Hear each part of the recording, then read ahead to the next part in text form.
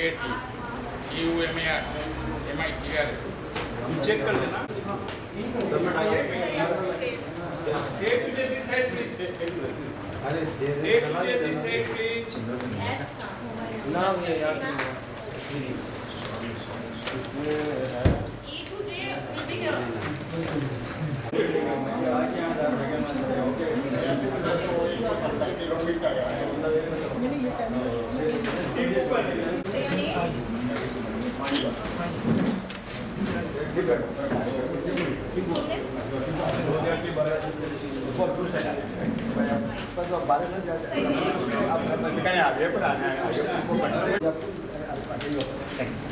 ए से जे तक इधर आ जाइए।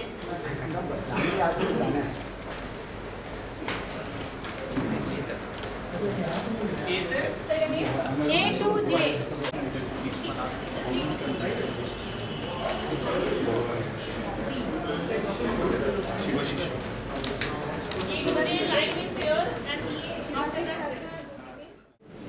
Please, I request everyone to stand up for the motto song of the institute.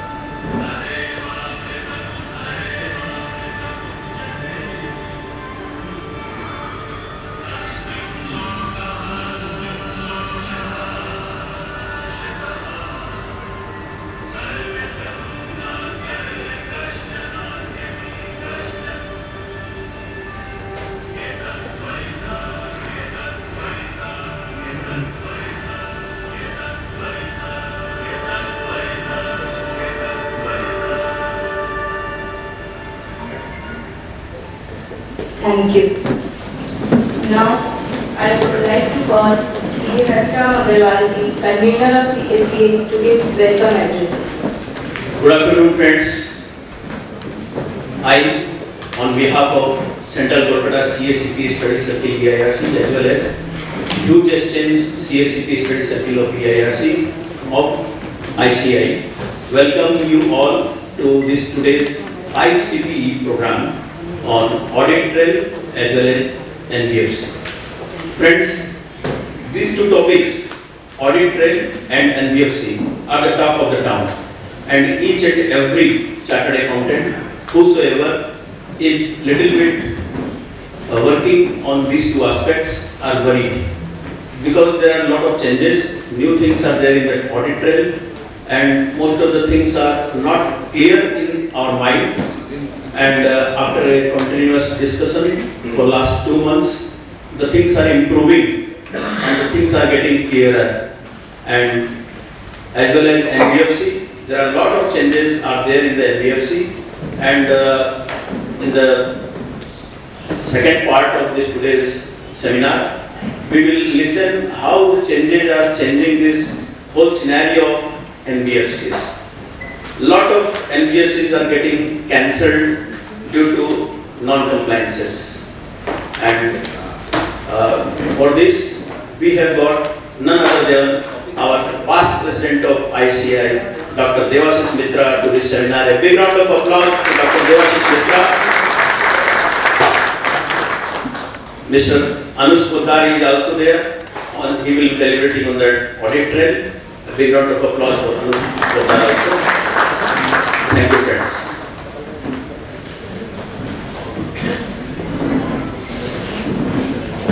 Thank you, Harinamji. Now I request C.A. Kamal Kumar Sadati to introduce Dr. Devashish.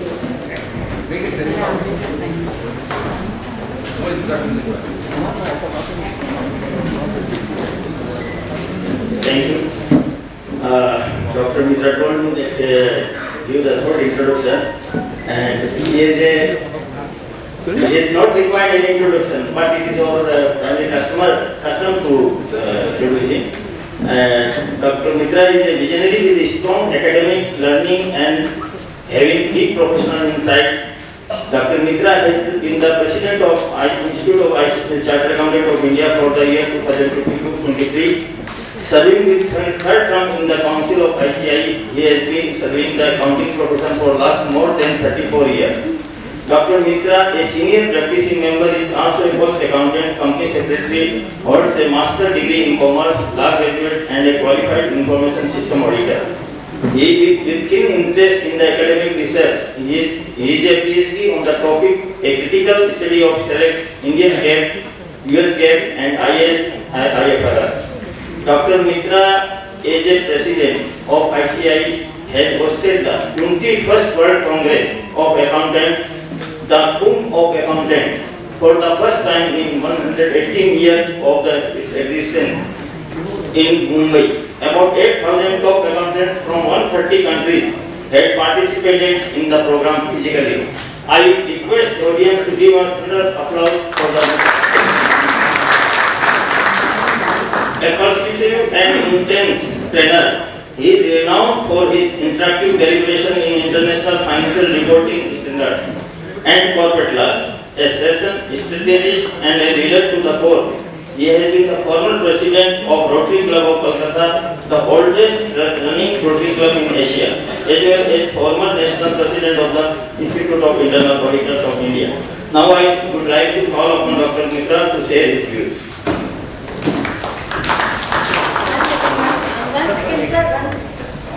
Thank you, Kamal Kumar. Now I request our past president of Youth Exchange, CA RSKRG, to offer a flower bouquet to Mr.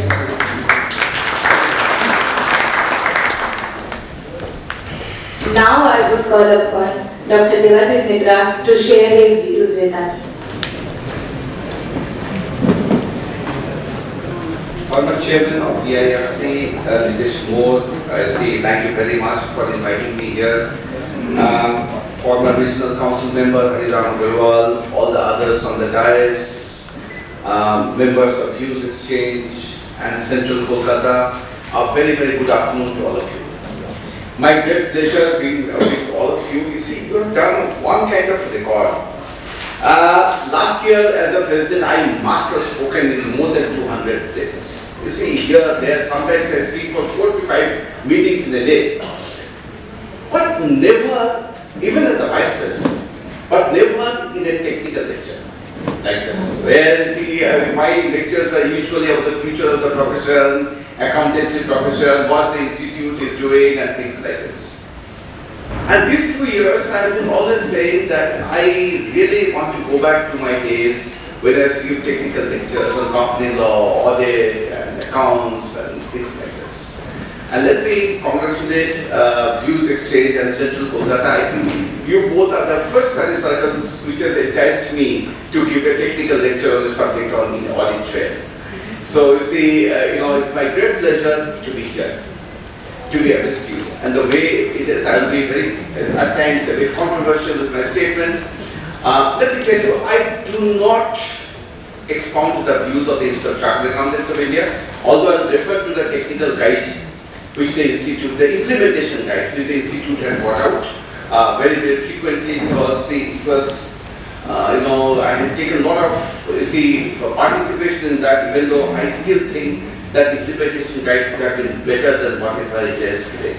But whatever it is, I was speaking to Sanjeev Sindel just before I was coming. He's the chairman of Audit and Assurance Standards Board. I was saying that it must be, you should have been more, more detailed in whatever we wrote there. Anyway, whatever it is.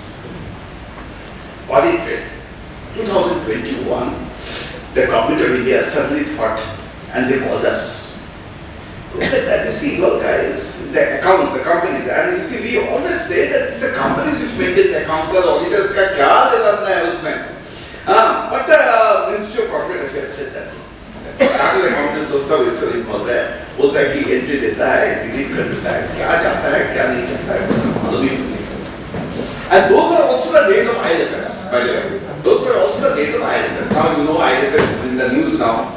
If you have questions on section 140 subsection 5, at some point of time the Supreme Court judgment, if I have the time, I'll take it up, right? So I have a flight at 6:45, so I'll try to take up all those matters also if needed.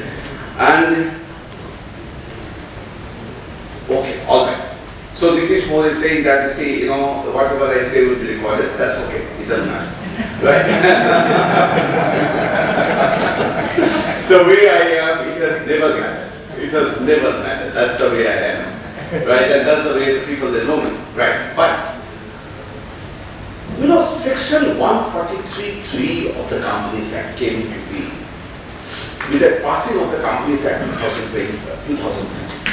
थोड़ा history में देखें 143(3) हम लोग को बताया गया कि what do I report in the auditor's report, and that was applicable for all companies. What do we have to report? That was applicable for all companies. Along with that came a section 143(3)(j, which said that you have to report on some additional matters, which was not there in the initial 143(3). And what were the additional matters? For example, whether the company has declared dividend, derivatives transaction blocking. What was the impact of cases, pending legal cases? Those kind of things were there. Along with that came the company's audit and auditors rules, which came in 2014. It came in 2014. Company's auditors and auditors rules came in 2014.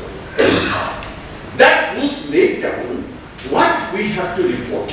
For example, dividend, whatever I was saying, that rules laid down. And all of us, irrespective of the size of the company,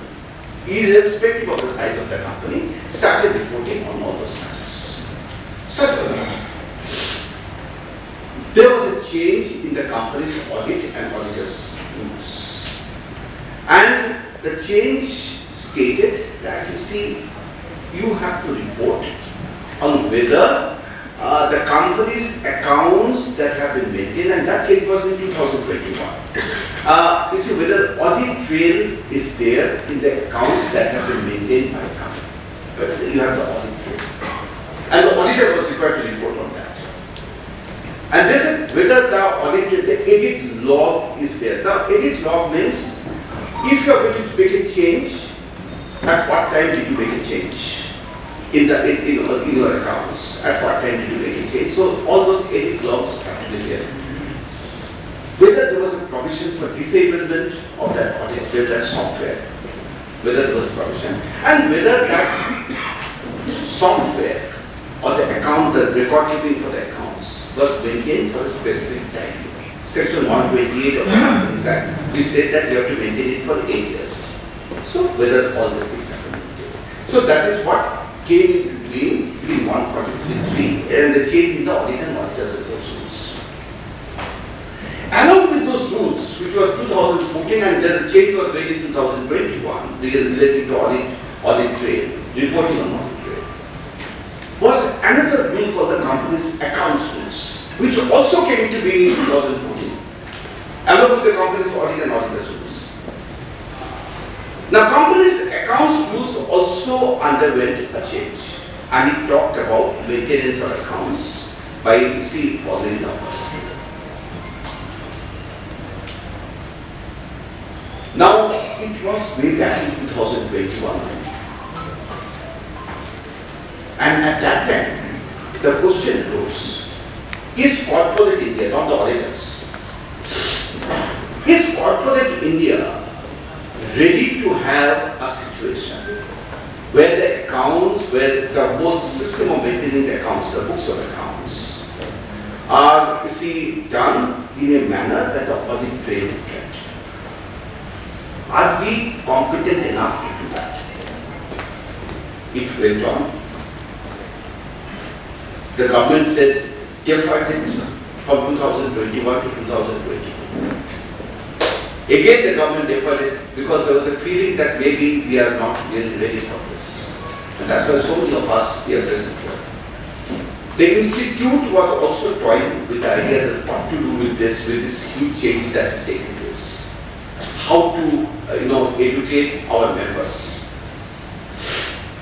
And now what has happened for 23-24,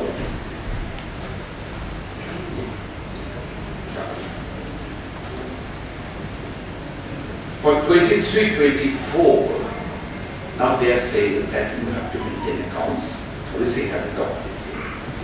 That's what they are saying.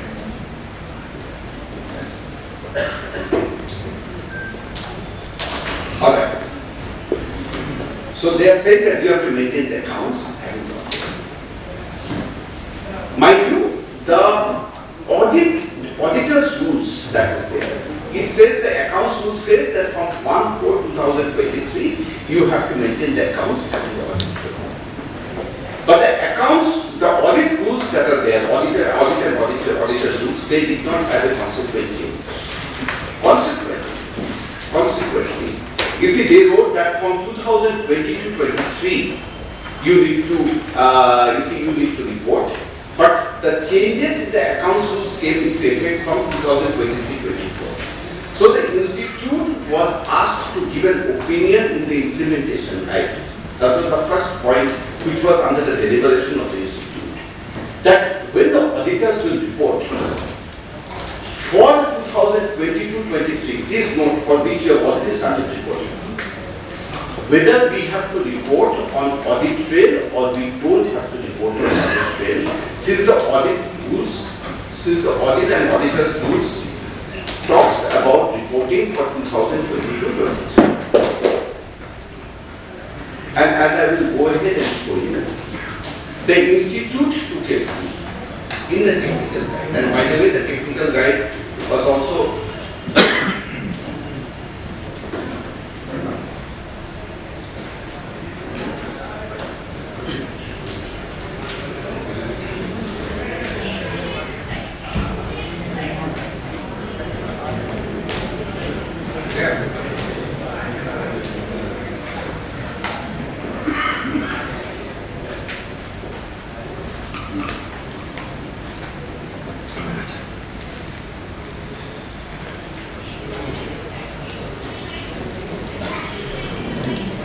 So the institute's first challenge was to inform the membership as to whether for 2022-23 I have to report on audit. And the institute's standpoint in the technical guidance that for that year you don't have to report on the audit on 22-23 because the company's accounts rules says that the audit trail software has to be maintained from 1/4/2023 and not from 1/4/2022. So that's why you don't have to do it. The second question arose, and I don't know how many of you have signed your balance sheet, that if I don't do it, that is, if I don't report on the compliance, am I required to give a note that I have not reported on this compliance because the company's accounts rules is not applicable for 2022-23. And again, the viewpoint of the institute in the implementation guidance to write 2 or 3 lines on that. So those of us who are here, I'll show you what to write, what the institute has told us to write, and you should write that in the why you are not mentioning about the audit trail. That one you should write in your audit. It's very, very important.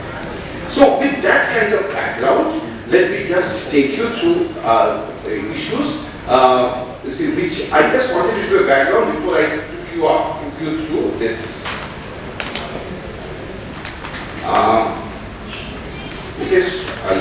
It is coming. Okay, all right. Now, see that's now, if you see the roots, the same thing I have said just now. Have a look at the screen. I have said this just now. That is, first of all, I'm talking about the company's accounts rules. What are they? They are saying that audit trail of each and every transaction will be maintained. Creating of an edit log. Edit log is basically trying to find out when was the change made. Who made the changes? That's the edit log, right? So that's how it is. And ensuring that the audit trail cannot be saved. So this is the requirement of the company's accounts rules. And you see, company's audit and auditor's rules, this is for the maintenance statements of the accounts, mind you. And the auditor and auditor's rule says, what as an auditor I need to report? I have to report whether the accounts, the books of accounts has a feature of recording audit trail and the same has been operated throughout the year. Mind you, please note the word throughout the year. I will bring in a distinction between this and the IFC reporting. Right? That one was also a matter of great debate, whether this throughout the year, what does it mean, whether this and IFC reporting are the same or not. I'll come to that. You see, throughout the year, mind the word, for all transactions, the audit feature has not been tampered with and the audit trail has been preserved by the company as per the statutory requirements for the reporting. Let's say yes. Audit trail. Have a look at it. Just, get a feel of what is the meaning of audit trail. Right? This I have picked up from the implementation guide issued by the Institute of Chartered Accountants. I have not developed a meaning for audit trail. This is totally from the this. So I hope that all of you by now have an idea what does audit trail. Very simple, right? I am not going to repeat this. Then accounting software. Again, I picked it up from the implementation guide. Have a look at the definition. Looks very simple. This is the definition of accounting software.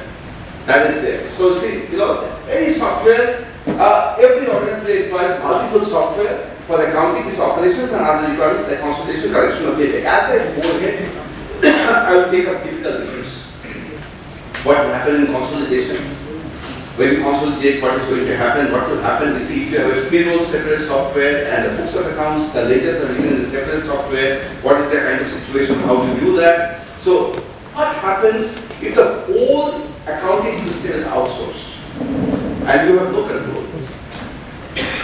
And are we to keep the accounting system, the whole software with us, or can you keep it in the cloud? Or can you also keep this whole thing out of India? Can we also keep this whole thing out of India? So those were the questions that were deliberated by the Auditor Assurance Board when we developed the implementation guide. Books of accounts. Now this definition, section 2 subsection 13, हम लोग बहुत दिन से ये नया definition नहीं है, बहुत पुराना definition है. Companies Act 2013 जब आया तब से ये definition. This definition of books of accounts has been there for a long time. So this is not a new definition of the definition of books of accounts. Please see that this is now. Please see the last two paragraphs. Please see the last two paragraphs. Now what I am writing is, if sales are recorded in standalone software and only consolidated entries are made in the main books of accounts, sales are recorded separately in a separate software and consolidated entries at the end of the month you are making it in the main software. Then whether the sales also you need to maintain the audit trail for sales also, because you are making a consolidated entry in your main books of accounts. And the answer was that even for the sales which you are maintaining separately, you have to maintain audit trail. So just because you are passing a consolidated entry in the books of accounts, and the books of accounts, you cannot say that my books of accounts do not include sales.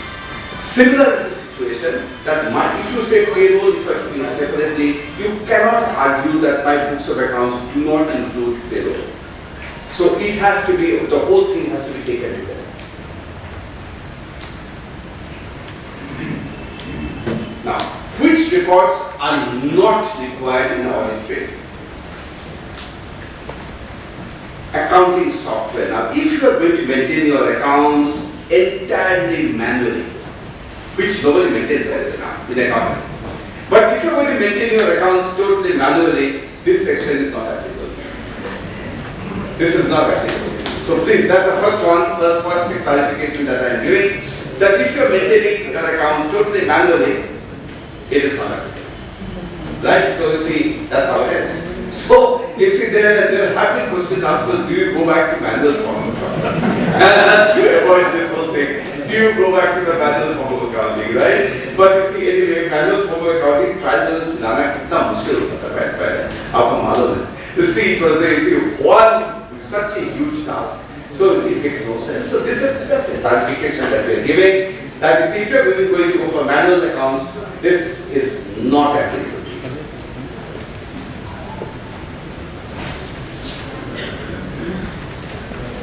Please note, it is not the auditor who is responsible for maintaining the software. Books of accounts. Although you will say that, no, see, the management relies on us. Somebody came and said the small companies, what is going to happen? The small companies, the management relies on us to do it. But it is the management's responsibility to maintain this accounting software. The auditors are here to report, not to maintain the software. Please note that. And अभी क्या है आप माहौल देख रहे हैं. Let me just say the way it is. Right? You have seen the rates and all these things that are taking place all over the place. You see, we have to be, as a profession, simply so careful about this. Management is responsible for this maintenance of the books of accounts. We are not responsible. Right? When I took over as the president of the institute, I made a statement. And I am quoted, every president is quoted for something or the other. I said, audit is a serious business.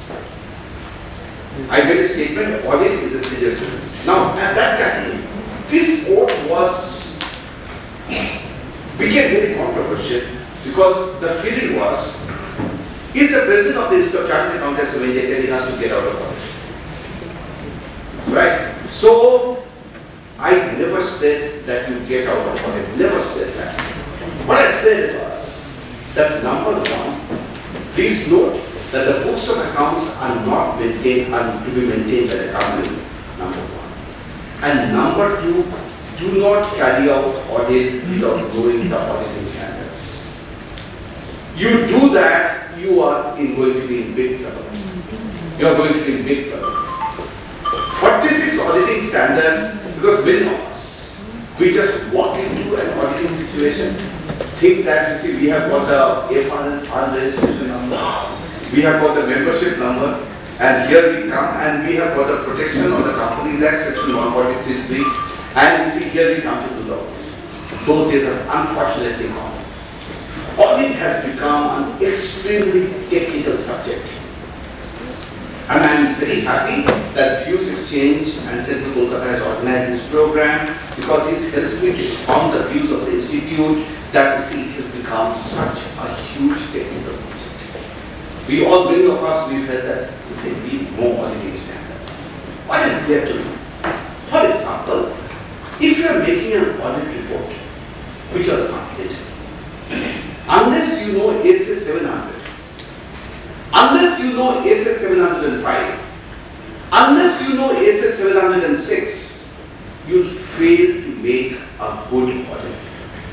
Because the format of the audit report that you do for a company, in the case of a tax audit, section 44, the format is there in the income tax rules, right? BCCI. But in the case, when you are doing the audit of a company, where is the format? The Companies Act does not lay down any kind of format of your audit report. The format is there in the auditing standard, section AC700. That carries the format.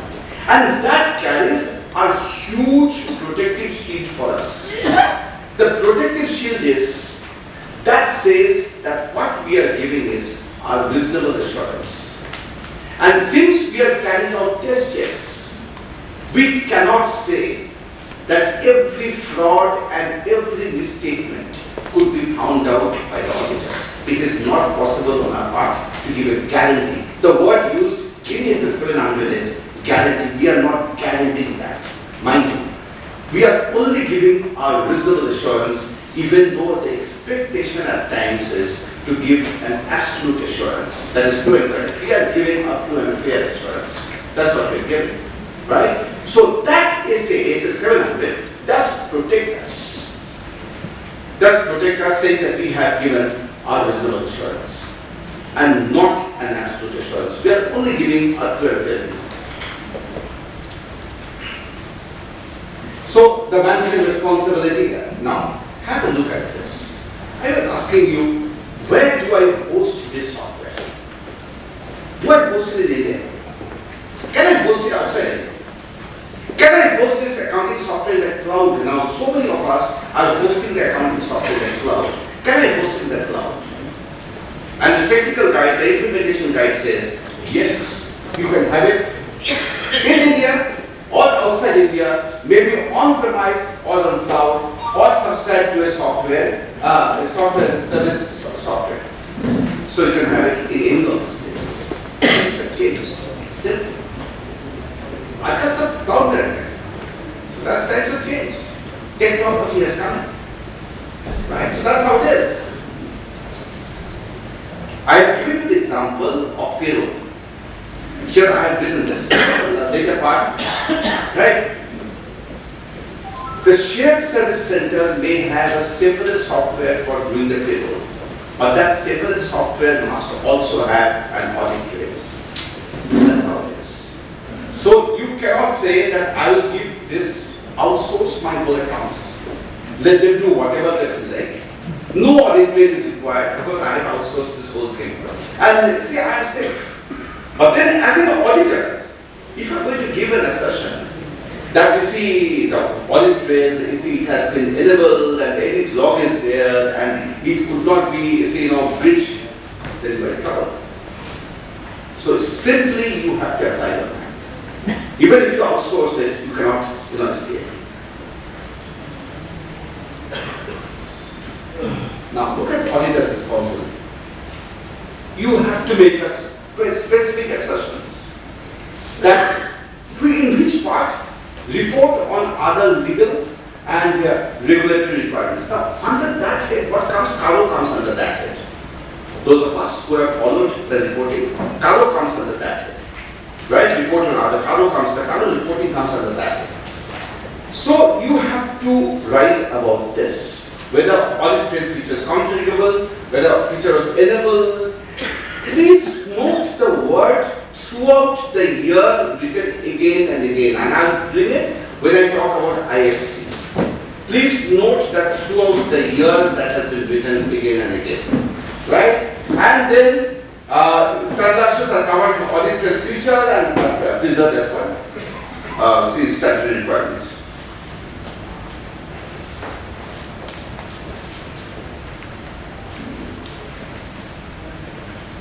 Any software you use, any kind of software, it will come under the purview of this. So it is not software specific. Any software that you use. Now so many companies are providing you software. Any software that you use, it will come under this. And please note, it must fall under the definition of the books of accounts as laid down under section 2 subsection 2.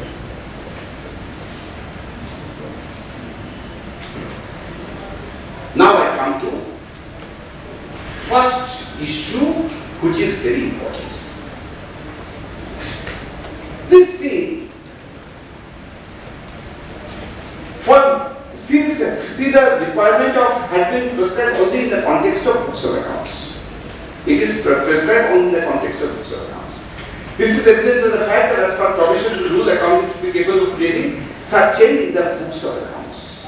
Now, however, Rule 11G requires auditors to comment as to whether the company has used such accounting software for maintaining its books of accounts, which is a feature of recording audit trail, and the same has been operated throughout for all transactions recorded in the software, and the trail feature has not been tampered with and has been preserved by the company.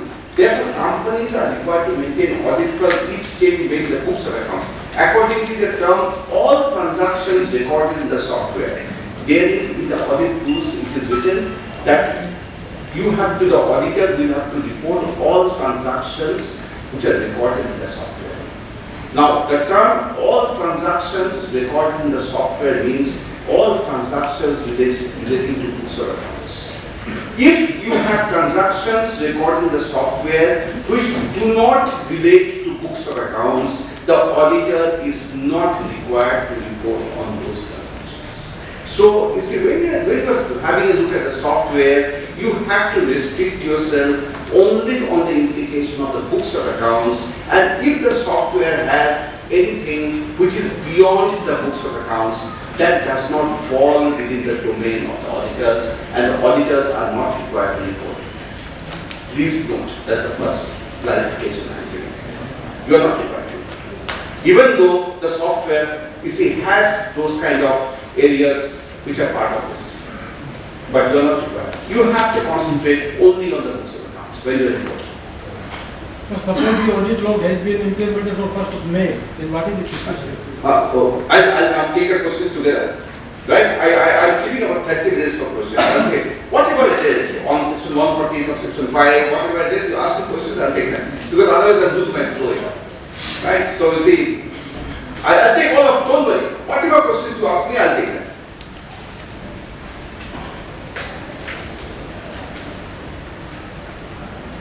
Please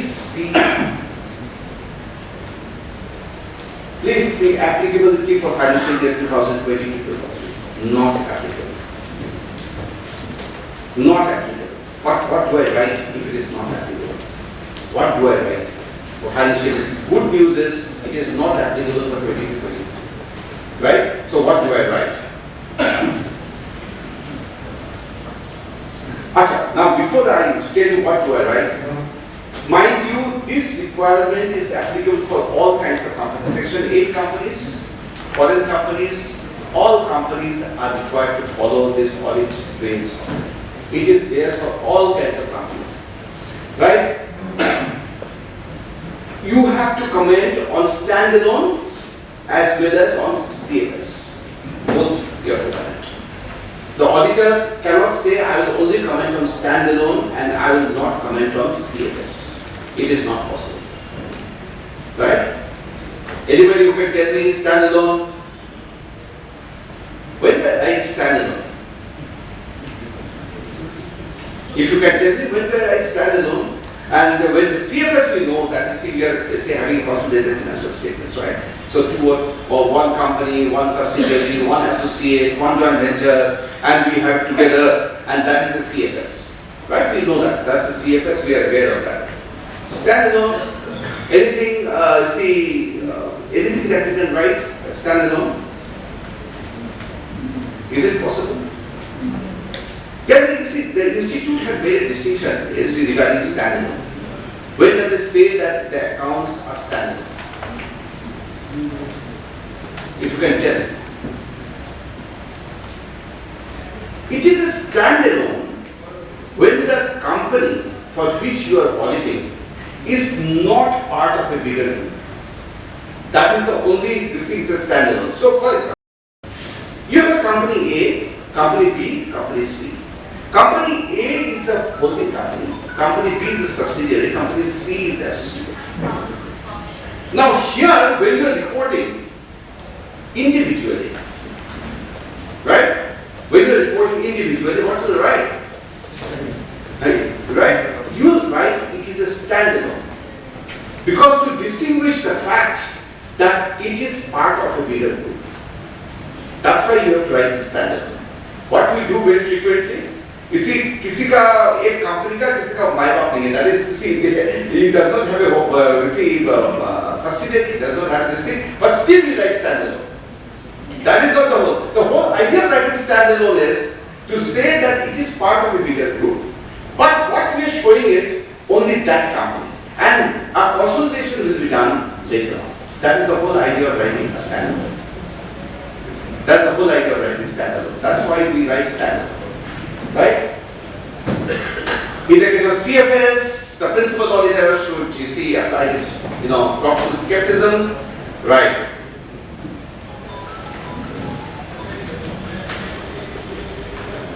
Eight years, right? Section 158, 8 years. You have to maintain your accounts for 8 years. So whether you have maintained for 8 years or not yet, right? For first year, that is, say whatever it is.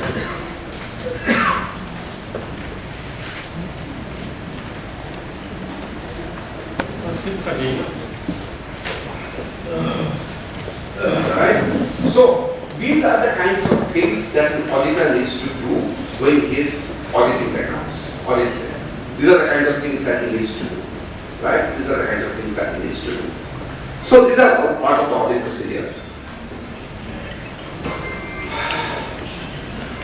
If you are supported by service providers, there is an auditing standard called ACE 3402. Have a look at it.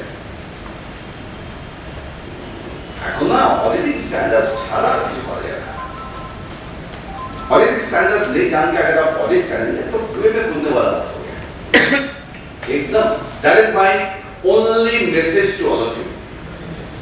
You think you know everything and you jump do it without auditing standards, you are in trouble. Huge trouble. Auditing standards are there. I have sat in the disciplinary committee for 7 years. This year, after I ceased to be the president, from the time I have been in the council, I have sat in the disciplinary committee. Right from the first year till that I was the president, presided over the disciplinary committee for 2 years. You see, the biggest problem is for everybody. I have never bothered very much about this NOC and business. Right? Never bothered. I never seen. I said that, see, in one hearing has to finish off NOC business. But the biggest problem was non-compliance with auditing standards. Biggest problem. And as soon as you say that there was a flood in my premises and all my working papers have been swept away by the flood, or there was a fire around my place and everything was destroyed by fire, or I shifted my office premises, we know that everything is gone. Right? So you see, those kind of things, audit documentation, SA230 is so very important. Document nahi karoge, then it's just a we are going to be. That is the only message that I am giving you. I'll come to documentation, SA230. All right.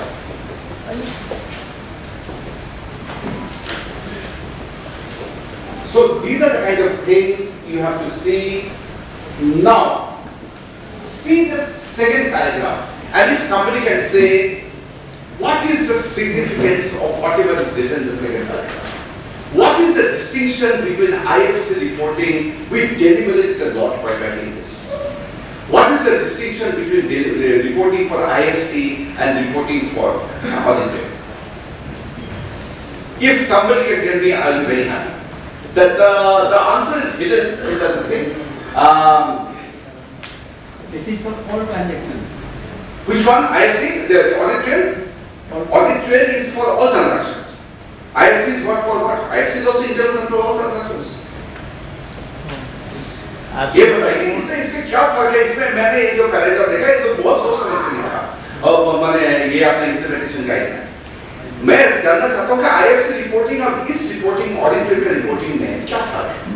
अगर आप मुझे बोल पाएंगे कोई भी बोल पाएंगे तो I will be very happy. So audit trail is applicable to all the companies. IFC is not applicable to all the companies. That is, but presume that IFC is those companies to which IFC is applicable. To which IFC is applicable. You are right. IFC is not applicable to many companies. Private limited companies, small ones, they are not applicable. 50 crores, less than 50 crores, this thing, all these things, they are not applicable. But let us presume that IFC is applicable to those companies for which IFC is applicable, and audit trail is applicable to all companies. Say even section 8 companies, audit trail is applicable. What is the distinction? Financial and non-financial transactions for AFC. The non-financial transactions? Yes. IFC? Sorry, IFC. IFC?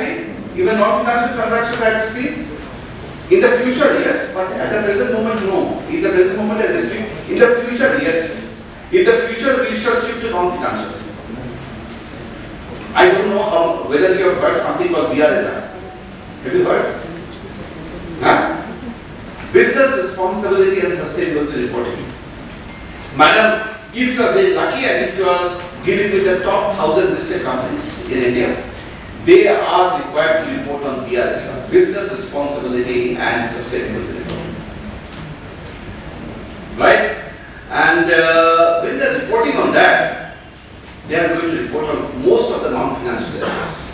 Carbon emission, water conservation, energy conservation, they are reporting on that. Now the biggest challenge before the institute is how to nudge the profession into taking them into non-financial areas. Because that is the future. That is the future. Non-financial areas. We have got a guidance note on greenhouse emission. आप अभी सोचेंगे green house emission के साथ आपको क्या लेना देना है? What you have got to do with all these things? Carbon credit के साथ में हम लोग का क्या लेना देना है? SEBI is telling us that you guys give the assurance or we shall get somebody else to give the assurance. Simple. ये GST का दिन आ गया 2017 में most of us were direct tax professionals. We were not indirect tax professionals. Most of us. But when the opportunity was there for us, overnight BEC changed ourselves into indirect tax professionals. We became all GST professionals. The profession has this great ability to adapt itself. Non-financial reporting is coming like GST. You mark my words, in the next 2 years, nobody will be interested in a balance sheet. Nobody is. After 12 years, you mark my words, कोई मान नहीं रहेगा। आपको दो चीज का मान रहेगा। कितना फ्रॉड पकड़े? कितना फ्रॉड पकड़ा? एक, दो नंबर, कार्बन एमिशन कितना है? So, what is this is going to be the area of focus area. BRSR, in which the institute is, I think, it's now having the 10th batch doing sustainable reporting standards. Well, that is going to be a future. But coming back to this, what is the mistake? What is the difference? What is the right about? Why did I want to bring in IFC and this? IFC is basically internal financial control over financial reporting. Right? Why did I see? I'm trying to make a distinction between this and audit trail reporting. Tell me, if anybody, even those people who are the younger people, should know better. Audit. What? Yes. Tell me, madam. Audit trail is applicable for the transactions recorded in the software, accounting software only. In the software only. IFC is not applicable for. As a guide, No. In the case of IFC, also the same software will be there. I presume that I am asking this question for 2023-24. There also, is the software is being used for IFC also? Because I have to use the software with audit trail for 2023-24. IFC reporting is also to be done in 2023-24. But it covers a broader area. Part of the accounting software, it covers a broader area. He is saying that it covers a broader area. You are saying that? But still that is not answered. All company IFC is not applicable. No, that he has already said. But that is a technical answer. I am not interested in that. Also, another thing answer. Abhi, the way the institute and the way we are trying to nudge the profession, the way we are trying to push the profession, you see, plan din ka jamana ka answer. You see, because that answer says what is applicable, what is not applicable, and what is not applicable, but yeah. Right? That is the answer, that's the essence of that answer. About the way the institute we visualize, we say we are good, top class professionals, make everything applicable to us because we are good at it. You are telling me what is applicable, not applicable, and not applicable, run away from it. No. The thinking is different. That's the way they are trying to make the people think. Make everything applicable and test us. We are damn good. We are a special breed of professionals. That is what we want to say. That's the thinking. That's a change in the thinking. With the World Congress and everything, that's a change in the thinking. Right? You see, now all those things are all gone now. But really, coming back, madam. Yes, sir. Sir, if internal financial control is weak, then more responsibility for audit trail. No, वो तो ठीक है. Financial control is weak तो आपको तो तब तो negative reporting देना पड़ेगा sir. Under IFC we can tolerate some level of error, but while reporting the audit trail, not a single chance of error will be. हाँ, अच्छा. Fraud होगा तो audit trail में fraud नहीं होगा. वही बोला, audit trail में पूरा ही देखना पड़ेगा. पूरा देखना पड़ेगा. Something to do. It has something to do with that. If you have got a hint from whatever you have said. Audit applicable for all processes. Audit applicable for all processes. Audit trail is applicable for all processes. All the transactions. All the transactions. Internal control, the IFC is not applicable for all transactions. No, some transactions. IFC is internal control, all transactions. Throughout the year. Throughout the year, the trick is throughout the year.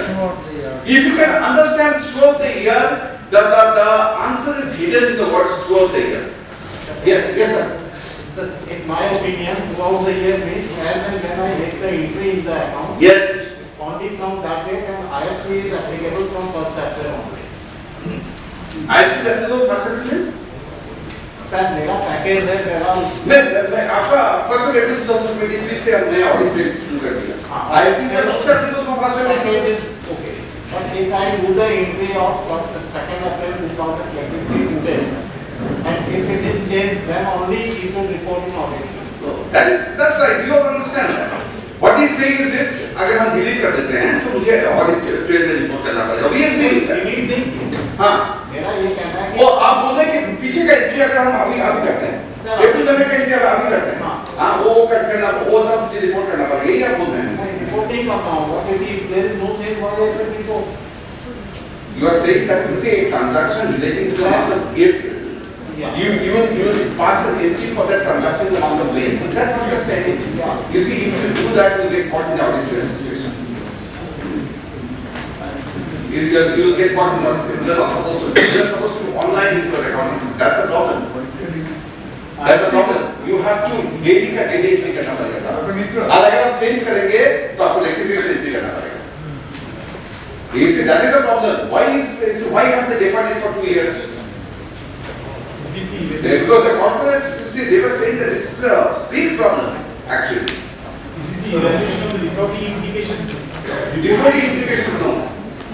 IFC is applicable whether you use the audit software Or not. Accounting software or not. Yeah. But in case of audit trail, you have to use the software. You see, what has happened? Audit trail is more of a transactional in nature. More? More transactional in nature. Whereas IFC is basically the review of the wisdom system and processes to see whether there is weakness is there or not. Good. Your definition of IFC is very good, but still it does not, there is a distinction between these two. We are what we have seen in our company,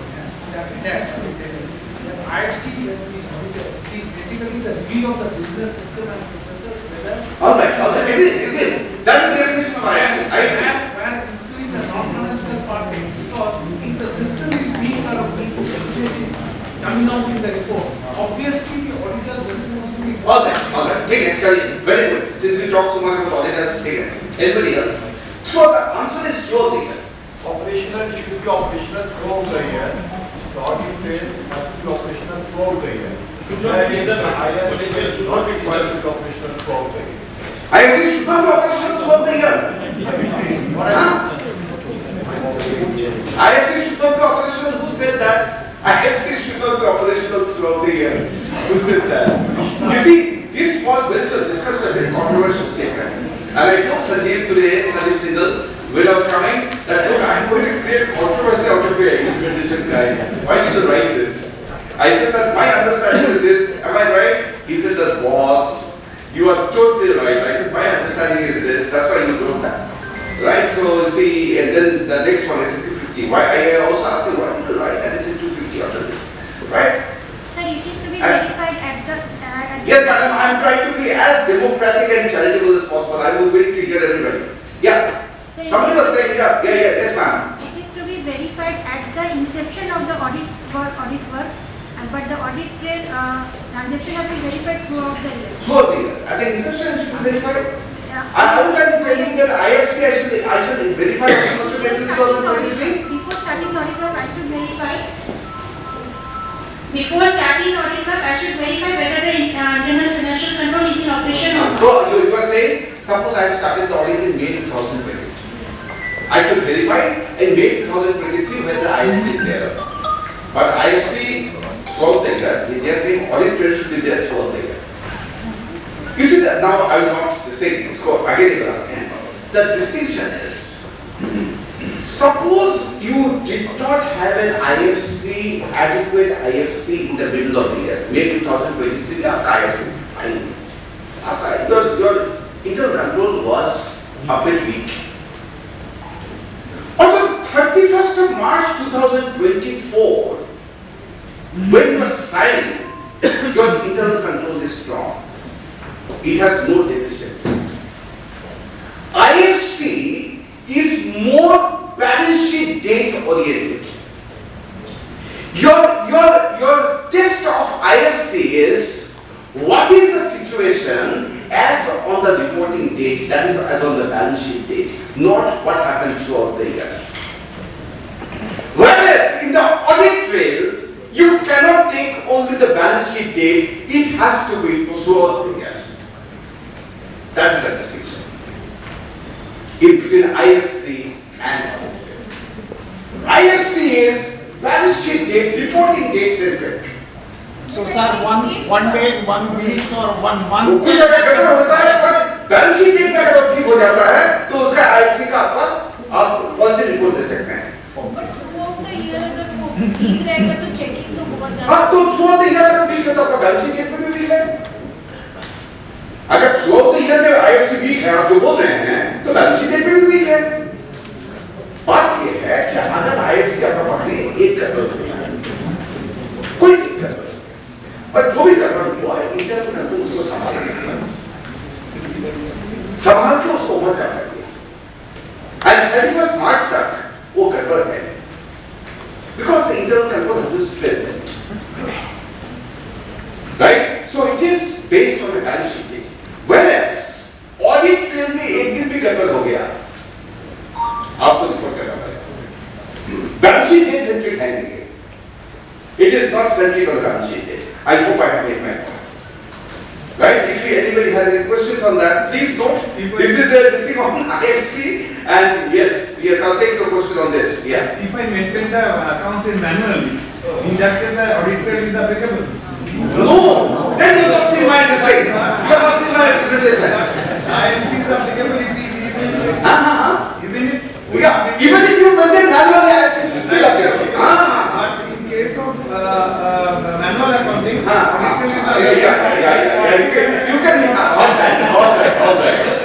What chartered accountant special kit क्यों बोलता है ऐसे? क्या बोलता है ये सही बात बोलता है। होता है कि ऑडिट डिफरेंस है, मैनुअली करने से ऑडिट में एप्लीकेबल नहीं है, बट मैनुअली करने से आईएफसी एप्लीकेबल है, तो इसमें तो डिस्टिंक्शन हो ही गया ना। Very good, very nice, I understand your point. All right, good, very good. That's why you see, I always say that I am extremely proud to have been the president of the Institute of Chartered Accountants. So many people have said, I told the Prime Minister also, sir, I am extremely proud, right? Because I know the Chartered Accountants, extremely intelligent people. Sometimes we are introverted organizations, we cannot place the good in front. That is the problem that we face, and we are going to post the World Congress. Let me tell you, tonight you see, I am going to Africa. They are having the African World Congress. 53 African countries are part of the African World Congress. And you know, the Institute of Chartered Accountants is the sponsor of the whole African World Congress.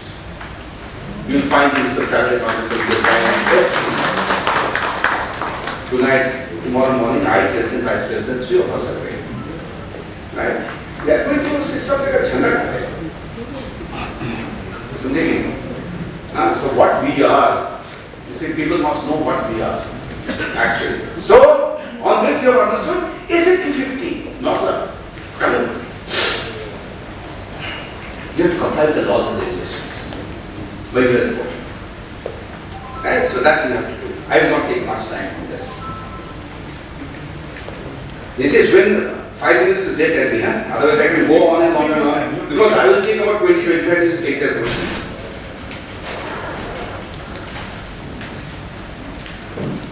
Look at these 3 expected scenarios. And I am telling you what to do as an auditor. In the first scenario, audit trail is there. Take some time. In the second scenario, subject harmony. And the second scenario, the accounting software does not have the feature of audit trail. The third scenario. In the second and the third, you have to qualify your report. You have no choice. You simply will have to qualify your report for the second and the third scenario. You have to qualify your report. I hope I am clear. Now this is very clear. I think the slide is very clear. Second and third, qualify. And if it is very bad, adverse. What is adverse and what is qualification? And what is disclaimer? If somebody, I will also take a class on accounting standards. What is disclaimer? What is adverse? And what is a qualification? Nowadays people, they do not talk about qualification by the way. They use a different word for qualification. Modification. Now nobody talks about qualification. Qualifications खत्म हो गए. आजकल subject to कोई इस्तेमाल नहीं करता है, except as a I will show you इस्तेमाल करता है. But can anybody help me out? Disclaimer? Unable to give an opinion. Unable to give an opinion. Why? Why? There is one word which is very, very important when you go for disclaimer. SS705. The standard is SS705.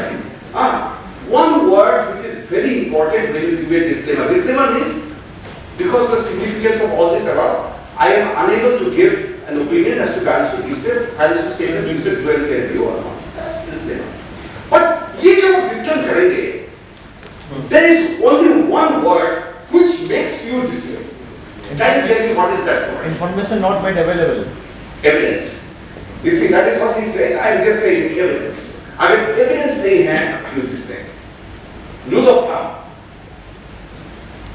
Right? Rule of thumb. Whenever I take a class on the auditing standards, rule of thumb. If there is no information not available, evidence nahi hai, disclaim.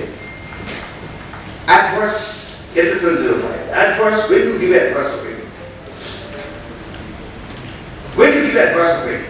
If somebody can tell me adverse, many of us, when was the last time some of us gave an adverse opinion? It was a long time back, I think, adverse opinion, but it was the last time we gave an adverse opinion. Always government says that, you guys, you don't give an adverse. It is not true and fair. It is not, I know, but when you give that? Actually, when do you give that adverse? When the evidence is otherwise, then the evidence is not there, display. Evidence is not there, display. Adverse. I am giving an adverse opinion. When the evidence produced, when the evidence produced is not in conformity with the figures in the balance sheet and the P&L account, in the statement of accounts. Alright, ठीक है. To a certain extent, but I would not like to use the word evidence.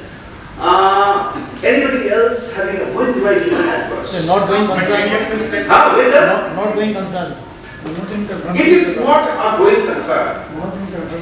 A material misstatement. No, 1 minute. Not a going concern. Going concern, let me also take.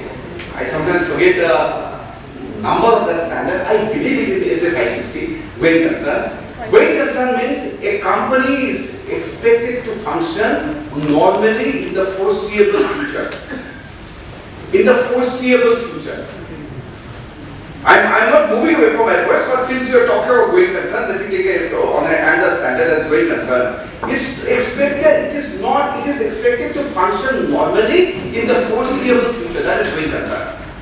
Can anybody tell me what is the definition of foreseeable future given in the standard? If you tell me that standard you have understood, 90% back. 1 year. Foreseeable future. Foreseeable future. How much future can you foresee?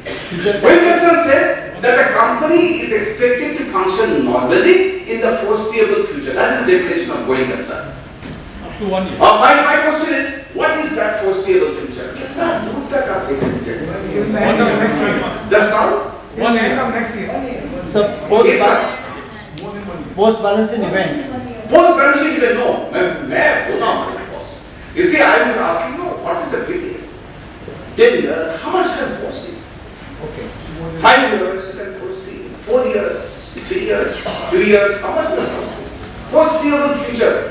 You are giving a going concern assertion. 1 year, sir. He's saying, you're trying to luck, are you? You're trying to luck, I think. Alright. Is there anybody else who is going to say that foreseeable is going concern is expected to function normally in the foreseeable future? Foreseeable future. 3 years? Depending on the operation cycle. Whatever he said. It is 1 year from the reporting date. That is 1 year from the balance sheet date. If you can say that the company is going to function normally, it is a going concern. Now, since I am talking about going concern, कालों का साथ में going concern का एक बहुत बड़ा कालों 2020 के साथ में going concern का एक बहुत बड़ा संबंध है. अगर कोई मुझे बोल सके कि क्या संबंध है? If somebody can tell me. कालो 2020 के साथ में गोइंग कंसर्न का बहुत बड़ा संबंध है. Something on which I would like to take the credit of having changed the government's thinking on that, because they were thinking of something else. You see, I was part of the committee which was developing the new cargo. I said that is just not the right thinking. Right, so you see, if you can tell me, cargo और going concern का क्या संबंध? More than 50% of the capital. No. There is a specific clause on going concern where they are asking you to foresee the future. Can you tell me that specific clause in cargo where they are asking you to foresee the future? Yes, no. The company will be able to. No, there is a specific clause in cargo where they are asking you to foresee the future. But future में क्या होने वाला है? They are asking the auditors to give us an assessment of the future. Foresee to with that you should be able to pay the dues. Foresee the effort to pay the dues? Is that the clause? Anything else? There is a clause in the cargo where they are asking us to foresee the future. हम तो क्या करना है? Accounting ratio. Which I don't want to say. It comes out of the computers, we are signing, not applying our mind to all these things. There is a guidance note on cargo on this. इस institute ने तक fight किया इसके लिए 1 year. There is also 1 year. वो तो sir हम लोग सबको मानते हैं सर. वो आपका रिएक्शन थोड़ा लेट हो रहा है sir.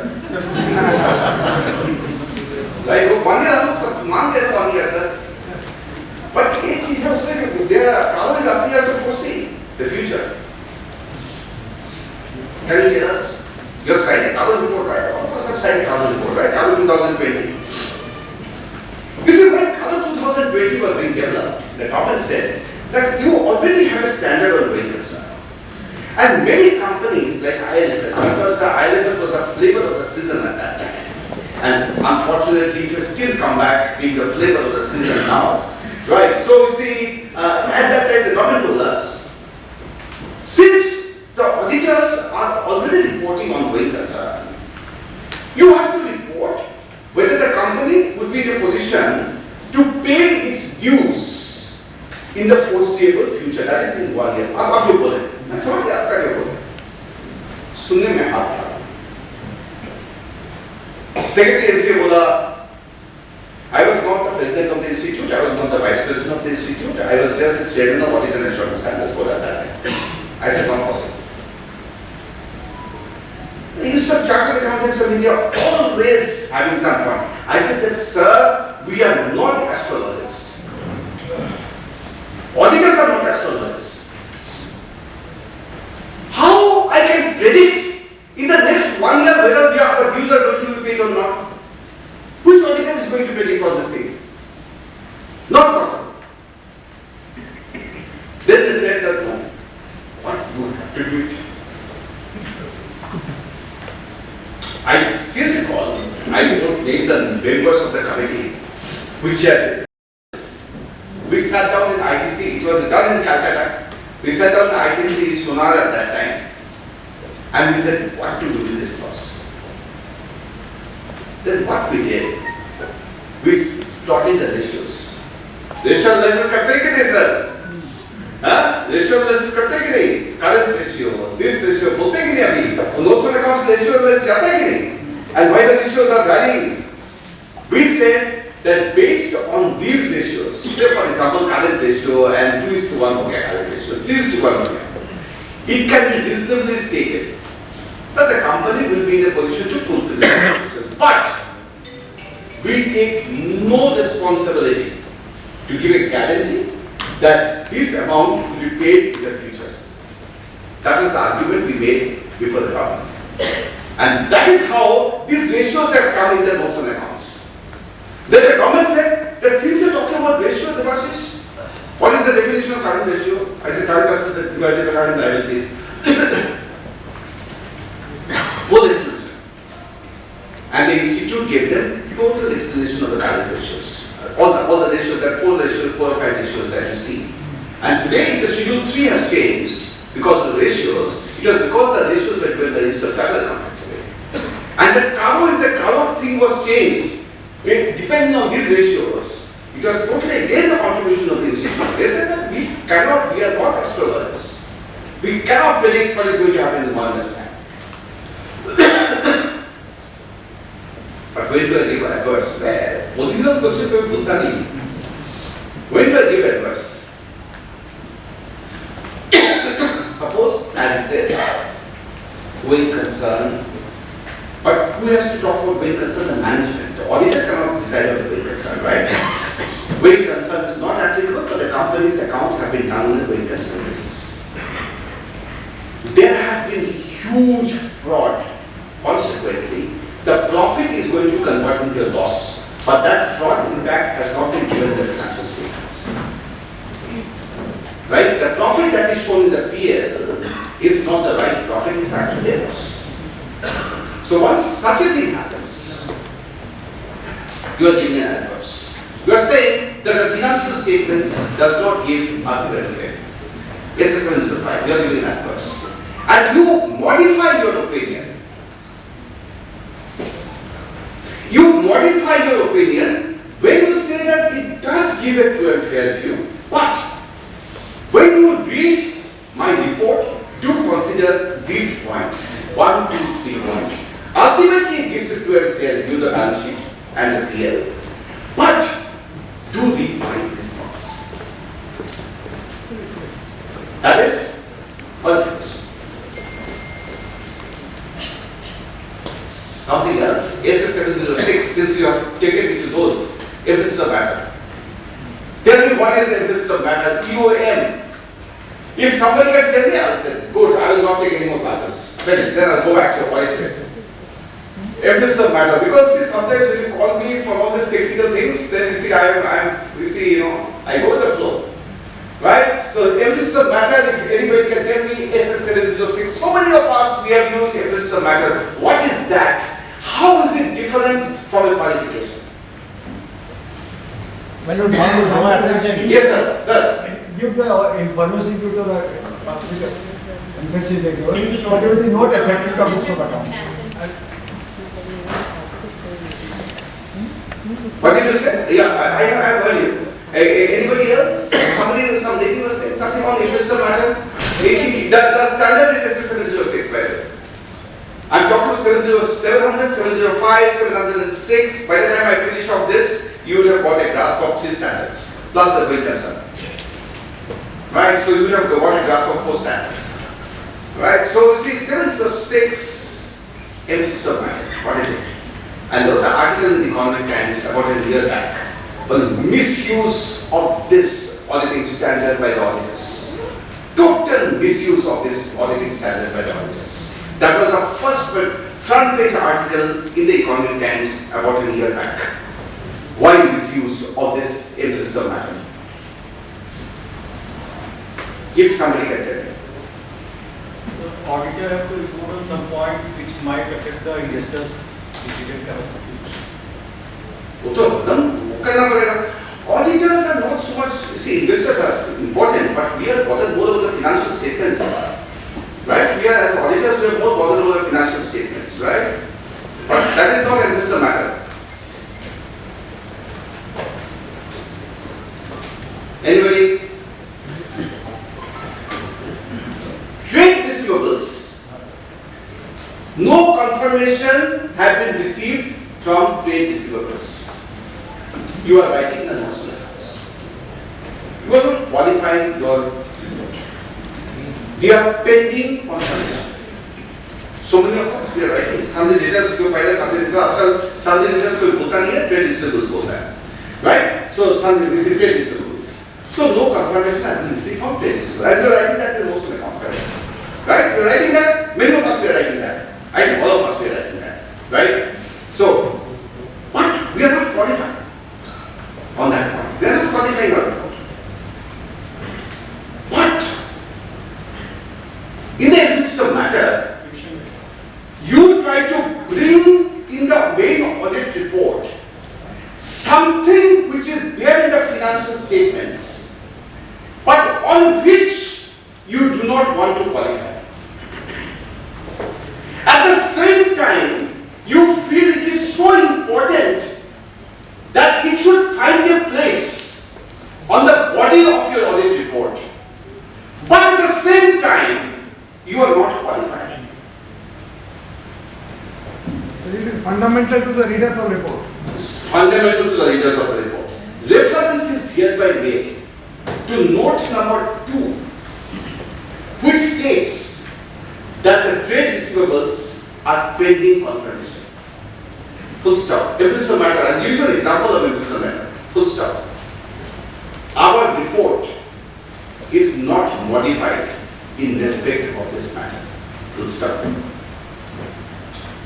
What is the government time saying? बोलता है कि इसमें modification करना चाहिए था. ये क्या किया? Instead of qualifying, ये episode matter निकाल दिया. जहाँ उसको क्वालिफिकेशन करना चाहिए था, मॉडिफिकेशन करना चाहिए था, वो मॉडिफिकेशन किया नहीं, वो इस्तेमाल कर लिया इस matter. So that is what the article was saying, that this was a misuse of emphasis matter. But I hope you got it, right? So that's how it is. So please note, second and third, you got to give an adverse or modified opinion. You have no choice.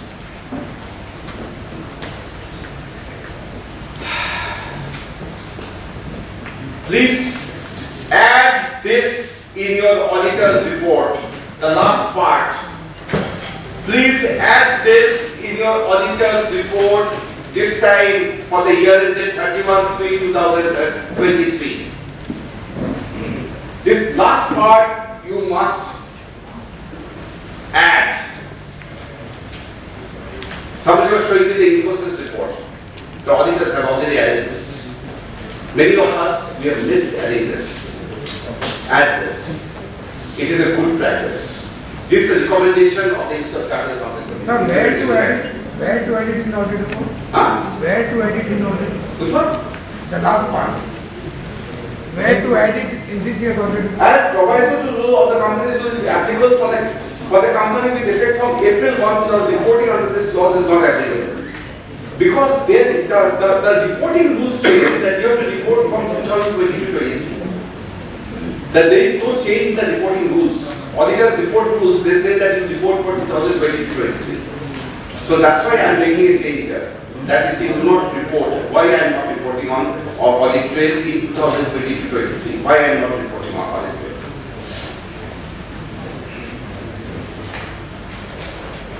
Alright, sorry. If you have got it? Yes. Alright. Now I am giving you some illustrations of whatever unmodified reporting. Here I am not modifying my reporting. ये आपको इस बार 23-24 से करना पड़ेगा. You have to write this. You have to write this. This is an unmodified reporting. Right? There is no hurry in this. You can write for 2023-24. Right?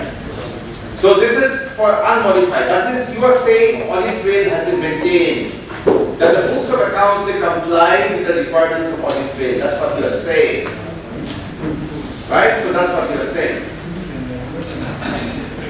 So this, mind you, I'll repeat, you don't have to report on this in 2022-23. You have to report on this in 2023-24. Right? You have to report on this on 2023-24. Right? I hope you have got it.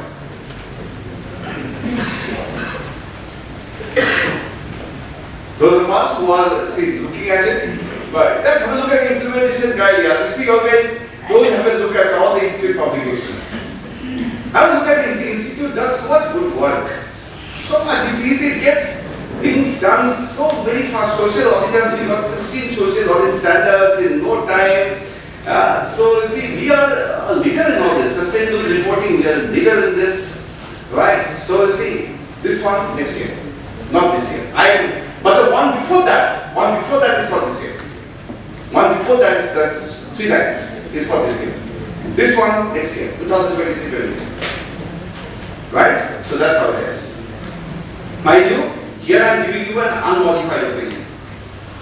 Suppose you want to modify. Now, this is, you see, if you are going for a CFS, unmodified opinion for a CFS. Those of us who are lucky enough to have this kind of times. You see, where you are having CFS reporting, very good. So that's an unmodified reporting for CFS. Right? Unmodified reporting for CFS. Mind you, again and again I am saying this is for 2023-24, not for 2022-23.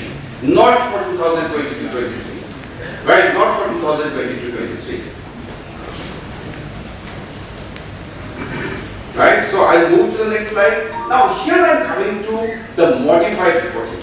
Suppose you want to modify.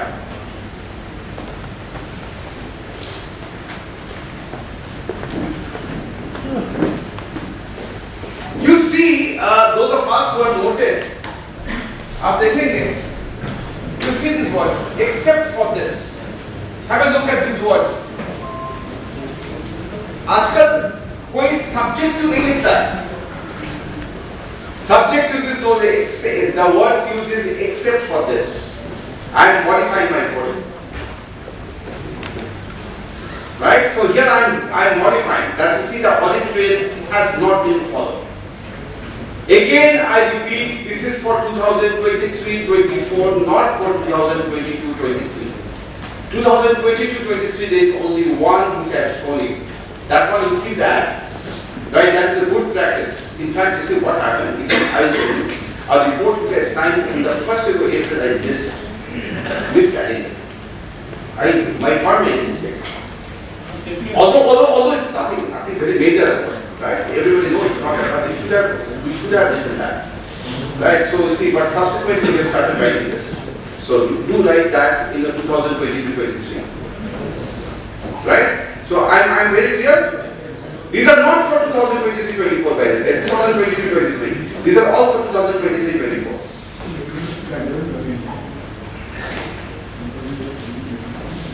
Fraud scenario. Sir, there can be a situation where there is audit trail, but it has been changed so many deletions and alterations. Modified opinion, मारे जाएंगे, देखो, मारे जाएंगे. First of all, management. अभी 5 minute में complete करते हैं. हाँ वो दिनेश को बोला था वो बोलने के लिए मुझे बोला नहीं मुझे. This soft copy will be available. Good. He's right. Right. Fraud scenario. Even if you resign, which case, just now Supreme Court, even if you resign, but if a fraud is there, Section 140 subsection 5 of the Companies Act says that you cannot run away from being responsible for that fraud. Section 143 subsection 12 fraud, there is a guidance note on fraud reporting. Have a look at that or the institute. Now since I have told 5 minutes, I'll try to finish off in 5 minutes. Written representation, get a written representation for management that everything is working well. That is, mind you, written representation is just one of the audit tools. Only one of the audit tools. It is not the only audit tool, but it does help you to support your case that the audit trail was there. So obtaining written representation is very important. Does it really help that written representation? 100% helps. हम लोग देते नहीं हैं. आपका client को सोचते हैं तो भाई बंधु है, 20 साल से हम लोग कर रहे हैं, तो क्या करेगा? 100% देना चाहिए. 100%. वो तो जो भी लिखने बोलेंगे. आप सब साइन करवा दीजिए ना. हाँ साइन करवा दीजिए बस. Next time you do it, get it signed. आप मुझे बोल रहे हैं कि जो भी हम लिखेंगे तो वो साइन कर देगा. बहुत अच्छा है. You see, that's very good, but take written representation. Take it. Times, madam, are changing. आप अगर पेपर पढ़ोगे, आज भी सुबह का पेपर पढ़ोगे, या whatever you write, see, times are changing. Right? It is very, very important that we comply with auditing standards. And again, carrying on with the written representation, don't want to go into this.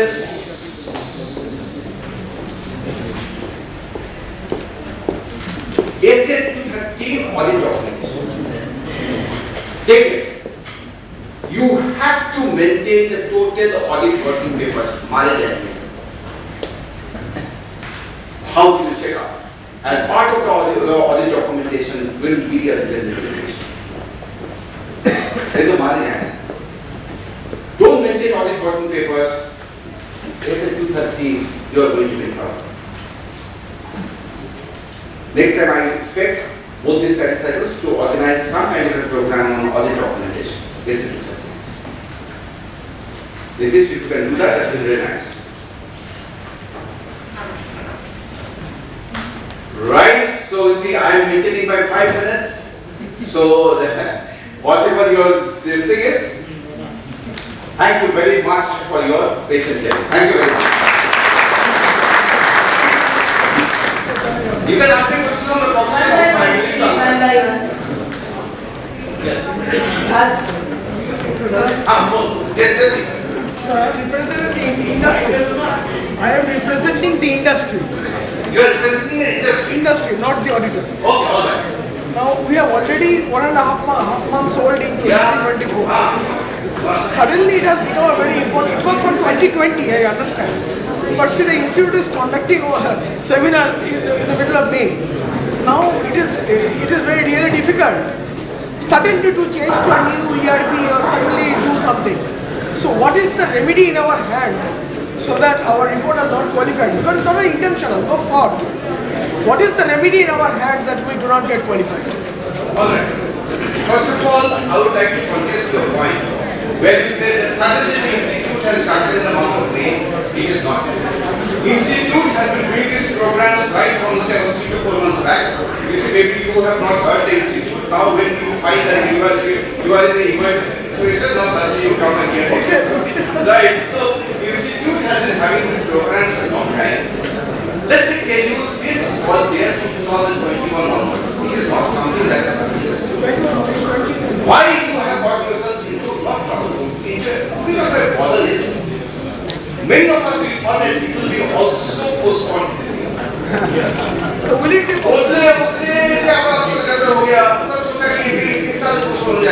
अभी government जो है postpone किया है। अभी भी बहुत लोग सोच रहे हैं अभी postpone नहीं। And let me tell you, to relate to the confidence is not good. And that's why the institute has got itself into the act and trying to educate its membership. Right? So you see, you have to do it now. This whatever you have done, you have the new software. I am sure other people will be speaking about it. There are software available in the market. It is not that you have to customize something. These are all available in the market. Right? So you see, you use the software and go ahead. Forget about whatever 1.5 months, whatever is happening. If you show to the auditors that you have complied to everything, they will see the other side. Shifting to a new ERP, it is a very complex. The industry that they are working is very complex and integrated. This is not ERP. For example, the institute is converting itself into an ERP system. It is taking institute a lot of time. But this is not ERP. You can get, I don't want to name the products. Many of the softwares are available at low cost, which will give you the updated audit. Hello.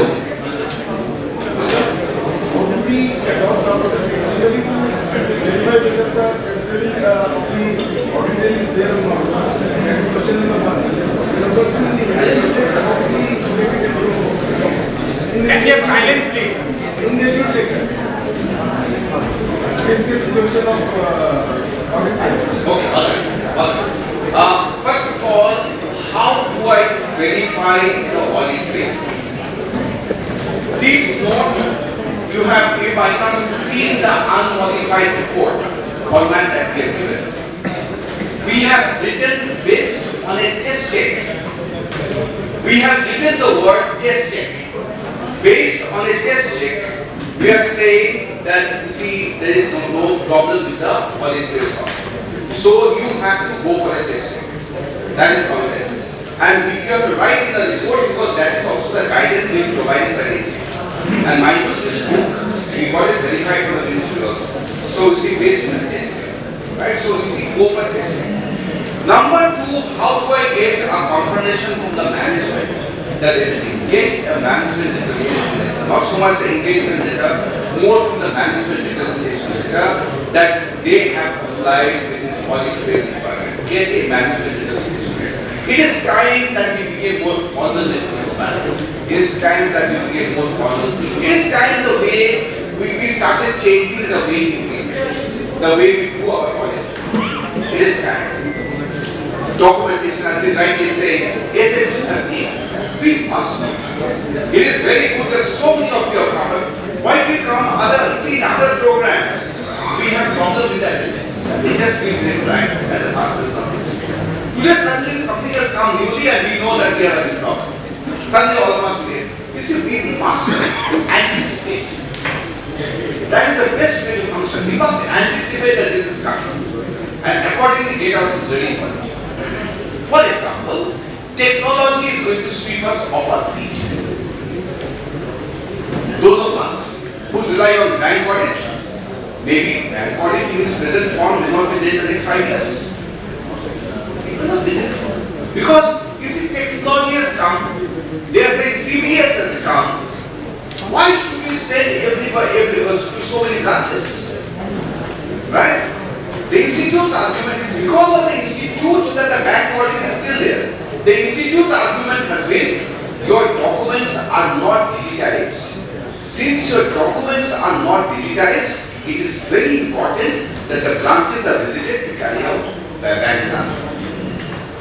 Right? So, but how many years the documents will be left like this? They will be digitized to your account. Then what will happen? So that's how it is. Times are changing, technology is changing, and unless we are adapting ourselves to the change, we will be in trouble. Yes, please. Sir, मेरा question है कि yes, please. Audit पे इतना सारा restriction हो गया तो rotational compulsory sir क्यों नहीं हो रहा है ऑडिट? किसमें rotation? Rotational audit sir biasness कहीं ना कहीं आ जाता है क्लाइंट के साथ ऑडिटर का, तो रोटेशनल ऑडिट जैसे बैंक में हर साल होता है तो हम लोग का कंपनी में भी रोटेशनल होना चाहिए। तो अभी तो रोटेशन तो है सर 5 साल 10 साल का बड़ा कंपनी के लिए, छोटा कंपनी के लिए तो नहीं है। छोटा कंपनी का नहीं है। So the government feels this. नहीं हम लोगों का रिप्रेजेंटेशन नहीं है। Let me just tell you one thing. Since you have raised this issue, because I will be questions beyond this also. These small companies, the government is asking a basic question. Is audit required for the small companies? So you are talking about rotation, you are talking about something big. And mind you, nobody is here to distribute work.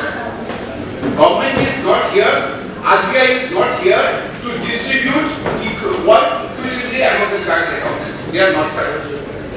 They are here to see that the quality verification takes place. They are there to see a quality verification takes place. That's what happens. Now you are saying that this rotation should be there amongst the smaller companies also. That is why you are saying that. You are saying that so that everybody gets work. That's your this thing. Your argument is not so much for quality. Your argument is more for ensuring that the work is equitably distributed. Work is equitably distributed, right? But let me tell you, that argument does not hold good so much. They are saying, everybody is saying, all regulatory organizations are saying, we are not here to distribute work amongst chartered accountants. You do your work well, then only your work will remain. Please note, nowhere in the world are audit of companies made compulsory. Nowhere in the world. Only in India you will have audit of companies compulsory. Only in India you will have tax audit. Only in India you will have bank audit. Right? So this is peculiar to India. And if you have to hold on to that, then if your question is that there should be rotation to ensure quality, better quality, then that question is fine. But if your question is have a rotation so that everybody gets work, then that question is archaic and has no basis in the training scenario. That's how it is. So many companies are not yet implementing this audit trail. We should keep it only for the audit trail, otherwise we will miss that. Many companies. Questions on the subject only, please. Purchase orders, sales orders, goods being sent to the job workers, and these are part of your books of accounts. Is it all part of audit trail also in terms of your purchase order modification, sales order modification? 100%. So all those things have to be done. Yes. And if suppose it is not being maintained on this software, Yeah, you have to. If it is not, even if it is maintained outside the system, and you are constantly, you have not seen all of my slides where I said the sales records are maintained outside the system, but you are constantly bringing it forward. Yes, sir. What I understand is that if my sales register is maintained outside, like in terms of my sales, it's All right. generated to a different system. system. But in my case, if suppose if my... Alright, you are saying that you are making some purchases, right? And you are issuing purchase orders. Is that not what you are saying? Yeah. Now the question will arise. Is the purchases that you are making forms part of the definition of books of accounts as given in the Companies Act? Purchase is part of that. If yes, then it is books of accounts, and if it is books of accounts, audit trail comes. So presently what happens is that many companies maintain those on Excel systems. So what happens in that situation? Like the purchase orders have been maintained in Excel system.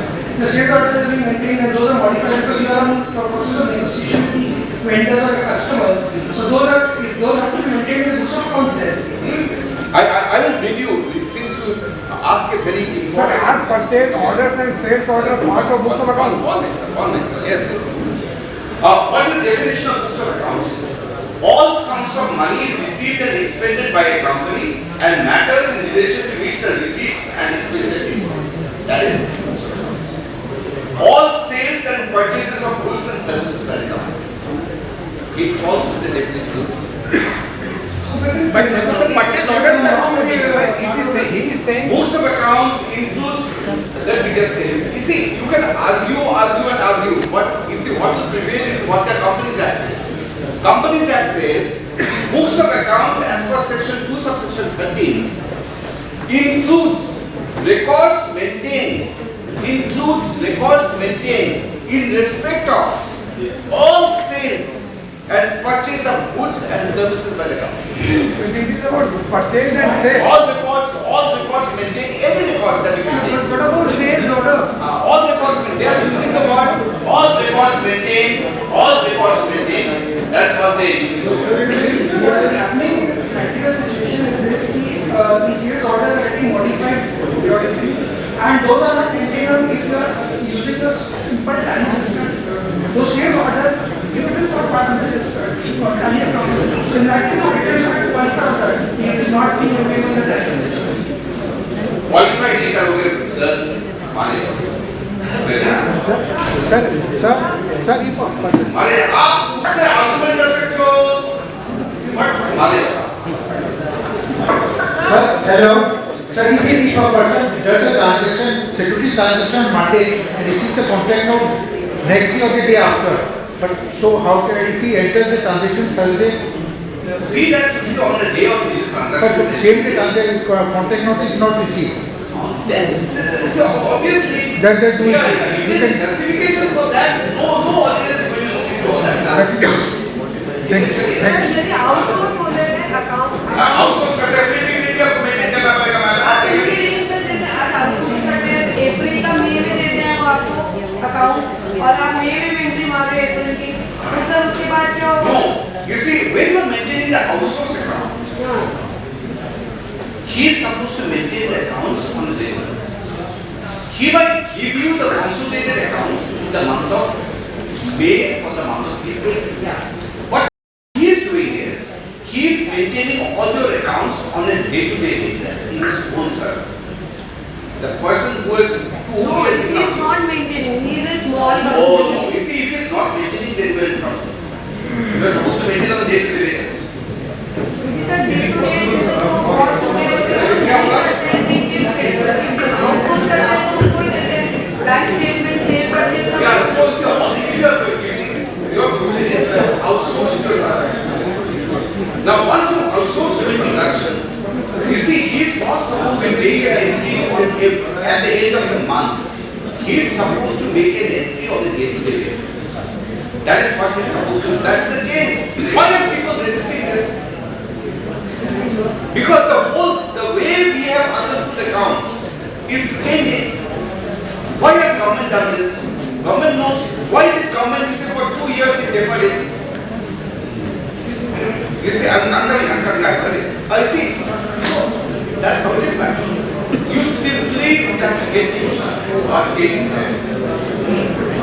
And other people. Distributors है जो distributorship करते हैं उनके पास हजारों products हैं अब sir क्या मतलब उनका तो रेक्टिफिकेशन क्या है कि एवरीडे बेसिस पे हर 2 दिन बाद रेक्टिफिकेशन होता है तो देखिए रेक्टिफिकेशन ना They are saying that you want to rectify, which you are saying.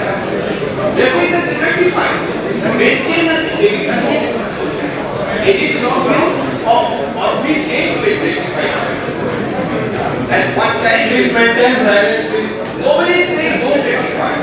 Rectify. Rectify 1 and 5 times. But maintain a ready log so that I can find out that you see 5 times you said yes. That's it. Right? So that's how it is. Many companies are in the process of implementing audit trail. Many companies are in the process of maintaining this audit trail. They have not yet implemented it. Somebody has implemented, some are still in the process. So how do we report as an auditor? You are saying that you see many people, many of the companies have not implemented this as of now. In the first year. You being the first year. Mind you, as things stands, there is no relaxation for the first year. So as an auditor, you might have to come up with a modified report. So will be modified report? Yeah. You might have to. You see, sir, please note, I am again and again saying, those of us who are in audit and assurance, it's a tough one. It's a tough one. Now, audit and assurance is a tough one. You see, you have to maintain. Otherwise, you will question, you will ask. So, it's a tough one. We just got to be compliant. And I'm very happy that User Experience Central Kolkata has organized this program.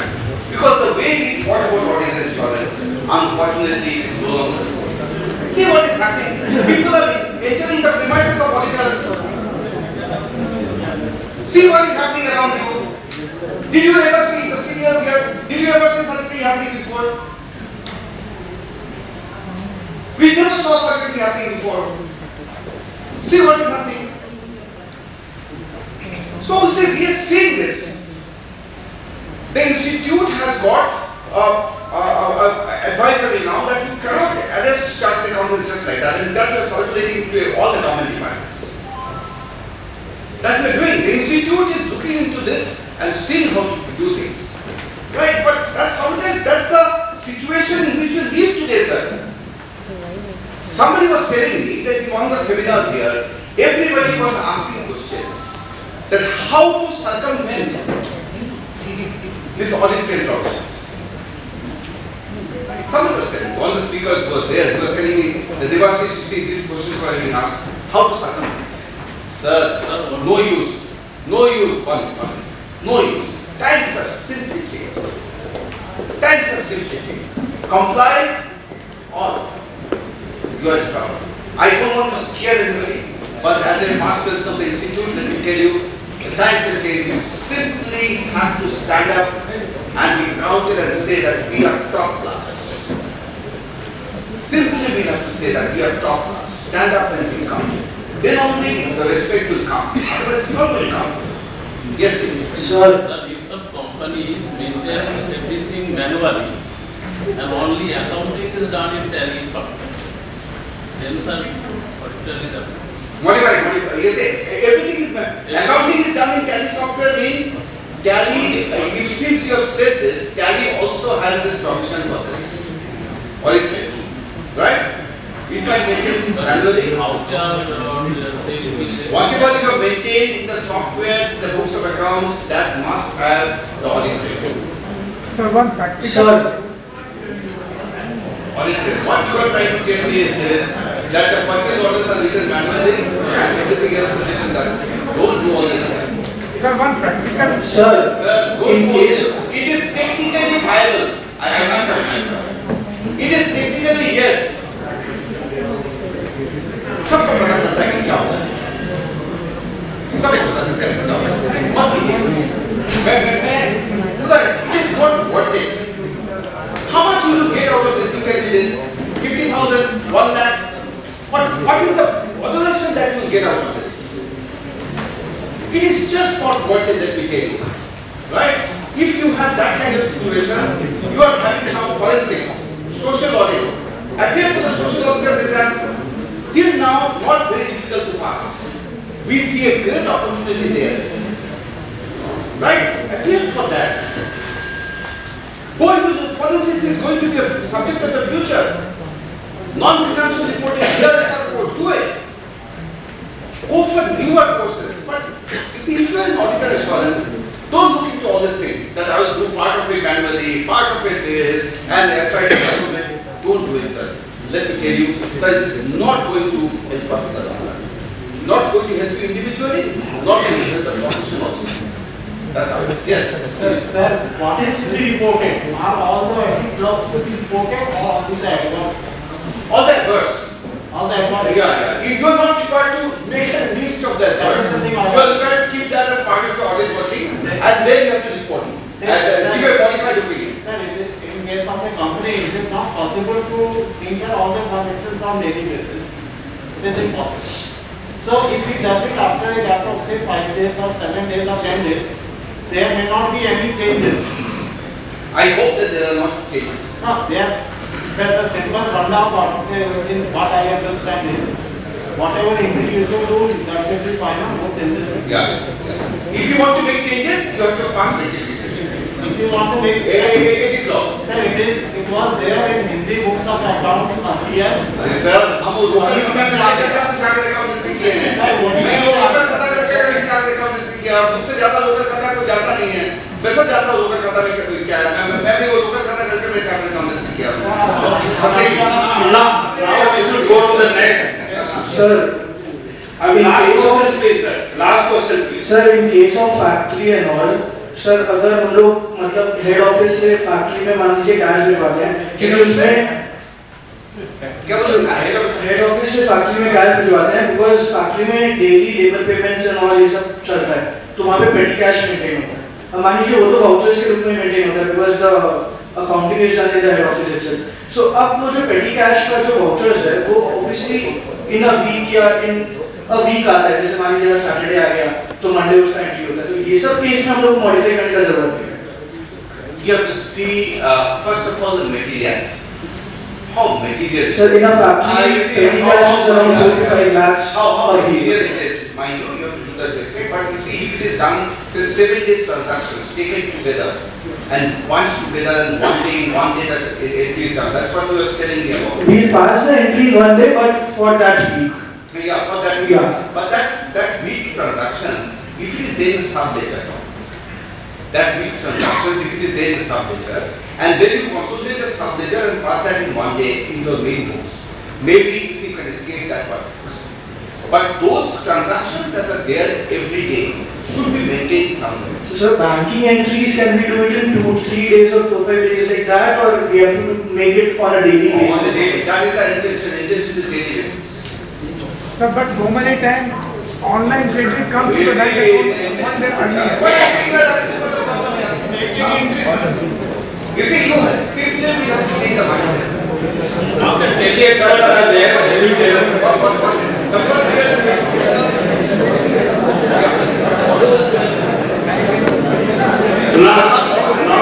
on the lady there, yeah.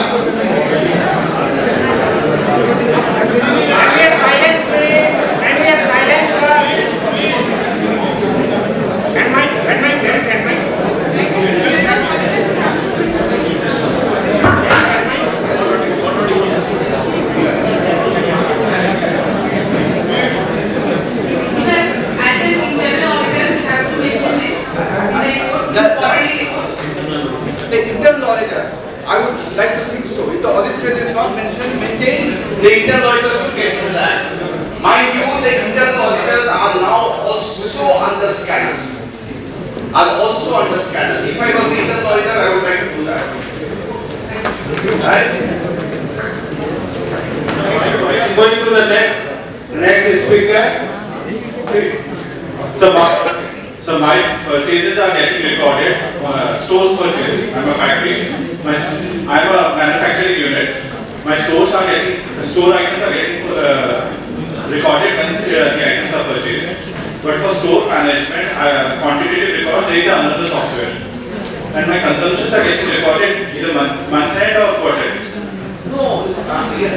So edit log requires for both the softwares, the books of accounts. You might have different softwares, but the softwares must have that audit trail. It is not that this is one software will be used, right? You can have different softwares, but you need to have that audit trail. That is the hidden log. If you have changed it, this is a hidden log. That's how it is. And so the consumptions which are getting recorded on month end or of periodic intervals, so does that has an impact on the which that have a bearing on the audit report, which the audit. It may not be, see, if you have a situation where you show that this can be only done in the month and cannot be done on a daily basis, right? Then I sure this done is much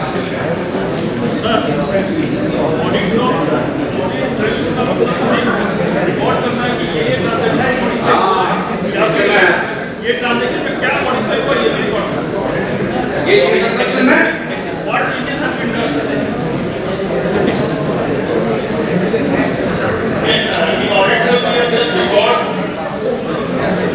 the auditor will just record the transaction which are modified or we have also record what is modified. What is you as an auditor you are saying as an auditor जैसे कि आप लोग एक company बस के 10,000 का उसको अगर 5,000 का है तो 5,000 ये रिकॉर्ड करना है कि just purchase account debit to cash account credit देना, ठीक है? हाँ, तो आप अगर उसको अभी 5,000 रुपये करना चाहते हैं, ठीक है? तो आप अगर अभी उसको cash account debit to purchase account credit करना चाहते हैं 5,000, you see you have to pass it. You can pass the rectification and it's the point of passing the rectification team must have. Nobody is preventing you from passing the rectification. So I restricted just to make that is also modified or what is the transaction previously what are the now? एकदम the previous transaction you have to show and then you have to pass the rectification to bring it to the correct account. What has to change? What previous? What as I say again and again, it's just a test check. आप इतना क्यों चिंता करते हो? ये अंदर का screen होने नहीं, क्योंकि वो क्या बोलते हैं? Now we invite Sri Nitesh Moore to deliberate on the subject. Sri Nitesh Moore.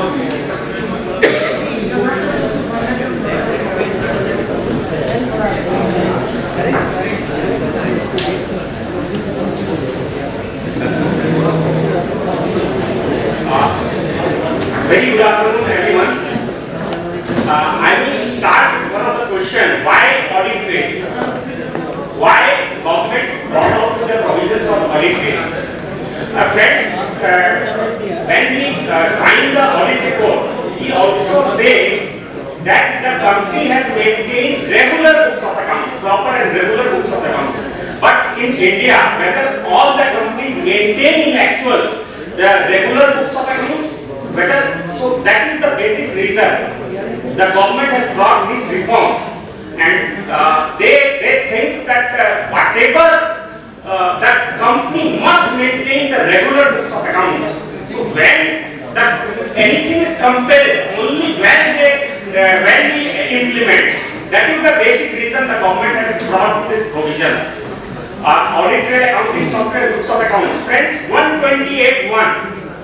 Friends, what it states that books of accounts has to be made, that gives a true and fair states of affairs that has to be maintained at the registered office, and the provision that it states that whenever you are maintaining anything in electronic form, that has to be the rules government has framed, that rules you have to comply with, and under this that 128(6). It states the penalty also. It states that whenever this section 128 is not complied with, the MD, whole-time director, CFO, and other persons who are required to comply with the maintain the books of accounts, they would be penalized. And what is the penalty? Is only 50,000 per person, which can extend to 5 lakh. So think in a company, the penalty can be 15 lakh, 20 lakh also, because there will be 1, 2, 3 ED, whole-time director, MD, CFO. So everybody can be penalized. This is how the sir has already told us about the recording of audit trail and all this. Then friends, the requirement of the auditors. 143, sir has already dealt with. If you are not complying with, if you are not reporting, then what is the penalty? 143 doesn't contain the penal provisions. However, 13 subsection, it contains the penal provisions only for the 143(12). So penalty related to other provisions, whenever in the Companies Act the penal provisions is not prescribed, that there is a provisions 450 that contains the provisions for other sections. So this is the penal provisions for not complying with the section. So recording operated throughout the year, not tempered, not preserved, and manually. So partly for say some of the product or for some of the area the company is following the manual books of accounts. So for that part audit trail is not applicable, that is clear. Because what the rule says, it states that such accounting software.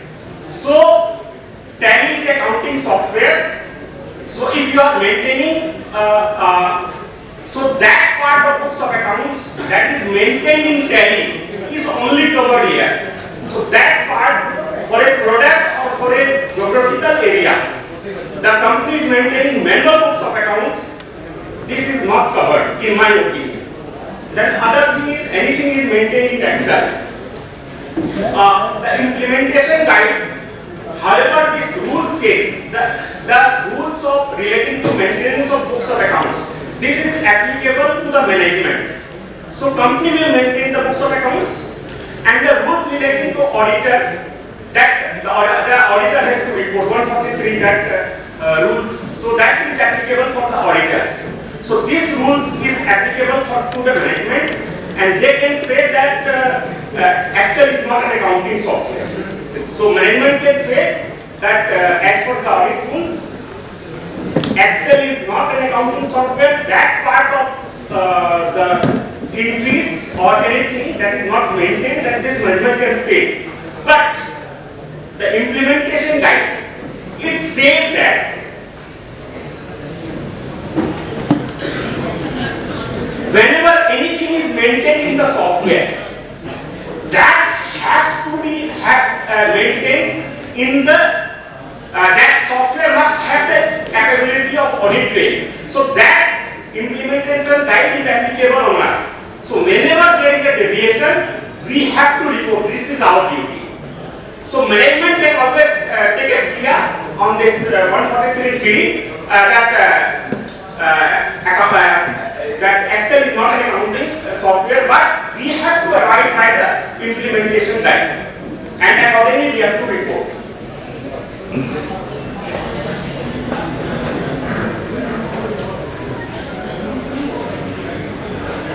Square years, edit approach, everything has been covered.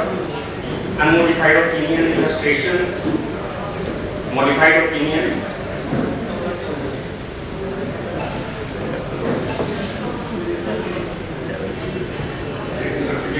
Documentation, practical tips.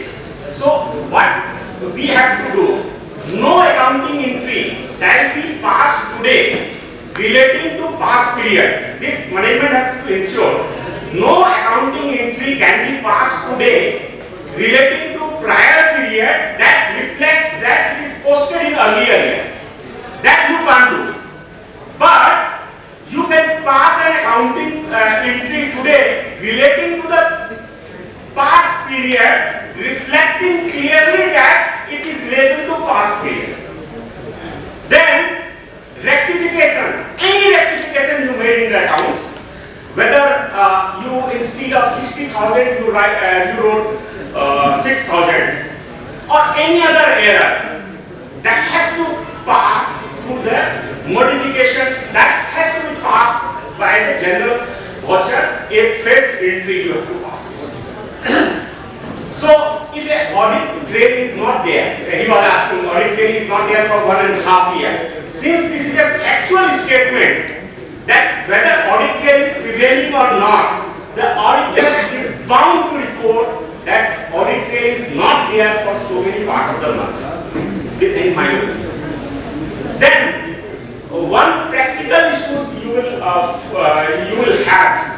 Suppose on 1st of April, next accounting year will come. So you will take the closing entry as the opening entry, but after the audit, your balances of so many accounts is changing. Getting my point? Practical difficulty will come. So in the month of August, you have to pass a general voucher that this is the amount, and due to the audit, these things you have to pass one entry. This is one practice. ये and में जाएगी ना? हाँ, ये audit जब होगा, आप 1 अप्रैल को क्या करेंगे? सर मैं दूसरी बात ऑडिट में मान लीजिए 31/3/24 की ऑडिट कर रहा हूँ, ऑडिट तो करूंगा 2 महीना बाद, वही तो 31/3/24 की डेट में बहुत सारी जर्नल एंट्रीज पास होगी, लायबिलिटीज की होगी, ओपनिंग बैलेंस बहुत सारी होगी भाई। वो 31/3/24 की डेट में भी तो करनी होती है, लास्ट ईयर की बैलेंस शीट पर आगे अपने ओपनिंग तो समझ लें, आगे अपनी ओपनिंग तो समझ लें। आपको लास्ट ईयर 31 मार्च 2030 या 31 मार्च 2013 की डेट पे क्लोजिंग एंट्री है, वो आपको 1 अप्रैल की डेट पे आपने ओपनिंग एंट्री ले ली, ठीक है? अब ऑडिट हुआ, उसके कारण से there will be so many changes in the balances, तो आपको एक रेक्टिफिकेशन एंट्री आफ्टर ऑडिट फिर पास करनी पड़ेगी कि ये चेंजेस इन द बैलेंस है to give the impact of the audit जो बैलेंस चेंज हो रहा है उसका। This is what I am trying. Sir अगर ऑडिट चल रहा है 2 महीना, 2 महीने के बाद पास करनी पड़ेगी। 2 महीना में 20 बार चेंजेस हुआ तो 20 सर 2 महीने में 20 बार ऑडिट के चलते चेंज नहीं होगी। एक ऑडिट होने के बाद में एक बार में आपको सारा but this will be a practical difficulty. This will be a practical difficulty. But you have to pass. अच्छा, आप क्या बोल रहे हैं? कुछ पार्ट के लिए आप 15 दिन पहले कर लें, कुछ पार्ट के लिए आप वैसे भी कर सकते हैं। That is not possible. But I am trying to highlight कि ये एक जेली थ्रू पास होगा। आप 15 बार में पास करेंगे, some part of the, लेकिन ये एंट्री पास करेंगे। Balance sheet will never tally. Balance sheet will never tally in the sir आज की बात नहीं करेंगे हम लोग कोई भी एंट्री पास डेट में नहीं पास कर सकते, showing that this is related to earlier year. Balance sheet will never tally with the sir मेरी बात सुनिए, जैसे कि आपका एक एंट्री पास होगी अगस्त में जाकर के, how the opening balances will tally with the balance sheet, you have to see that. Sir, this will be a practical problem. I thought that I should highlight to the members. There will be going to a practical problem. Kindly keep this in mind for the next year and prepare yourself. Solution problem को देख के आपको helpline में solution निकालना है। 26 AS TDS के लिए 1.5 महीना बाद आता है, तो तभी TDS का मालूम पड़ रहा है, तो वो एंट्री कैसे करेंगे? सर कैसे करेंगे? वो एंट्री में ब्रैकेट में करनी होगी हमको तो। सर आज मेरे को TDS की एंट्री मालूम पड़ेगी 31। सर एक चीज समझ लेते हैं आपने एक एंट्री आज के दिन में पास करना है, ठीक है? आज है 13 मई के दिन में आप 1 अप्रैल की डेट का डेट लिख के एंट्री पास करते हैं और उसमें नरेशन में ये दे देते हैं इस कारण से इस डेट का एंट्री हम पास कर रहे हैं आज, तो वो entry is clearly reflecting, this entry is clearly reflecting कि ये entry is relating to past, you are passing today. ये तो कब होगा जब सेम ईयर में हो, लेकिन 31 मार्च को ईयर एंड हो गया, तो तुम एंट्री 31 मार्च में ही करनी, आज नहीं करनी। प्रॉब्लम क्या है?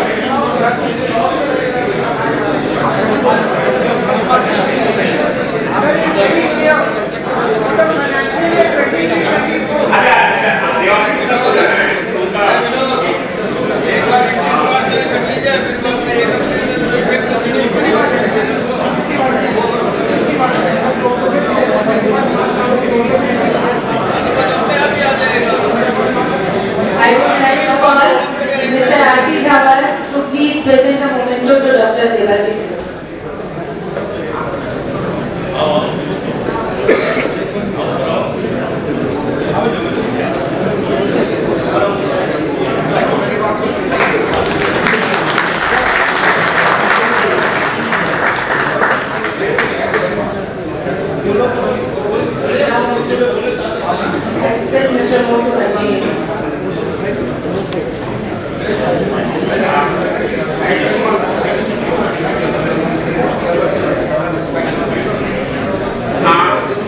Friends, now the monthly or fortnightly review of the accounts is practically mandatory for all the clients. This we have to understand, and this the client has to understand, and we have to make him understand. ये internal audit जैसा है, and fees should be substantially increased. We always must analyze ABC analysis of what we give the time to the client and what we receive from them, our fees. There will be some of the clients whom we are giving the 80% of the time, but they are giving 40% of the fees. So seniors and others, we should say no. I think most of the things have already been covered. I can take any question. Sir थोड़ा practical example से बताइए ना, कौन से date में कैसे edit करेंगे, सबको कंप्यूटर अंदर करते हैं यहाँ पर। सर आप वो मैं उस कंट्री में बोला उसके लिए बोल रहे हैं। और जैसे मान लीजिए कि बैंक के एंट्रीज बैक डेटिंग नहीं हो सकती। आज मेरे को मालूम पड़ा 2 दिन पहले मेरे बैंक में कोई ऑनलाइन पेमेंट जमा हो गया था।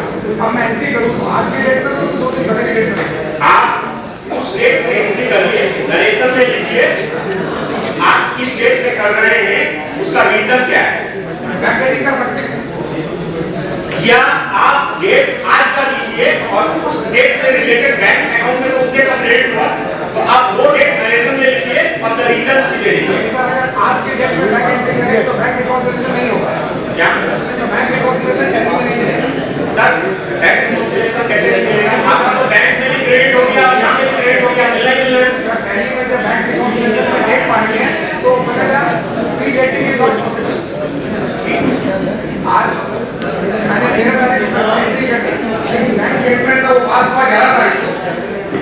तो अगर मैं जब रिकॉन्सिलिएशन रॉबर टैली में और उसमें लिखूंगा कि ये 13 तारीख की एंट्री है लेकिन बैंक में 11 तारीख को क्रेडिट हुआ, वो टैली में एक्सेप्ट नहीं करेगा। वो बोलेगा प्री डेटिंग एक्सेप्टेबल नहीं है। सर आप नरेशन में लिख रहे हैं ना, this is related to party, आपका बैलेंस तो बराबर हो गया ना, बैंक स्टेटमेंट में भी क्रेडिट हो गया अपना अमाउंट और अकाउंट में भी हो गया, ये तो डिफरेंस आ रहा था।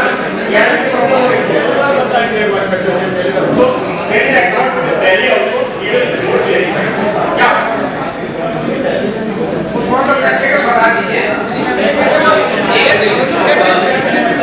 सर सिंपल बात है, आप कहते हैं कि वो रिवोल्यूशन के अगस्त में मारना है, मैं साइन कर रहा हूँ बैलेंस शीट ये बोलते हुए कि profit and loss account balance sheet tally करते हैं उसके साथ कैसे करते हैं कि मैं एंट्री अगस्त में मारूंगा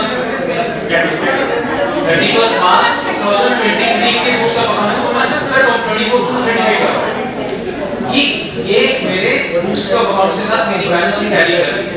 अगर वो रेक्टिफिकेशन एंट्री में नेक्स्ट ईयर के अगस्त में मारूंगा तो मेरे बुक्स ऑफ अकाउंट के साथ बैलेंस शीट टैली कैसे करेगी? सर आप करंट डेट में मार रहे हैं तो एंट्री तो इसी डेट में मारनी पड़ेगी ना, आप उसी फाइनेंशियल ईयर में मारनी है। हाँ उसी फाइनेंशियल ईयर में नरेशन में ये देंगे। हाँ नरेशन में आप क्लियरली स्पेसिफाई करेंगे व्हाट इज उस फाइनेंशियल ईयर में एंट्री होगी, एंट्री तो उसी फाइनेंशियल ईयर में होगी। आपको ऊपर में 31 मार्च ही लिखना पड़ेगा, लेकिन नीचे में नरेशन में तो आप क्लियरिफाई करेंगे ना किस कारण से मार रहे हैं, किस कारण से एंट्री होगी है। तो एडिट लॉग उसका जो बनेगा वो actually justify the narration will justify the edit log created. Narration will justify the audit of created, so there will not be a problem. Please go. Friends, we have one gentleman. He is from Delhi. He is Mr. Anush Buddha. Let us all hear from him also. So request everybody to kindly big round of applause for the Anush Goyalji. Sri Anush Poddar is the head of operations system software Delhi. He is BCom graduate from St. James College, diploma in software engineer from NIT. He is currently looking after e-commerce, tele-cloud business for system and software. With these words, we welcome Sri Poddar.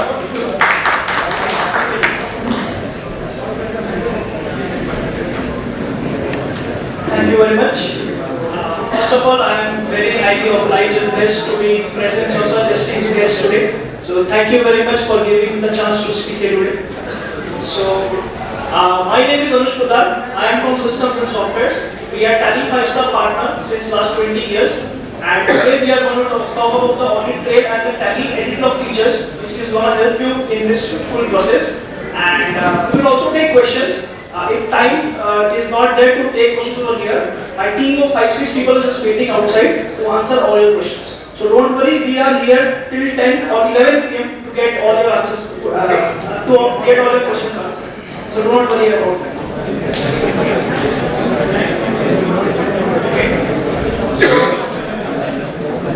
First of all, let's start from the basics.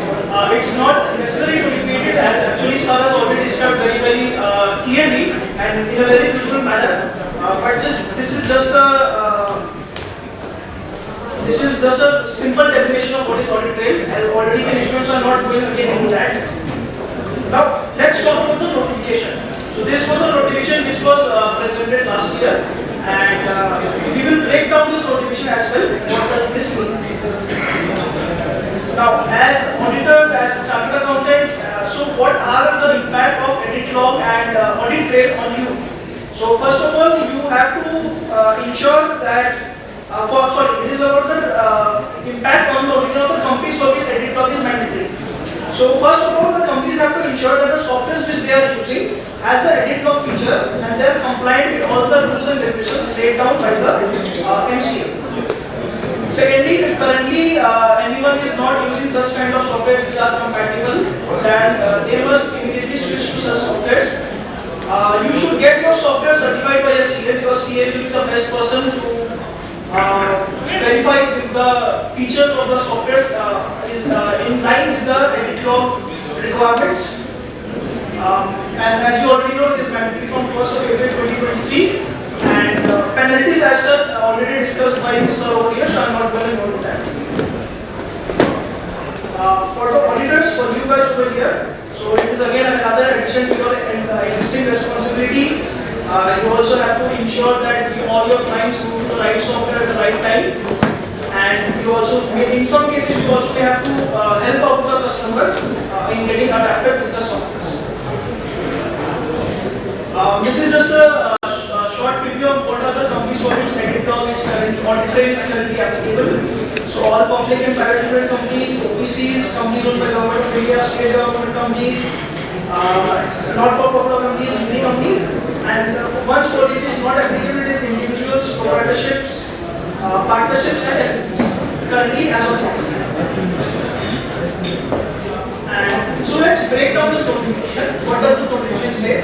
First of all, it says that we have to it emphasizes on the tracking of each changes made in transactions. It says that we should capture the date when such changes were made. It also says that the edit log feature cannot be disabled. Please mind, it should not be disabled after it is once started for the applicable companies. That the facility should have been operated throughout the year from the date it is started. It should not be tampered with, and the records have to be kept in retention as to there from the records. And again, you have to get it verified by a CA. So what are the basic features which you should look after while choosing a good accounting software which is compliant with edit log? So these are few of the points. First of all, the date stamp should be captured in every transaction. The date should be clearly mentioned in the edit log software. Secondly, the scope. Scope means from the creation, till alteration, deletion, cancellation, everything should be maintained on the basis of time. The time it was created, whom it was created, and then how many times it was altered, what was the changes. So all this comes under the scope. Each and every change, every date, every person should be maintained in the software. Will be maintained automatically? Yes, in Tally it will be done automatically. It should be enabled at all times. There are some confusions we get from customers on daily basis because of some software which are there. They give you a technical log. A technical log is something which says about the software. This software was installed on this day. There was a new update on the software on this date. So don't get confused with that logs with the edit log, with the audit. Those are different, but those are technical logs of the software.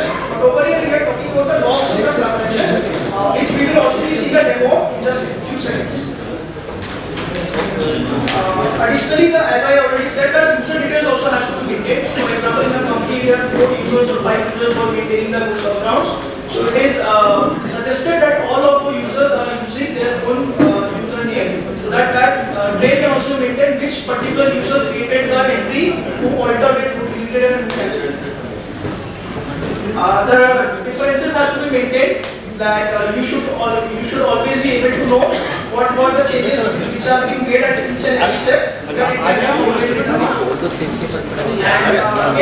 has to be maintained in a sequential order. That from the date of creation or distribution, it has to be done on the basis of the time.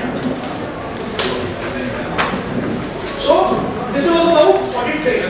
Now how Tally will come in this picture? How Tally can help you maintain this audit trail for easy account keeping and getting in line with the compliances. So for this, we have the product which is named Tally Prime Edit Log. This is the feature, this is the version which you must be using for all your compliant companies, which is Tally Prime Edit Log. Now, how do you get this Tally Prime Edit Log? So all the customers who are currently using Tally Prime or ERP, they can easily upgrade to this Tally Prime Edit Log version. If you do not have an active subscription, which is also known as Tally Software Service, you may have to get that to come to this version, which is Tally Prime Edit Log. Without this version, you won't be able to use the edit log feature. So first of all, make sure that all your clients or even if your company is applicable, you must come to this version of Tally Prime Edit Log. This Tally Prime Edit Log is compliant since day one. All the features, all the necessary requirements are there inbuilt in this. There will be no necessity of any other thing on this.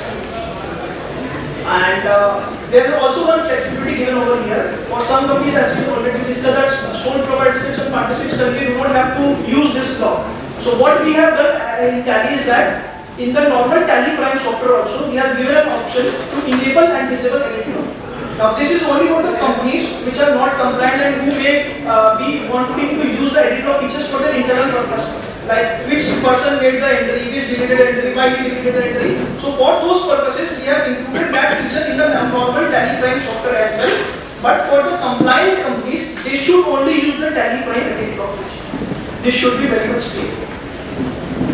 And if you already have an active TSS, which is yearly charge which you pay for single user or multi-user or all devices, then you can easily upgrade if you are ERP 9 or normal Tally Prime, then you can easily upgrade it to Tally Prime Edit Log version as well. It's your cost. If your TSS is valid, if your Windows is valid, then you can easily upgrade it. There is no other charge. So basically this yearly charge, this TSS is a charge which is paid to get the latest features and updates in Tally. Because Tally in itself is a perpetual license. Once you have bought the license, you don't have to pay for the license again. But to get the latest features, the latest, whenever the government changes, for example, when e-invoicing came, e-way came, so just to get all the latest features and support, for that purpose, this TSS yearly renewal is suggested for all the customers to take and take the full advantage of the software. Now, what are the edit log capabilities in Tally Prime?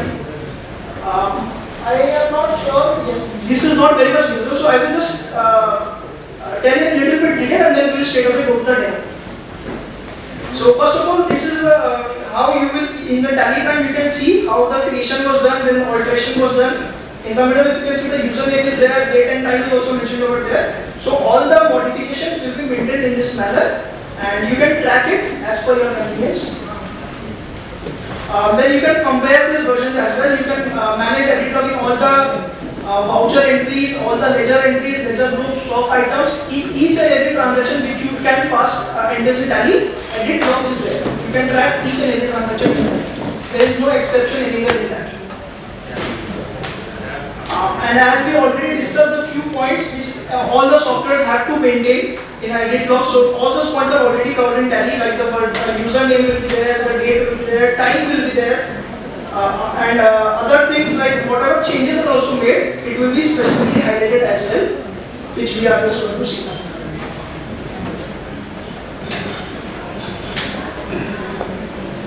So here, this is the Tally Prime edit log version. I hope everyone is able to see. So you see over here on the top it is written Tally Prime Edit Log. So this is how you check If it is not written in your software currently, then you have to upgrade it. So that edit log will be written over here, whether it is a silver, it is a gold, it is auditor license. This thing will be mentioned over here, so you know that this is the right version which I did.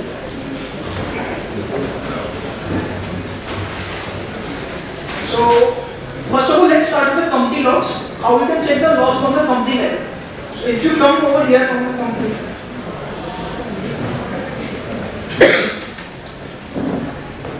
and you see over here as edit log. See over here it is showing me clearly that the company data moved from Tally Prime edit log by a username called Hari on 3rd of April at 1:28 p.m. So this is the log for the company as a whole, that the whole data when it was moved. Then again it was moved from Tally Prime by Hari, the same person, on 3rd of April, 13:33 p.m. And then again there is another entry. Over here the username is showed unknown because the user was not just created at that point of time. And then again the time and date is being mentioned over there. So this is how the logs will be maintained on the level of the companies. Every changes in the company also can be tracked. It is not that on the changes in the transaction, but on the level of the company also you can clearly see.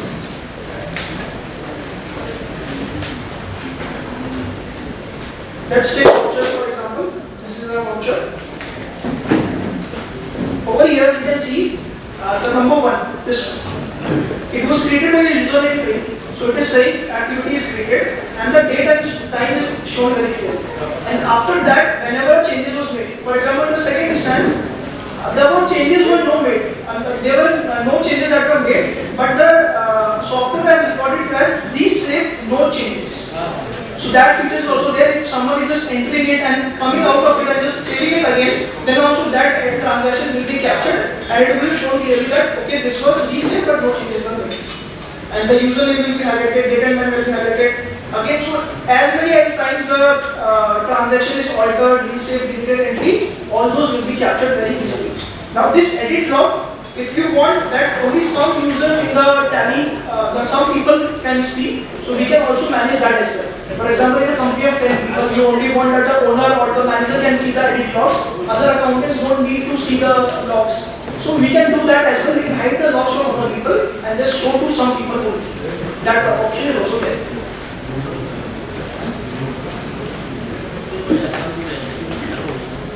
So similarly like this, in all kinds of vouchers, in all kinds of entries, you can easily check the logs. For example, let me show you one ledger. So if you open a ledger and go in this set of basis of value, and over here it is showing which report do we want to see. Show report for all vouchers, altered vouchers, unaltered vouchers. Let's see, I want to say for altered vouchers. So if we go in the basis of value, and if we want to only see the altered debtors over here, so we'll select alter as the option over here and save it.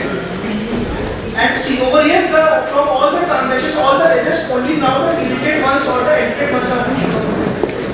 So like this, we can see, we can want to filter this among thousands and hundreds of ledgers. We can filter and just only see what are the transactions which are only this quarter. And now if we want to see what are the changes which was made in each of these entries, we can see that as well. So this over here you can see version 5 and version 4, 2 sides. So if you see that clearly that in the opening balance in the version 4 the value was 20,000 and then again when it was edited the values changed from 20,000 to 2,000. So this is how the comparison can be made. So even if you want to see the changes in the levels of item, you can see the reports as well. See over here 2 items were deleted from my books of accounts, orange and pineapple, so that is also clearly visible over here. So everything which is being entered into Tally, changed, altered, deleted, on every level we can get the log. So it is as simple as that. And before we go to the questions, I would like to also show something which may be of interest and should also help you as auditors when you are working with different companies from different places.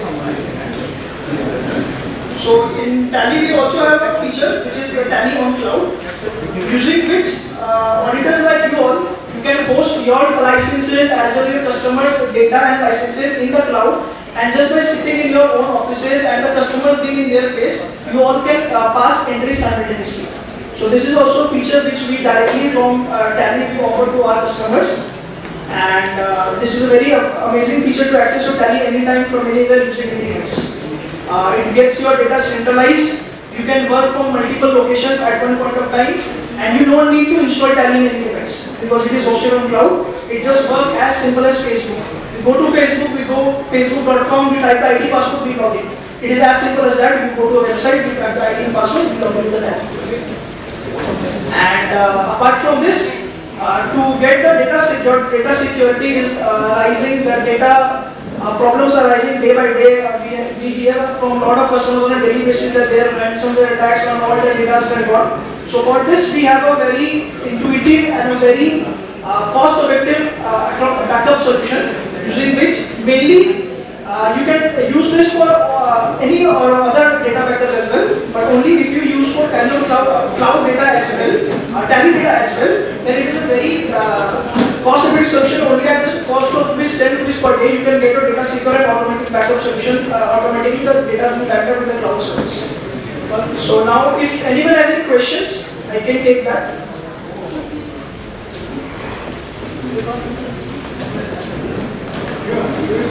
Yes. Background entity.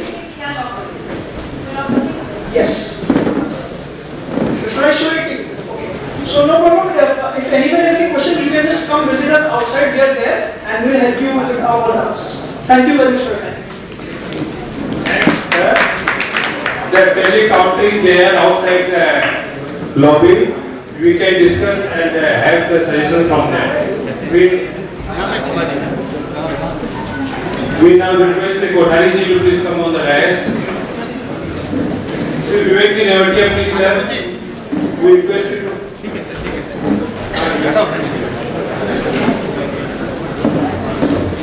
Now I would request Mr. Pawan Agarwal ji to please offer a manifesto to Mr. Ashish Godra.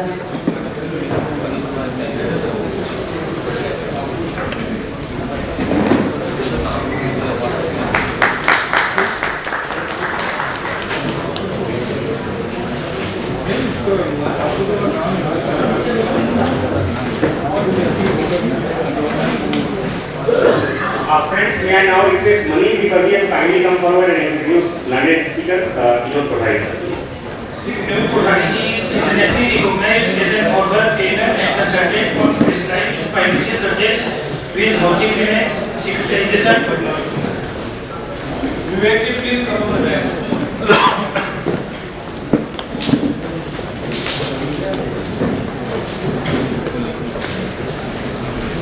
With housing finance, securitization, credit derivatives, accounting for financial instruments, structured finance, banking regulations, etc. As such, he lectures all over the world. The locations where he has lectured on these subjects include New York, Washington, London, Milan, Frankfurt, Singapore, Hong Kong, Sydney, Colombia, South America, South Africa, Malaysia, Jordan, Dubai, Kuwait, Egypt, Sri Lanka, Bangladesh, etc.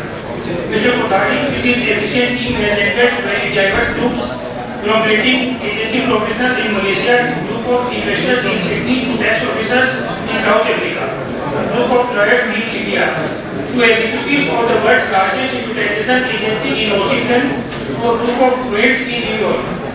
Vinod Kothari ji is also a fellow member of ICSI, and through his firm Vinod Kothari and Company is engaged in practice of corporate law for over 30 years. Now I welcome Sri Vinod Kothari ji to present this.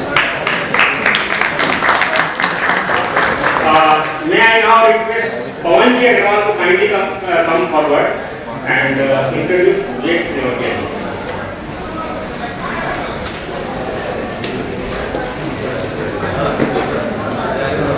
Good afternoon, friends. It's my pleasure to introduce young and dynamic Shri Vivek Nevatia, whom we all know very well. Vivek has an experience of about 17 years and is presently a partner of JSJ Mission. He has also completed his diploma in economics and BSc in management in the University of London and Bachelor of Commerce from the Xavier's College. He is a qualified CISA and a holder of diploma in Information System Audit He has also completed certificate course in RCI on valuation, IFRS, commercial auditing and fraud detection. He is currently serving as a special writing accounting standard board and a member of PAS and IFRS advisory group. He has served as a co-opted member of the expert advisory committee of ICAI. He has also been authorized by IDBI as a registered valuer for certification and to attain the qualification in India. Please welcome him to the round of applause. Now I will request the handle proceedings to test mode.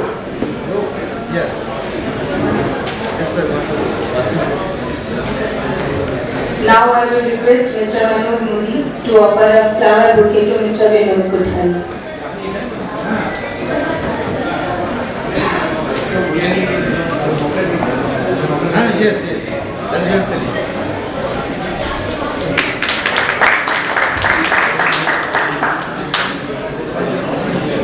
Now I will request Mr. Ramavtar Joshi ji to please offer a flower bouquet to Mr. Vivek.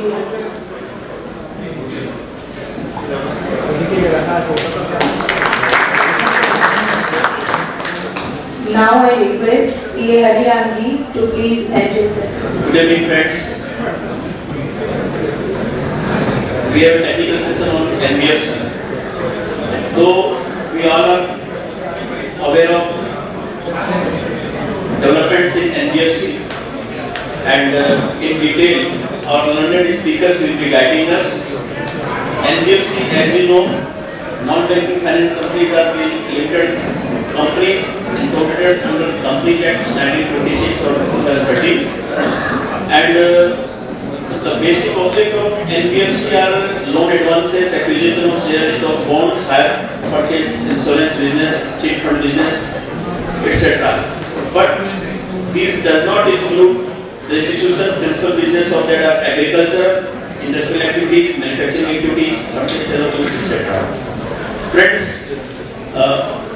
all the NBFCs are controlled, regulated by RBI Act 1954. In addition to that, RBI's circulars, notifications from time to time guide and regulate all the NBFCs.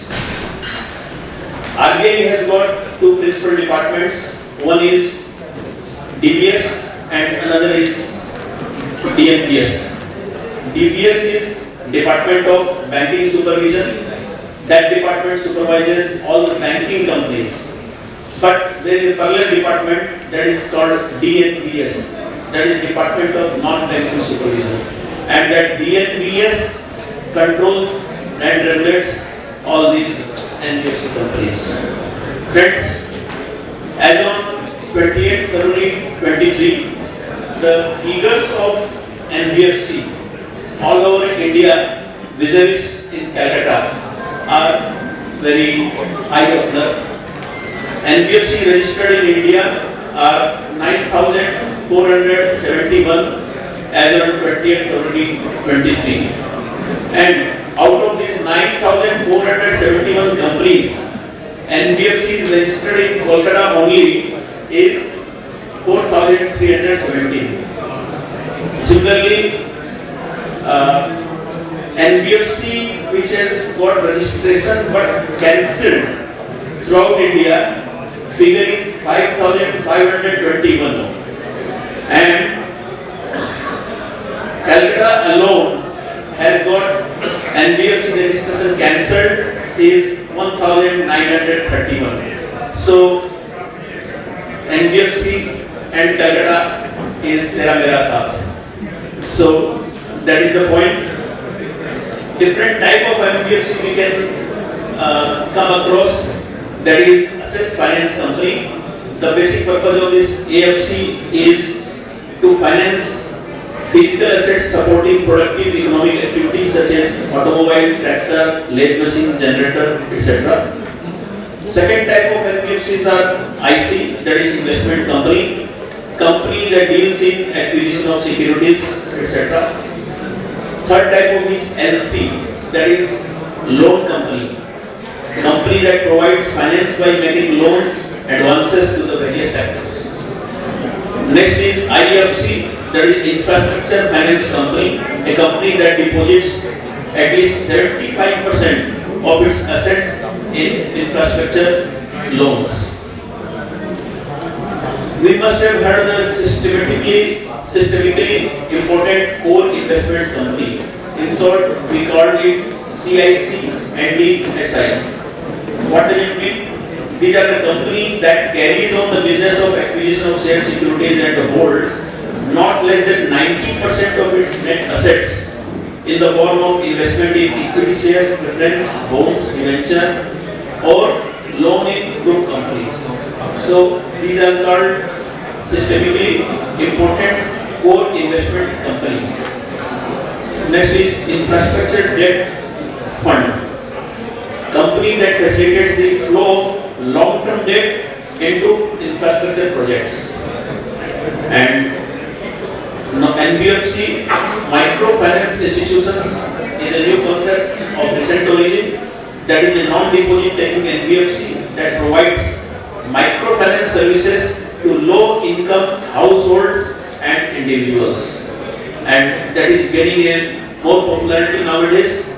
And NBFC factors is another terminology that means a non-deposit taking NBFC engaged in the business of factoring or assignment of receivables in favor of the factor.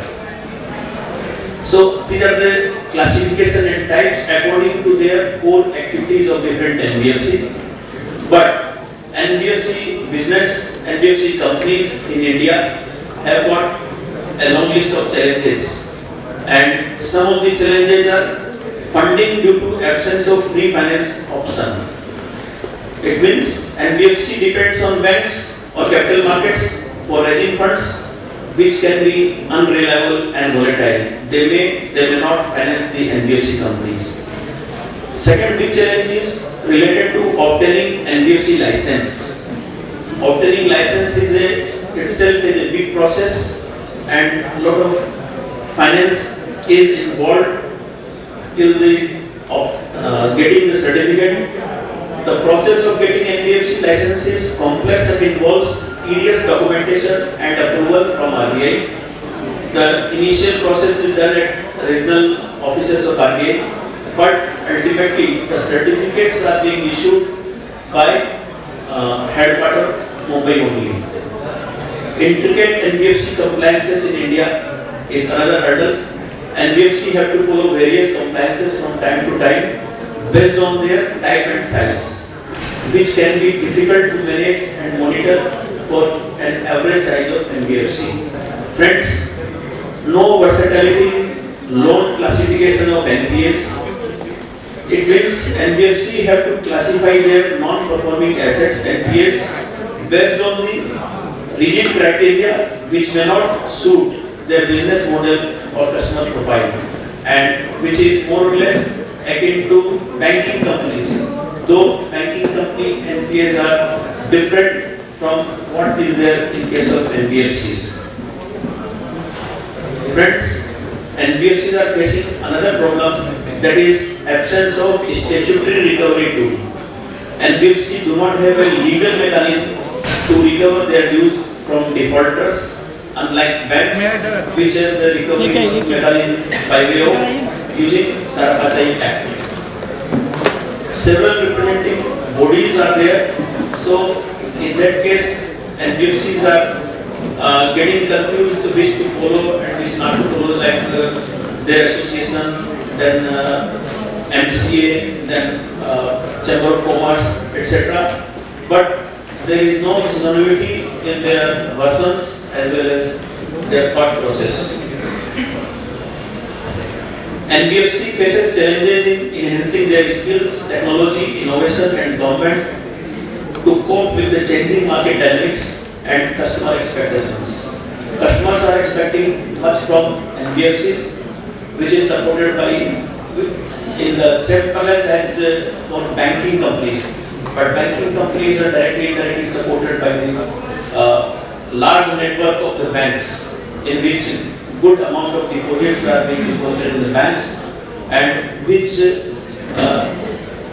ultimately financing the loans. But that is not in the case of NBFCs. So that is a big hurdle, and there is no specific tax benefit to NBFCs in case of their taxation regarding tax benefits which the banks are enjoying.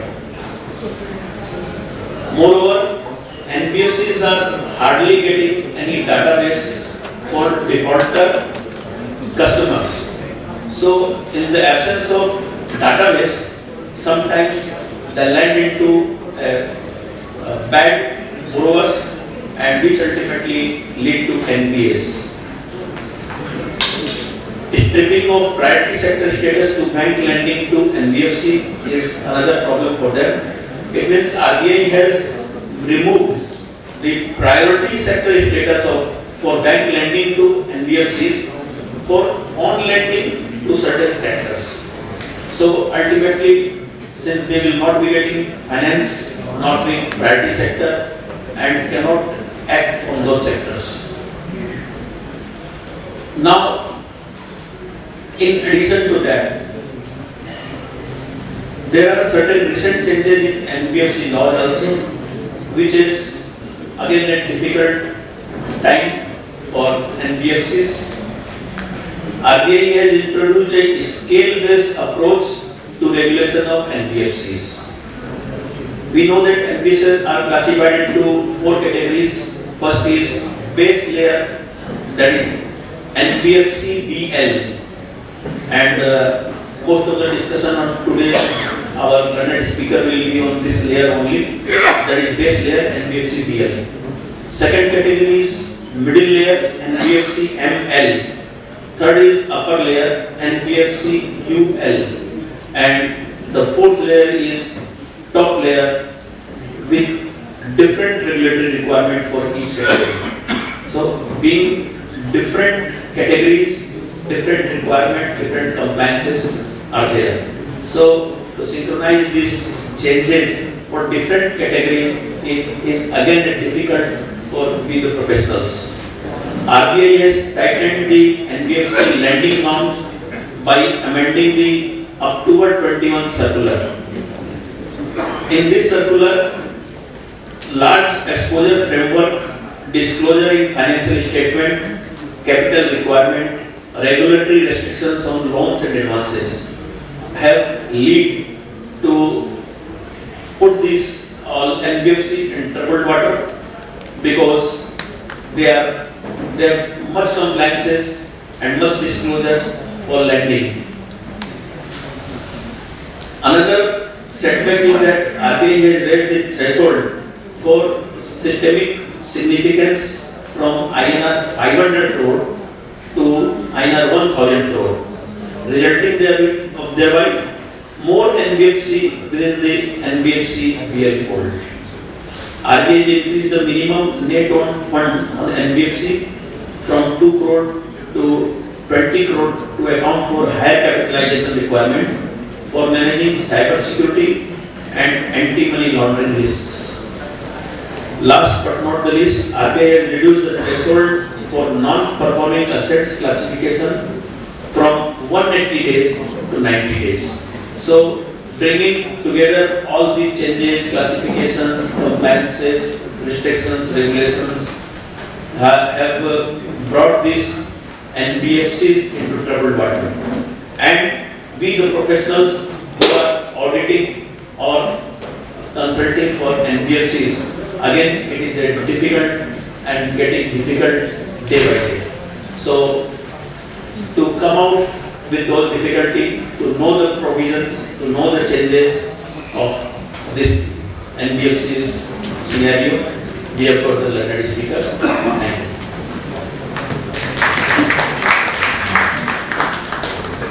Thank you, Harijani. Now I would like for Mr. Bhutali ji to share his views. Haridas ji ने लगभग सब बोल दिया, कहीं कुछ बोला मुझे लायक कुछ बचा ही नहीं है।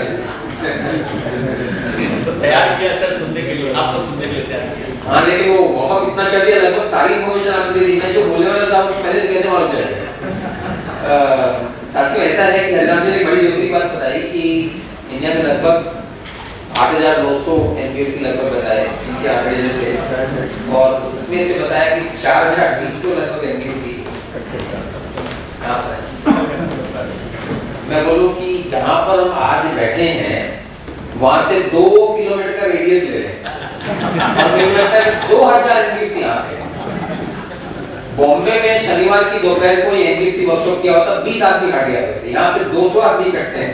आप समझ सकते हैं एनबीएफसी कितना कितना धंधा है। आप देखें फाइनेंस का कितना बड़ा धंधा कलकत्ता में, हजारों एनबीएफसी कलकत्ता में कितना काम होता है।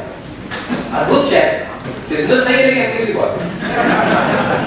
मतलब मैं तो समझ नहीं पा रहा कि ये जो इतनी सारी एनबीएफसी कलकत्ता में लोग बना के रखते हैं, वर्षों तक इनको पालते हैं, पोसते हैं, और लगता है कि कुछ इससे हमें कोई स्टेज पर भविष्य में कोई फल मिलेगा। काम का पेड़ लगाए 10 साल 15 साल के बाद कहीं जो फल मिलेगा, फल क्या मिलेगा? मतलब हम थोड़ी बिजनेस करने वाले हैं। ये लोगों को बताना मुश्किल हो जाता है कि हमारे पास एनबीएफसी लेकिन एनबीएफसी बिजनेस नहीं है। अद्भुत बात है, हम कहीं रेगुलेटर को ये बताएं कि एनबीएफसी बहुत है लेकिन बिजनेस है कहाँ? वहाँ पे right hand side left side में कुछ लोन्स दिखते हैं, कुछ इन्वेस्टमेंट दिखते हैं, वो पूछने से पहले ये सब क्या बुक एंट्री है। किसी रेगुलेटर को ये बताना है कि this is loan, this investment, book entry समझ में नहीं आता मुझे। इसीलिए वो तरह तरह के वर्ड यूज करते हैं, share entity, blank entity, vanishing entity, इस तरह के वर्ड रेगुलेटर यूज करते हैं, उनको समझ में नहीं आता कि there is a loan in the balance sheet which is actually not a loan. There is an investment in the balance sheet which is actually not an investment. लेकिन फिर भी सवाल ये होता है कि इतना एनबीएफसी हम क्या कर रहे हैं, क्या चिंतन से एक सीए के पास 4-4 5-5, मेरी अंडरस्टैंडिंग हो सकता है बहुत गलत हो, लेकिन किसके पास 10-10 एनबीएफसी है और वर्षों से हम चलाए जा रहे हैं। मैं समझ एक सम्मानित सीए थे, सीनियर आदमी थे, जिंदगी भर 10 साल 15 साल एक काम का पेड़ लगाया, एनबीएफसी की बात कर रहा हूँ, ये उम्मीद में कि भविष्य में कभी कोई डिविडेंड देगा, राशि देखिए कुछ चल से, और पीछे से कंप्लायंस बड़ा भी लड़की के लिए छोड़ गया जो सीए नहीं। अब वो एनबीएफसी को कैसे मेंटेन करेगा? आज के दिन कितना डिफिकल्ट होगा कंप्लायंस बर्डन। थोड़ी देर में परिणाम जी ने बहुत सारी बात बताई, थोड़ी देर में आप देखने वाले कि कितना जबरदस्त कंप्लायंस बर्डन है। इतनी कंप्लायंस कॉस्ट हम इनकर कर रहे हैं, क्या हमको ये फायदा मिलने वाला है?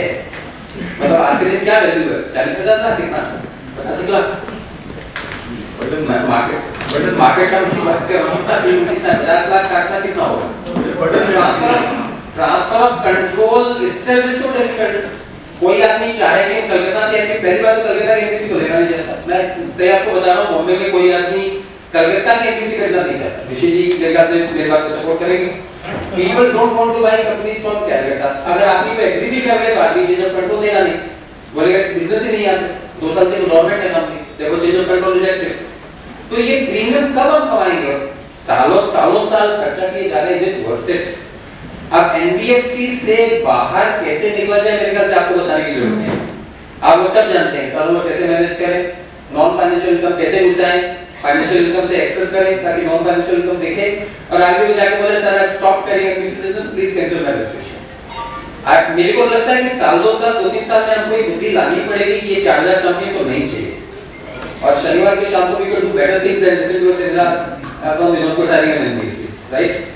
सो I'm sorry if I'm being harsh, but मेरे को लगता है कि probably ये थोड़ी सी सलाह हमारी है कि एनबीएफसी मेंटेन कर रहे हैं, इसमें कहीं कोई चिंतन शायद जरूरी है। Let me straight come to, because ये हमारा जो वर्कशॉप है यहाँ पे बेस लेयर की बात होगी, तो बेस लेयर वाली बात ही करूँ, और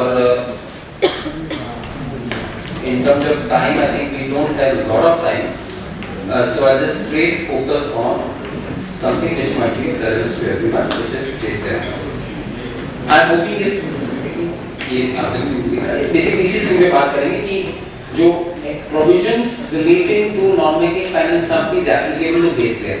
Base layer है क्या? हरियाणा ने बताया पहले जो 500 करोड़ नॉन सिस्टमैटिकली इम्पोर्टेंट था, अब उसको बढ़ा के 1000 करोड़ कर दिया for the so-called base layer entities. Idea ये था कि बेस लेयर वाले एंटिटीज का रेगुलेशन हल्का करते हैं। इन रियलिटी आदमी ने कुछ हल्कापन लाया है, वो जितने रेगुलेशन थे उससे कुछ बढ़ा है, और मिडिल लेयर एंटिटीज पर of course lot of regulations have come.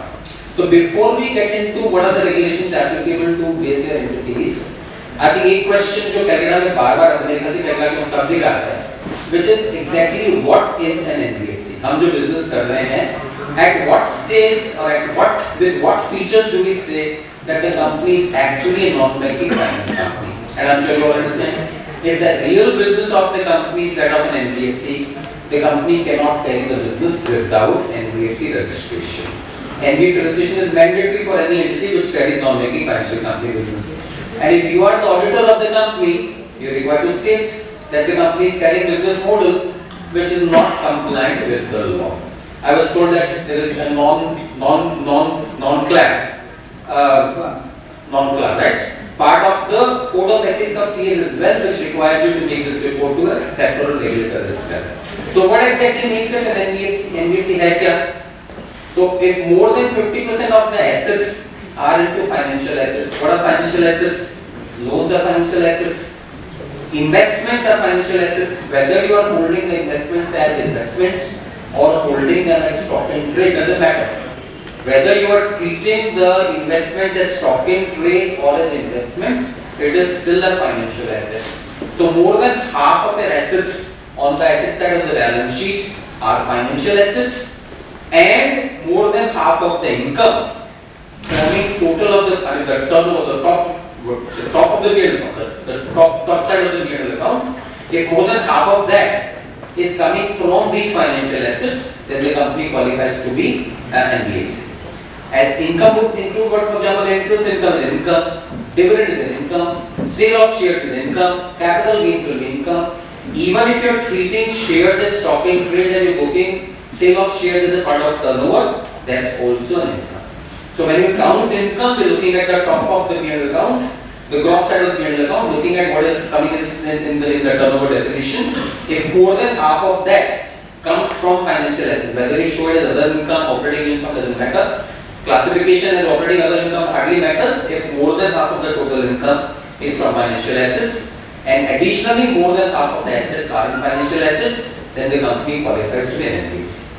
Mostly मुद्दा क्या होता है कि मेरी कंपनी सर प्रॉपर्टी बिजनेस में थी या मैन्युफैक्चरिंग बिजनेस में थी, अचानक मैन्युफैक्चरिंग बिजनेस डिस्पोज ऑफ हो गया and you got a substantial amount of cash surplus which we invested in financial assets. अब अचानक एक साल हमारा फाइनेंशियल इनकम फाइनेंशियल एसेट्स बढ़ गया, तो are we saying my company is become an NBFC. My company was in property business, my company was in manufacturing business, my company was in some other real sector activity, and suddenly in a particular year, because of the surplus out of sale of assets, I have invested in financial assets and therefore I got an income out of financial assets. Does my company suddenly become an NBFC? There is no sudden or accidental NBFC. NBFCs don't come by accident, NBFCs don't come by a sudden spurt in activity. Strategically, that is directionally, looking at what your business model is, if the board of directors, the company's management has strategically decided to play in financial business, then and then only will your company be taken to be NBFC. Hariram ji ने बड़ी अच्छी बात बताई कि आज के दिन NBFC licence को ऑब्टेन करना मुश्किल है, बिकॉज़ ऑब्टेन करना जितना मुश्किल नहीं उससे ज्यादा मुश्किल है मेंटेन करना, और ऑब्टेन करना तो लगभग असंभव. कोई ये बोल दे कि आपका कंपनी एनबीएफसी हो गया सर, सीए बोल रहा है रजिस्ट्रेशन कराइए, आप करा के दिखा दीजिए, रजिस्ट्रेशन करा के दिखा दो. आप आई डोंट नो इसको मुंह में कितने आदमी बोल सके मैंने लास्ट एक साल में नया एनबीएफसी रजिस्ट्रेशन कराया, किसी ने कराया क्या? लास्ट एक साल में किसी ने नया एनबीएफसी रजिस्ट्रेशन लिया है? अगर वो बोलना चाहे प्लीज हाथ खड़ा करें.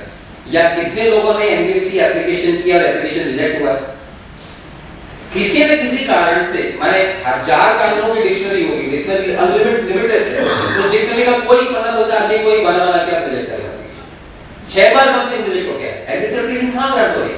तो ये बोलना कि आप एनबीएफसी रजिस्ट्रेशन करा ले, बोलना बड़ा इजी है, रजिस्ट्रेशन मिलेगा कहां से? तो आपके पास कोई चॉइस नहीं. मतलब अगर आपके क्लाइंट की सिचुएशन ऐसा है कि जहां पे फाइनेंशियल इनकम और फाइनेंशियल एसेट्स एक्सीड कर रहा है, तो आपको उसको तरीका बताना पड़ेगा how to come out of it. क्योंकि saying that your company needs registration does not help at all. अगर आपके पास ग्रुप में एक एनबीएफसी है, दूसरा रजिस्ट्रेशन मिलेगा नहीं. अगर आपके पास एनबीएफसी एक्सपीरियंस नहीं है, रजिस्ट्रेशन मिलेगा नहीं. आपके बोर्ड ऑफ डायरेक्टर्स में fit and proper person financial experience वाला नहीं है, तो रजिस्ट्रेशन मिलेगा नहीं. सडनली आदमी बोलता है कि आपके पास तो रिटेल बैंकिंग का एक्सपीरियंस है, मेरे को रिटेल बैंकिंग करनी नहीं है सर, मैं तो कैपिटल मार्केट एक्टिविटी करने वाला हूं. लेकिन आदमी बोलता है आपके बोर्ड ऑफ डायरेक्टर्स के पास कैपिटल मार्केट एक्सपीरियंस नहीं है, रिटेल लैंडिंग एक्सपीरियंस नहीं है. तो किसी न किसी कारण से आपकी एप्लीकेशन रिजेक्ट होगी. Therefore we don't have the option of saying that the company ought to take registration. And therefore you need to advise. And that's what I was saying, that if either of these conditions, on the asset side we don't have much of scope for play. Assets में जहाँ investment है वहाँ है. अगर आपकी assets loans में है तो है, अगर आपकी assets stock market में है तो है, अगर आपने mutual fund में investment कर रखा है तो गलत है.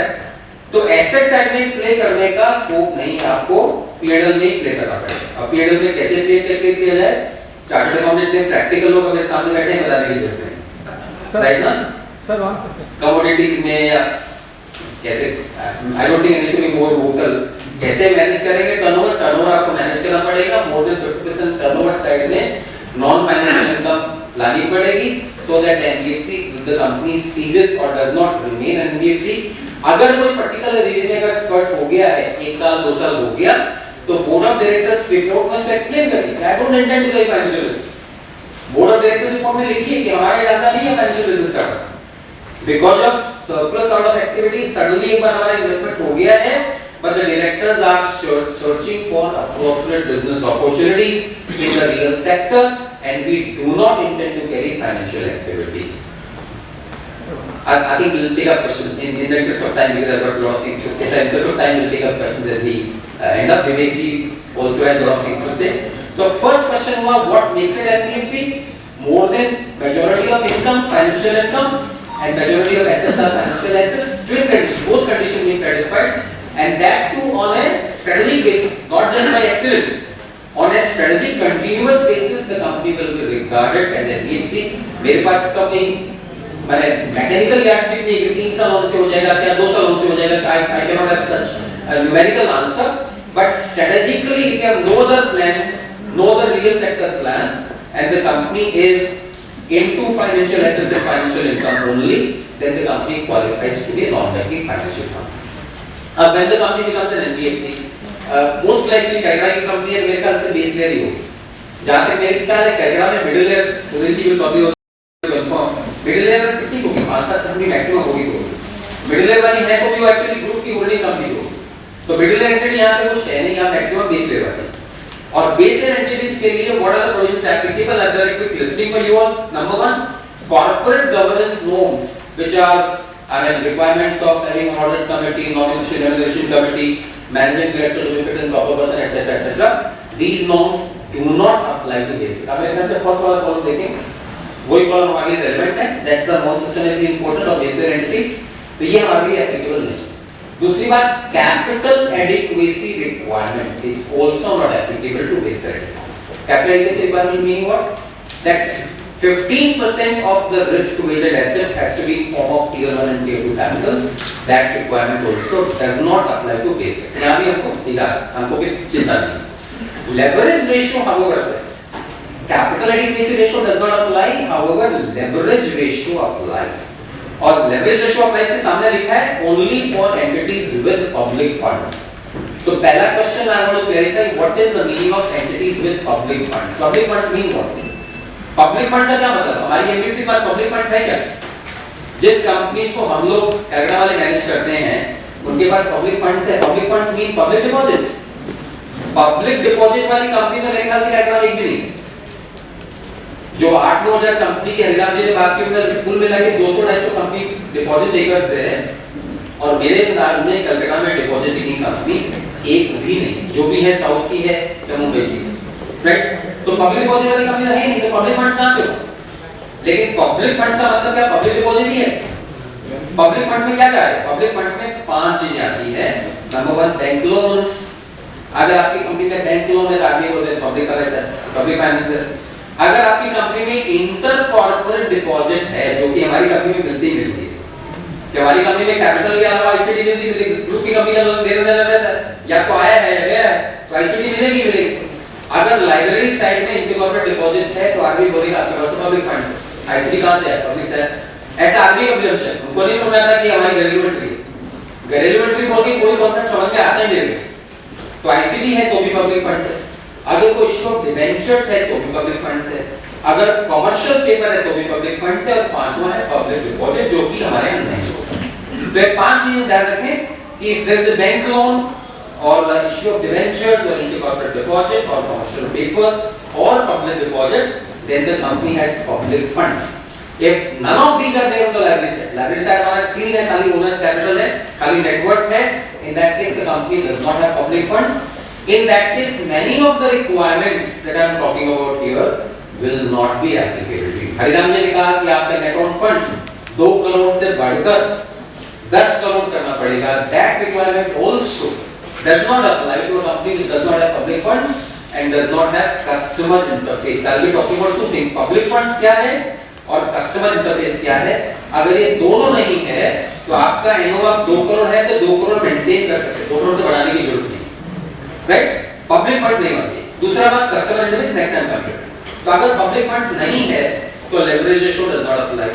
अगर पब्लिक फंड्स है तो लायबिलिटी साइड में हमको leverage ratio ensure करना पड़ेगा. What is the meaning of leverage ratio?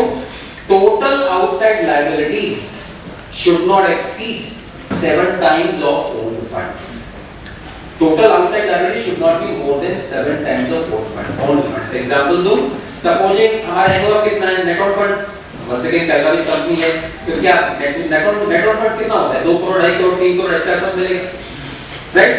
ज्यादा उठा हुआ इंटरकॉर्पोरेट इन्वेस्टमेंट जब 2 की जगह 5 मिल जाएगा, 2 से लेके 5 कितने सपोज 2 करोड़ का नेटवर्क है और हम चाहते हैं कि एसेट्स में 20 करोड़ का इन्वेस्टमेंट होल्ड करें तो 2 करोड़ का नेटवर्क है, 18 करोड़ कहां से आएगा? लोन से आएंगे, इंटरकॉर्पोरेट लोन से आएंगे. तो ये पॉसिबल है क्या? अगर 2 करोड़ का नेटवर्क है, 18 करोड़ की बोरोइंग लायबिलिटीज है, is it possible? Answer is no, it's not possible. Why? Because the ratio is 9:1. Maximum ratio I can have is 7.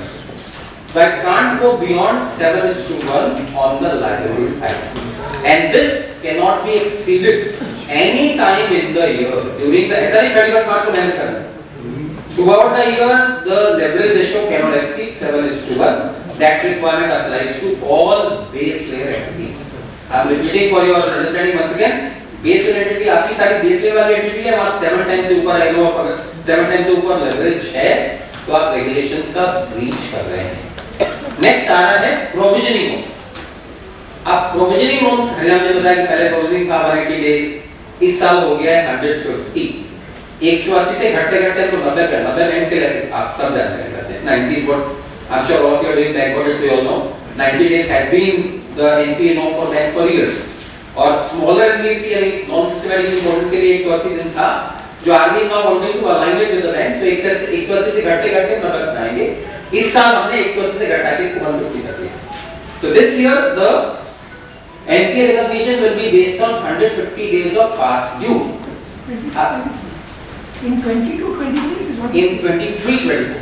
22-23 was 180 days. In 23, that is this year, meaning 23-24, it stands reduced to 150 days. So the glide path will eventually come to 90 days, I think 24-25. Now question is what exactly makes that days past due? 89 days. In case of banks, I'm repeating for banks, we can align it to NBFC by increasing the number from 89 to make it 149. Because we're talking about 150 days here. 89 days that ठीक है. 90th day of any interest or principal not being received, that debt becomes non-performing asset. हमारी जो company है यहाँ entry होता ही नहीं है. बड़ी सरप्राइजिंग बात है. लोन दिया था 2017 में, न कभी इंटरेस्ट आया न प्रिंसिपल आया, लेकिन फिर भी एंट्री नहीं. क्यों सर इंटरेस्ट था नहीं? प्रिंसिपल के लिए प्रिंसिपल था नहीं सर. तो क्या आप कब लेंगे प्रिंसिपल? सब जब इच्छा ले लेंगे. हमने ऐसा लोन दिया जहाँ पे whenever we want the money will come back. Whenever we want interest, the interest will come back. Net और इंटरेस्ट कलेक्ट करते हैं, प्रिंसिपल कलेक्ट करते हैं, still the loan doesn't become NPA. तो आरबीआई की पार्लियामेंट में it okay to give a loan which does not have a repayment date, to say that the loan will be collected when we demand it, or the loan will be repaid when the borrower wants to repay. This is in technical parlance called demand and call loan. Demand and call मतलब I will demand it, the loan will come back. Other person wants to call it, that is return it, that's also demand and call. तो हम ये बोलते हैं मेरा loan तो sir demand and call loan है, क्योंकि मेरी अंडरस्टैंडिंग कस्टमर के साथ ऐसा है कि जब मैं चाहूँ तो मैं पैसा वापस दे देना, और मैंने चाहा नहीं इसलिए दिया नहीं. देखो there is no failure to repay at all. Is it okay in RBI parlance? RBI says if you are giving a demand and call loan, then the maximum term of the loan can be 12 months. 12 महीने के बाद you actually have to either call it or to renew the loan. That would mean अगर 2017 से 2023 तक आपका loan चले आ रहा है, तो आपको हर साल उस लोन को रिन्यूअल करना। रिन्यूअल का मतलब क्या होगा? Your whatever lending committee or your board of directors will have to take a view कि भाई loan is due for renewal, repayment। हमने borrower को evaluate किया, borrower की financial condition फिर भी अच्छी है, borrower wants to renew the loan, documentation दोबारा करना पड़ेगा, renewal करना पड़ेगा। अगर आपने renewal नहीं किया तो the loan is actually become non-performing। और next सबसे बड़ी प्रॉब्लम है इंटरेस्ट सर्विसिंग की। इंटरेस्ट सर्विसिंग हम करते नहीं है, हमको मालूम है कि इंटरेस्ट देंगे रिलीज करेगा, इधर पे हमने फ्री टैक्स लगेगा, तो लोन मोस्टली में इंटरेस्ट सर्विस नहीं होता है। Interest servicing is also mandatory. The impression that we get from 12th November 2021 circular of the RBI which relates to NPAs is that interest should be serviced on monthly basis। interest should be serviced on monthly basis का मतलब क्या? interest should come, हर महीने interest आना चाहिए। अगर interest नहीं आ रहा है तो RBI हम sure will take a view कि your loan will become non-performing। This is I'm saying this RBI says that this always was understanding. However, 12th November 21 circular of the RBI which gave an implementation time till 1st October 2022 that would mean existing loans may be if the terms earlier were let's say paying interest after 6 months, paying interest after 1 year, from 1st October 2022 we were supposed to have implemented the 12th November 2021 circular fully, which means interest should be serviced। ये खाली बोलना कि interest has been आज ये कोई बोले sir और typical बात हो सर हमने इंटरेस्ट रिसीव तो नहीं किया लेकिन इंटरेस्ट को प्रिंसिपल में ऐड कर दिया and therefore we started charging interest on interest। interest को capitalize कर दिया। is that the payment of interest? interest को capitalize करना would actually mean what that becomes a restructuring। that would mean you given time to the customer to pay interest। interest due था और आपने इसको principal में convert कर दिया, that is restructuring। restructuring माने आप modification of loan terms not to pay interest but to pay it as a part of principal, that amounts to restructuring। the moment a loan becomes restructured, doesn't matter how many days past due days, the moment a loan becomes restructured it becomes a non-performing asset। repeating once again, restructuring itself makes a loan non-performing asset। तो really speaking देखें ना हमारे जो individual loan हमारी asset side में खड़े हैं तो सारी मैं समझता हूं मतलब ग्रुप कंपनीज है लेकिन इंटरेस्ट सर्विसिंग नहीं होता है, क्यों नहीं होता है बहुत क्लियर है हमको, लेकिन most of them would have actually turn into NPS. अगर एनपीए हो गया तो what are supposed to do? NPA हो गया, number 1 income will be taken only on cash basis. अगर आप कलेक्ट नहीं कर रहे you will not be booking income. और दूसरी बात you will be required to make a provision of 10% of the unsecured loan है, हो सकता है डाउटफुल हो जाए तो उसमें पूरा 100% प्रोविजन करना पड़ेगा। 10% प्रोविजन तो करना पड़ेगा ही पड़ेगा। और दूसरी बात क्या है? You will also make a separate disclosure। आपकी P&L अकाउंट में there will be a disclosure of GNPA, gross non-performing asset, provision and therefore NNPA। GNPA, provision, NNPA disclosure is mandatorily required in Gujarat। So I am sure this is an area where we all need to be attentive because many of us might be actually making mistake of that। मतलब जितना भी loan दिया हुआ सबका interest monthly interest should be serviced on monthly basis। That's the impression that we get on from the 12th November 2021 circular, which seems to say that even banks will now change the practice। Say I'm not saying I cannot give a loan with bullet repayment of interest। bullet repayment of interest का मतलब क्या है? I have given a loan, let's say maturity of loan is 3 years, I can give a loan where the entire interest will come after 3 years, but then the terms of loan should say that। terms of the loan should clearly say that the interest along with principal will be paid in one single installment on maturity। if the terms were not bullet repayment terms then the interest should be normally serviced on monthly basis। that's the ये पता है 12th of 2021 circular was on NPA treatment, उससे बाद impression निकल गया। if you are getting quarterly starting other earlier before 12th November 21 even banks had the practice of charging quarterly interest, but 12th November 21 circular के बाद the discipline that RBI seems to be expecting is that all banks and all NBFCs will start charging interest on monthly basis। You can set the terms like that in their terms।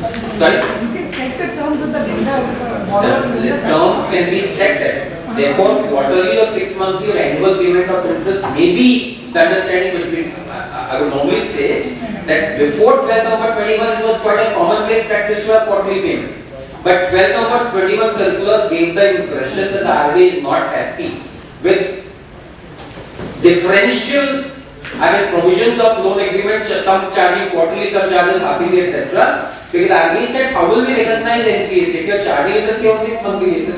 6 महीने मालूम नहीं चलेगा वो loan का क्या question? Loan कमजोर हुआ कि NPA क्या है? जो कमजोर हो, जिसकी क्वालिटी कमजोर होगी, राइट नो? तो कमजोर हुआ कि कैसे मालूम चलेगा? 6 महीने से पहले आप ब्याज ही नहीं मांग रहे, तो कैसे मालूम चलेगा लोन कमजोर हुआ कि नहीं? तो RBI said let the banks come to a standard practice of charging interest monthly. Therefore, after 12 number 21. Our reading is that it's not the expectation of regulator that people will have quarterly, 6 monthly or annual payment of interest. RBI wants a standard, harmonized monthly interest. All the loans. All the loans across the banking sector. Also, the 12 number circular is applicable to NBFCs and banks both, unless, like I said, the loan is let's say bullet repaying loan. 3 साल का loan है, 3 साल के बाद we will collect interest and principal. Both that should then be clearly the terms of the loan, right? Loans के case में ऐसा interest servicing monthly होना हमको समझ में आता है, that's the intent of the circular, unless you are converting the loan into a bond. Bond और डिबेंचर करते हैं, वहां पे कहते हैं 6 monthly annual, you can also zero coupon bond. But loans के केस में expectation is 12 monthly servicing. Practice में अगर मंथली नहीं पर उनको कोई रिपोर्ट करना है, एनपीओ जाएगा रिपोर्ट का बैलेंस शीट में एनपी आ जाए. नहीं वो क्वार्टरली इंटरेस्ट आ 31 मार्च में इंटरेस्ट आ गया पूरा. देखिए ऐसा सपोज मंथली टर्म्स था और महीने में नहीं क्या फर्क पड़ा? 89 डेज तक दिक्कत नहीं, अभी इस साल तो 5 महीने 5 मंथ तक दिक्कत नहीं. अगर मंथली आया मंथली नहीं आया सपोज, तो पहली बात तो ओवरड्यू हो जाए. अगर मंथली स्टिपुलेशन था इंटरेस्ट आ रहा है क्वार्टरली, तो हिसाब से ओवरड्यू हो जाए. ओवरड्यू हो रहा है तो basically overdue interest should be applicable. मान लीजिए आप ओवरड्यू इंटरेस्ट नहीं दे रहे, that's not a regulatory problem. और अगर क्वार्टरली पैसा आ जा रहा है तो डजंट बिकम एनपी. एनपी होगा 5 महीने के बाद, 2 महीने के बाद आपका इंटरेस्ट आ गया तो there is no issue. But essentially the terms of the loan, अगर आप इंस्पेक्शन आरबीआई कैरी करता है, RBI says that your loan agreement says quarterly payment of interest, my expectation is RBI will give an adverse obligation, right? So expectation of regulator is harmonised system of monthly servicing. PF only ना, PF अगर नहीं है तो this entire PF वाली entity को ही applicable. ये तीनों बात तो कर रहा हूं. Provisioning norms, asset classification, concentration are applicable only to entities with public funds. अगर आपकी बैलेंस शीट में पब्लिक फंड्स है नहीं तो भाई साहब आपको मेरी बात सुनने को आपकी जरूरत नहीं है. पब्लिक रिलैक्स सैटरडे आफ्टरनून का बैठे यूज कर सकते हैं. पब्लिक फंड्स आपको ही सुनना है, बाकी इसकी सुनने की जरूरत नहीं है. लेकिन मेरे को लगता है most of the balance sheet में पब्लिक फंड मिल जाते हैं, आईसीडी मिल जाते हैं ना, लाइब्रेरी साइड में इंडियन गवर्नमेंट लोन मिल जाते हैं. नहीं अदरवाइज पूरा कैपिटल फंडेड एनबीएफसी कहां से आता है? आता है क्या? लाइब्रेरी साइड में पूरा कैपिटल और नेटवर्क भी वैसा है, बहुत कम देगा. अगर है तो बहुत अच्छा, बहुत सही आदमी सर, बधाई बात. Concentration norms also apply only to concentration norms. मतलब this is that concentration norms do not apply to based entities. तो 3 चीजें जो based entity को अप्लाई करती है, only entity with public funds. Number 1 leverage ratio, number 2 provisioning norms, number 3 asset classification. Asset classification provisioning दोनों integrate है. And asset classification meaning what? Standard, substandard, non-performing classification that also applies to entities with public funds only. Then comes 3 other things which are applicable to entities with customer interface. Customer interface मतलब जिसका customers के साथ dealing. Customer का मतलब क्या है? RBI के parlance में on your asset side you have a loan. आपने किसको लोन दिया आरबीआई कुछ नहीं दिया. लोन अगर है that means you are giving a loan to somebody. Who is that somebody? The customer. That somebody is customer. तो आपका कस्टमर हो गया, कस्टमर के नाते आपसे लोन लेने आते हैं.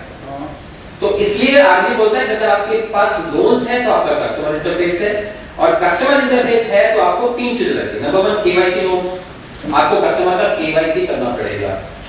धीरे धीरे आप देख रहे हैं केवाईसी का जो शिकंजा है वो कितना मतलब कितना सख्त तो हमेशा से था, अब कितना बड़ा हो रहा है.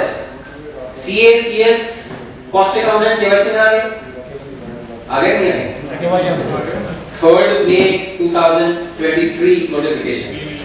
उस पीएमएल केवाईसी कब तक है? पीएमएल केवाईसी का रिक्वायरमेंट पीएमएल में आप कवर्ड है, आप केवाईसी करना है. KYC is the requirement under you are reporting entity. All people in this hall are reporting entities. So ICT is also customer. PML पहली बार 3rd में, उसके बाद 9th में उसको और विस्तार आ गया. उसमें तो बहुत चीजें हैं. उसमें तो director, CS, trustee of the fund, partner of the partnership firm et cetera वो भी पीएमएल है. तो KYC is become a standard thing. KYC का मतलब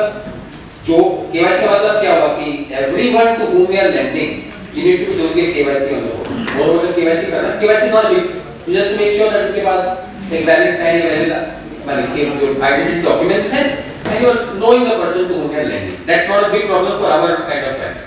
CIC report, credit information company. CIC का मतलब है credit information company, जो कि 4 है, सिविल के साथ 4 है, तो चारों का चारों CICs में आपको CIC रिपोर्टिंग करना है. That is also applicable to NBFCs with customer interface. और third thing is fair practices code. Fair practice code मेरे ख्याल से बहुत बड़ा बात नहीं है. 2 पेज का कोड बनाना है, हम तो बहुत fair नहीं करते हैं, unfair काम करते ही नहीं हैं. जिंदगी में unfair काम किए हैं, lending के बाद fair ही है. तो ये 2 पेज का आपको fair practice code कहीं से उठा लीजिए, आप बना लेंगे, right? Fair practices code में दिक्कत नहीं है, KYC कोई दिक्कत नहीं है, CIC रिपोर्टिंग में दिक्कत है, क्योंकि 4 CIC के साथ रिपोर्टिंग करना मेरे ख्याल से सबके लिए compliance code है. This is all applicable to entities with customer interface. तो customer interface का मतलब क्या हुआ? अगर आपकी asset side में खाली investments है, for example shares है, debentures है, stocks है, mutual funds है, I don't have any customer. I don't have a customer at all. Investing money in stock market is not customer. So if you have converted your loans into bonds, मेरे ख्याल सोच सकते हैं, loans को bonds में convert कर लिया, तो वो customer interface की requirement है, because you are not giving loan, therefore you don't have a customer. If you don't have a customer interface, then these 3 things don't apply to you at all. There is no need for CIC registration at all. अगर आपकी company खाली capital market में invest कर रही है, खाली bonds में, debentures में invest कर रही है, there is no need for CIC registration. So ICD customer interface. ICD loan है, ICD का मतलब लोन ही है. अब कोई आदमी बोल सकता है कि ICD में तो देखिए डिपॉजिट वर्सेस लोन में क्या डिफरेंस है. विवेक जी मेरे ख्याल से और थोड़ा विस्तार से बता सकते हैं डिपॉजिट वर्सेस लोन में क्या डिफरेंस है. खाना अगर भूखा खाने के पास जाता है तो वो तो लोन है, और खाना भूखे के पास जाता है डिपॉजिट है. दोनों की बात एक ही है. मतलब समझ गए ना. अगर जिसको पैसे की जरूरत है वो जिसके पास पैसा है उसके पास जाता है तो बोलता है इससे लोन लेने जाओ, उधार लेने जाओ. उल्टा हो गया, मेरे पास पैसा है, मेरे को पैसा कहीं रखना है तो मैं रखने के लिए आपके पास जाता हूँ, डिपॉजिट. हम बैंक में डिपॉजिट रखने जाते हैं. बैंक आपके पास नहीं आता, आप बैंक में डिपॉजिट करते हैं. और बैंक लोन लेने का मतलब जिसको पैसे की जरूरत थी उस that was the initiator of the transaction. जिसके पास था पैसा, if that person is initiated, that becomes a deposit. It may be argued that deposit is not a case of customer because the customer never came to me. I went to the person for placing deposit, so it's a deposit. इसका भी documentation अगर मेरे ख्याल से इतनी चतुरता सबको आती है कि documentation कैसे करें, it becomes a deposit. It may be argued that it's a case of a deposit, not a loan, and therefore it's not a customer interface. Right? So Stat auditor certificate is applicable to all NBFCs. Every NBFC auditor is to certify whether the company in question has complied with applicable regulations, and if the entity in question is not registered and is still carrying financial business. I'm sure all of you are getting seriousness of this. If the company is carrying financial business without NBFC registration, then as a part of CARO report, you still have to qualify that the company is carrying financial business without registration.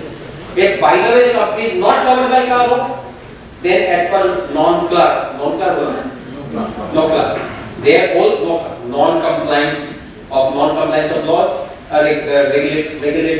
regulators report. So non-compliance of acts and regulations. Okay, so they are also you need to report to the applicable to the relevant regulator. That is if the company is covered by NBFC direction. अगर कोई company registered है नहीं, suppose NBFC है नहीं, तो why do you come under NBFC regulations at all? My company is not even registered. So, and in that case you have to make it a part of CARO report. अगर CARO भी applicable नहीं है, it will still be a breach of RBI Act and therefore still requires reporting by the auditor. So auditor anyway has to see is the company NBFC?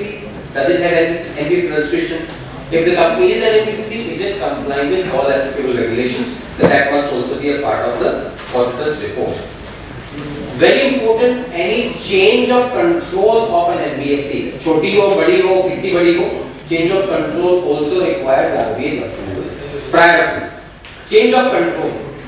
जो मैं बोला था ना, बरसों से काम का पेड़ हम पाल रहे हैं, कहीं फल देगा, कहीं टूटेगा शायद. लेकिन जब बिकने की बात आ गई, चेंज ऑफ कंट्रोल मिल गया applicable.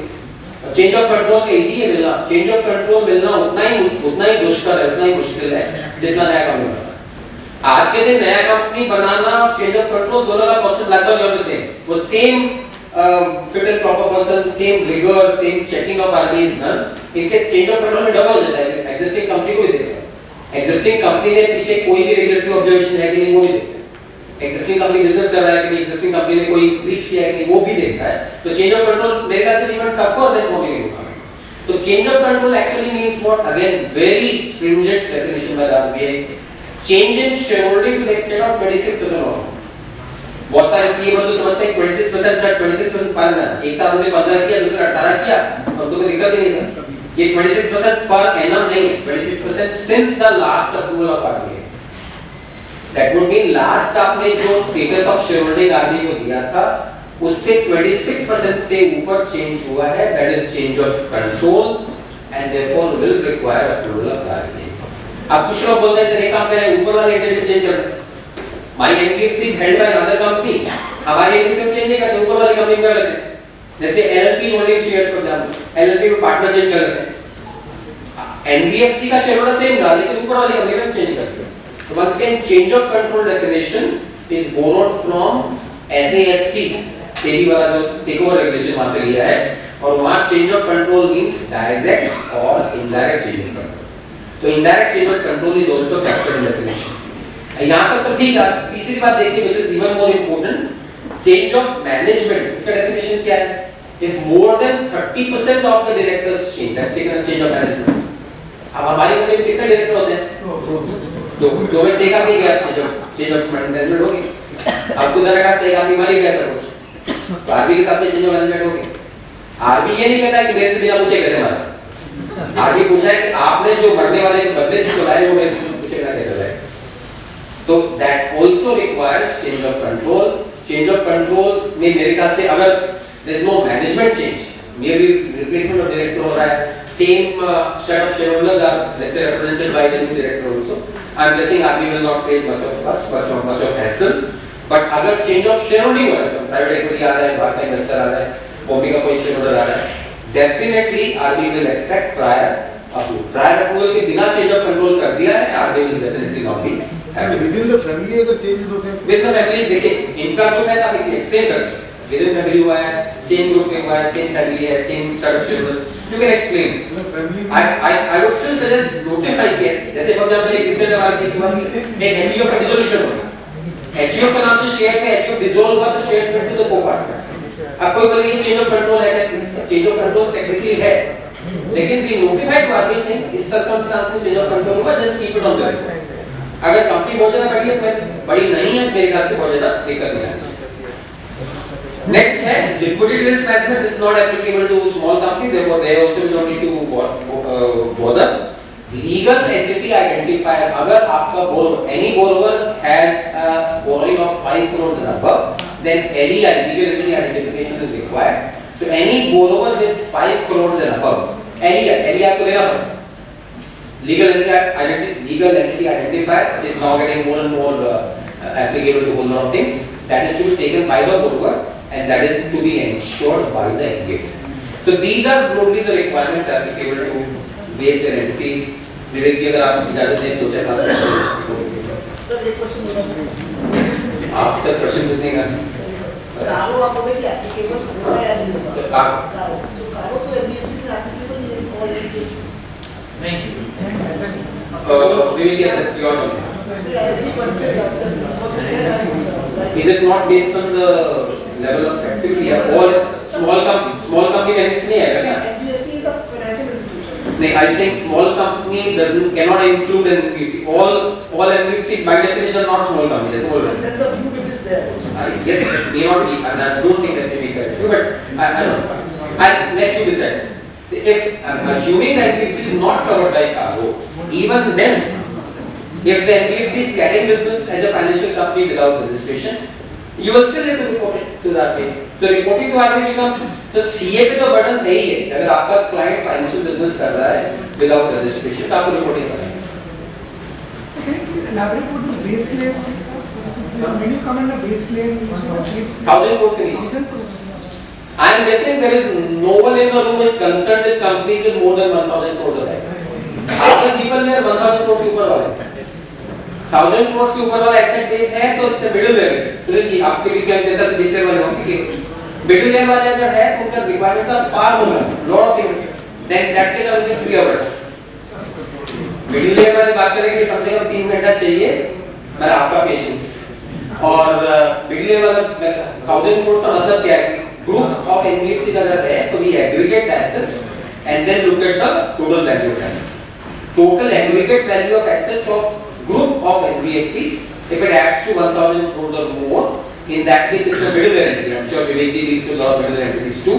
But middle layer entities में requirements are far more common. वहाँ पे corporate governance norms जो अरविंद जी बता रहे थे कि large exposure framework, वो वाला applicable है upper layer. Upper layer is even a far more stringent. Upper layer में आज के दिन खाली 16 entities, बहुत ज़्यादा नहीं है. 16 entities have been notified as upper layer. Base layer में मेरे ख्याल से 8000 के आसपास कंपनी आनी चाहिए और मिडिल लेयर में लगभग 900 एंटिटी आएगी। तो 8900 16 एंटिटी अपर लेयर में और टॉप लेयर में कोई एंटिटी नहीं। टॉप लेयर में कोई एंटिटी होने का है भी नहीं।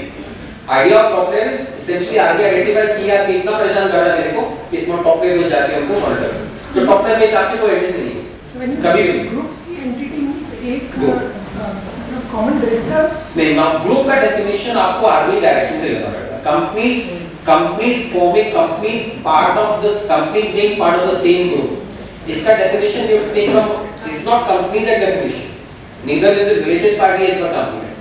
Definition of companies in the group or companies in same group comes from RBI regulations, which has 6 bullets, which include things like 20% equity investment, companies having same flagship name, companies having 371 definition, companies under the same management as per section 370 of 56 Act. Companies being related parties as per A17 definition. So there are various parameters in case of listed company, promoter-promotee relationship, companies being subsidiaries or associates. So subsidiaries, associates, promoter-promotee, companies with same trade name, related party as per A18 and 20% equity investment. These are the 6 bullets of companies in same group. तो same group वाली company अगर है तो अगर सारी NBFC है तो उनके एसेट्स को भी हम aggregate to see if we are hitting the limit of 1000 crores. If we hit the limit of 1000 crores, then we move from base layer to middle layer. Any time during the year, this may not be 31st March तक wait नहीं करना है. अगर 1000 crores की limit hit कर गए, then we immediately become a middle layer entity and then we start complying with middle layer regulation. Base layer में जो भी regulations applicable है, all of these apply to middle layer. Middle layer में in addition lot of other regulations come, which I don't need to bother about here. Because I don't think valuation in days के हिसाब से कभी चली जाए days लिखा हुआ asset की value क्वेश्चन ये है कि asset की value कैसे लेंगे तो simple answer asset value will be taken as per the balance sheet। Balance sheet में आपने जो भी वैल्यू डाला है तो इंडियन कंपनी आपने एसेट्स को फेयर वैल्यू में रीस्टेट कर रखा है will take the value will take whatever value you are reporting in your financial report financial statements। Whether you are India or Aiga company, whatever value is stating in the financial statements, that's the value. Likewise, अगर ऐसे Indian होने के नाते आपने shares का valuation किया, revaluation किया और उसके वैल्यूएशन का चलते आपका गेन आ गया, पीएनएल में गेन आ गया, that will also form part of financial income। जो आप financial income, financial assets बोल रहा था for determining NBFC, that includes fair valuation gains as well, provided the valuation gains are routed through the P&L account. If it's routed to OCI, no issue. If it's routed to P&L account, it will form part of the income for the purpose of NBFC classification। Yes sir। Monthly servicing of loan जो है, is it applicable on loan जो आप ले रखे हैं या जो loan आप दे रहे हैं? देने वाला NBFC अगर है तो उस पे लेंडर है। तो अगर लेंडर किसी को दे रखा है तो उस पे मंथली मैं लेंडर हूँ क्या? अगर मैं NBFC मैं बोल रहा हूँ कि lender I am the lender. I am the lender. I need to observe the 12th November 20 circular. I need to ensure that the interest is serviced on monthly basis. My loan provides for payment of interest on monthly basis. These requirements are applicable to a lender. Lender has to stipulate the terms of loan to require servicing of interest on monthly basis. And अगर मैं public funds access नहीं किया तो मेरे then I don't need to bother about this at all. तो फिर मैं एक साल से भी दिखाता हूँ और एक्रूव करते जाता हूँ तो कोई दिक्कत नहीं है। मेरी लाइब्रेरी साइड में कोई पब्लिक फंड्स नहीं है, then these loans not apply to me at all. And income recognition, provisioning, etc. do not apply to me at all. मैंने अगर लाइब्रेरी साइड में पब्लिक फंड्स नहीं है, पर आराम से चेन की नीचे होती है, बहुत सीधी बात। पब्लिक फंड नहीं है तो customer interface is not a problem. नहीं, पब्लिक फंड्स नहीं है, कस्टमर इंटरफेस है, तो नीचे वाले तीनों से लगेगी। सीआई में लगेगी। सीआई नहीं है, पब्लिक सीआई है, पब्लिक फंड नहीं है, ऊपर वाली चीज नहीं लगेगी। और दोनों नहीं है तो अब लास्ट चीज है कि 2 करोड़ की नेटवर्क पे आराम से कर सकते हैं। उसके इसके एसेट साइज डजंट मैटर, आपकी 2 करोड़ नेटवर्क हो, 1000 करोड़ से ऊपर की एसेट्स हो, doesn't matter, you are still limited. Entities without public funds and without customer interface can survive with 2 crore NOF without any with no restriction of asset size. Asset size 1000 crore तो भी दिक्कत है। Syndicators और current liabilities तो public fund नहीं। Current liability क्या चीज? Current liability for what? Like expenses. देखिए आप being a CA I don't tell you आपको substance देखना पड़ेगा. Is it actually current liability or is it loan being shown as current? अगर loan let's say payable within 12 months we show current maturity of loans, current liability दिखाते हैं। अगर आपकी borrowings है, borrowing whether shown on current maturity basis or more than 12 month maturity basis, अगर expenses outstanding है, that's not a liability, that's not a loan. Syndicators. Then I am looking at the liability side only. I am bothered about sundry creditors, not debtors. Sundry creditors are for expenses, no issue, but if it's actually a borrowing, then it's a problem. CIC registration नहीं हो तो क्या होगा? Entire fund of the company invested in property. In what? Property. Getting only rental income. Then why am I here? We don't even need. आज के दिन अब क्यों बैठे? पहली वाला काम हो गया, जा सकते हैं। इसके बाद एनबीएफसी क्या बनेगा? अगर हमारा सारा investment is in property, then your day is over because you are free man. माने then एनबीएफसी है तो विवेक की बात सुनिए, मेरी बात सुनिए। विवेक से ये एनबीएफसी की बात करने वाले हैं अभी। ऋषि की बात जरूर सुननी होगी। तो अगर आप इतना करना कि नॉट एनबीएफसी जॉब, अगर हमारा सारा expense in properties and I am getting income on property, लेकिन मैक्सिमम प्रॉपर्टी वाली कंपनी में क्या होता है कि रेंट इनकम कलेक्ट होते होते वो रेंट इनकम कलेक्ट और आ जाए। Redeploying the surplus into properties is always difficult. Property पे लिक्विड चीज है, जब आएगी तब आएगी। तो रीडिप्लॉयमेंट तो normally happen in mutual funds और इन आई और आईसीडीज और ऐसे स्टॉक मार्केट्स। तो बढ़ते बढ़ते वो प्रॉपर्टीज पर सीख कर जाते हैं और वहां पे जो एनबीएफसी डिक्लासिफिकेशन ही होगा। ऐसा मैक्सिमम हमने देखा कि प्रॉपर्टी बिजनेस था, लेकिन चलते चलते accumulated surplus becomes so high that it becomes और on the verge of becoming an NBFC. तो वहां पे I think people wise people like you will suggest कि यार टर्नओवर डाल दीजिए। सीआईसी रजिस्ट्रेशन सीआईसी में सर ऐसा और मेरी क्वेश्चन बता दूं। सीआईसी पहली बात देखिए, सीआईसी है, सीआईसी का मतलब कोर इन्वेस्टमेंट कंपनी या क्रेडिट इन्फॉर्मेशन कंपनी। सीआईसी दोनों words important. Core investment company के दो मीनिंग है, कोर इन्वेस्टमेंट कंपनी और credit information company, CIBIL for that. CIBIL is a CIC, but एक दूसरा टर्म है CIC means core investment company. मैं पहले आपको कोर इन्वेस्टमेंट कंपनी वाला बता दूं। Once again, in a crowd of C is very important. If my company is a core investment company, right? If my company is a core investment company and I don't have public funds definition once again you all know. पांच बार. If my company is a core investment company does not have public funds, then I do not need RBI registration at all. I don't need RBI registration at all, no matter what is the asset size of the company. आप पूछेंगे core investment company है। एक दूसरी बात और बोल दूं before we go to what is the meaning of core investment company. अगर कोर इन्वेस्टमेंट कंपनी है, पब्लिक फंड्स भी है, but the asset size is limited to 100 crores, in that case also I do not need RBI registration. Repeating both the points, if my company qualifies to be CIC, has public funds, assets are limited to 100 crores, I don't need RBI registration. Part 1. Part 2, my company does not have public funds, asset size is 5,000 crores, good holding company, it still does not need RBI registration. So what is that core investment company? The company which invests only in group companies, उसका सारा investment within the group ही है। Once again group की definition के 6 bullet आप recall कर रहे हैं, मतलब है subsidiary, holding subsidiary, associate companies, 20% equity investment, common flagship or common trade name, related parties as per AS 18 and promoter promotee as per SEBI ICD definition। इनमें से 6 में से कोई भी definition में पढ़ने वाली कंपनी, उसी के भीतर आप इन्वेस्ट करते हैं। The entire investment is into equities and loans to these good companies. Some further conditions also are there, then the company will qualify to the CIC. CICs do not need registration with RBI. तो अगर हम चाहें कि RBI का compliance बड़ा उनको manage करना बड़ा मुश्किल हो रहा है, and we are actually group investment company, you can actually qualify CIC and come out of the RBI फंडा. बिना मतलब फंडा गले में डाल के घूम रहे हैं. ग्रुप में इन्वेस्टमेंट करते हैं हम तो क्यों RBI रजिस्ट्रेशन मेंटेन कर रहे हैं? CIC क्वालिफाई करें ना.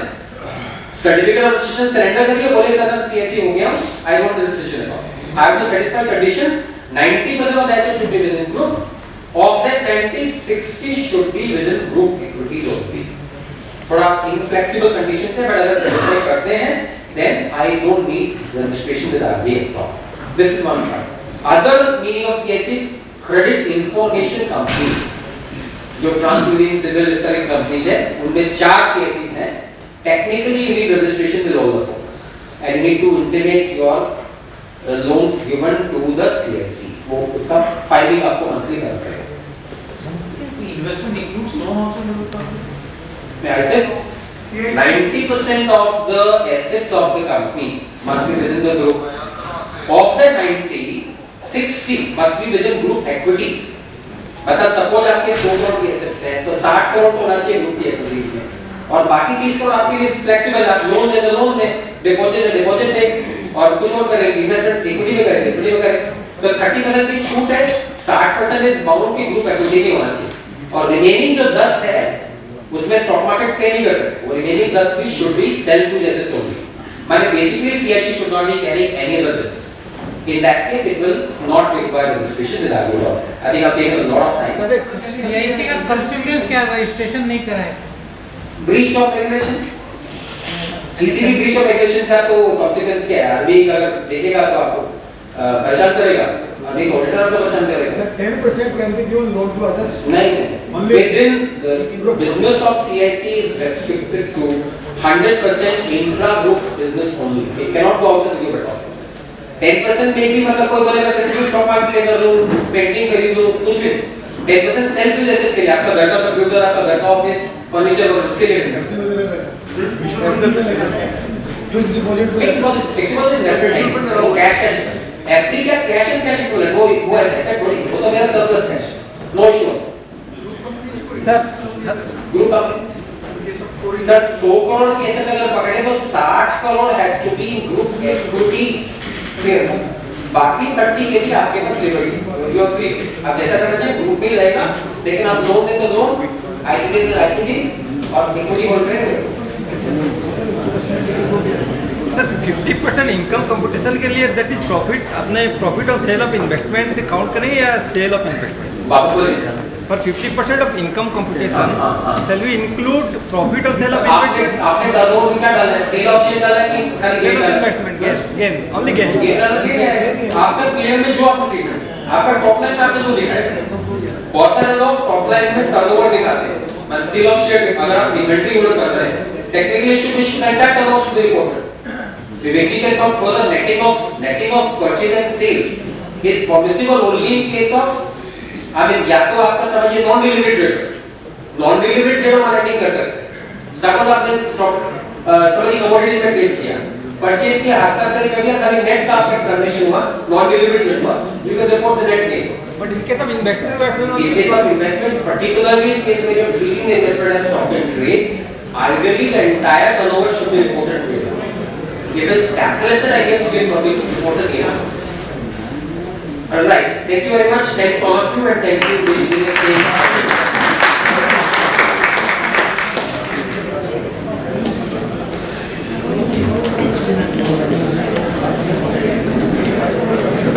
Thank you, Vinodji.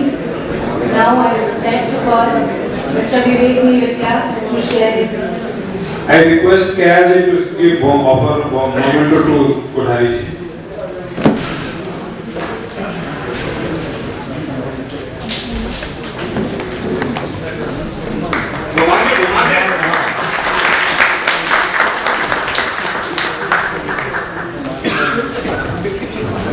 Vivek ji, please. A very good evening to colleagues, friends and seniors present here. Thank you, Kodhari ji, for a wonderful session on the scale-based regulatory framework and the recent regulatory changes which have been brought out in the NBFC regulatory framework. I think one point which he highlighted is very, very relevant for us professionals is the kind of compliances which Reserve Bank is expecting from us as professionals and us as directors of NBFCs, wherein we are managing those NBFCs as part of the management of the respective entity. What is happening now is the regulations of the NBFCs are being gradually brought in line with the regulatory framework which is expected from the banks. And the kind of regulations that we look at, these regulations, it's not just NBFC being looked at. As what I will cover in this session is the disclosures regulations which have changed in the recent past 1 year. We as auditors need to be very much aware of what the disclosures need to be given, and there has been a circular issued on 19th April 2022 which is now applicable to all the NBFCs based on the scale in which the NBFC is. So even if I am an NBFC in the base there are multiple regulations with respect to disclosures which now I have to comply with. Coming to those disclosures, what I will do is basically I will take you through those additional disclosure requirements which are applicable to the NBFCs.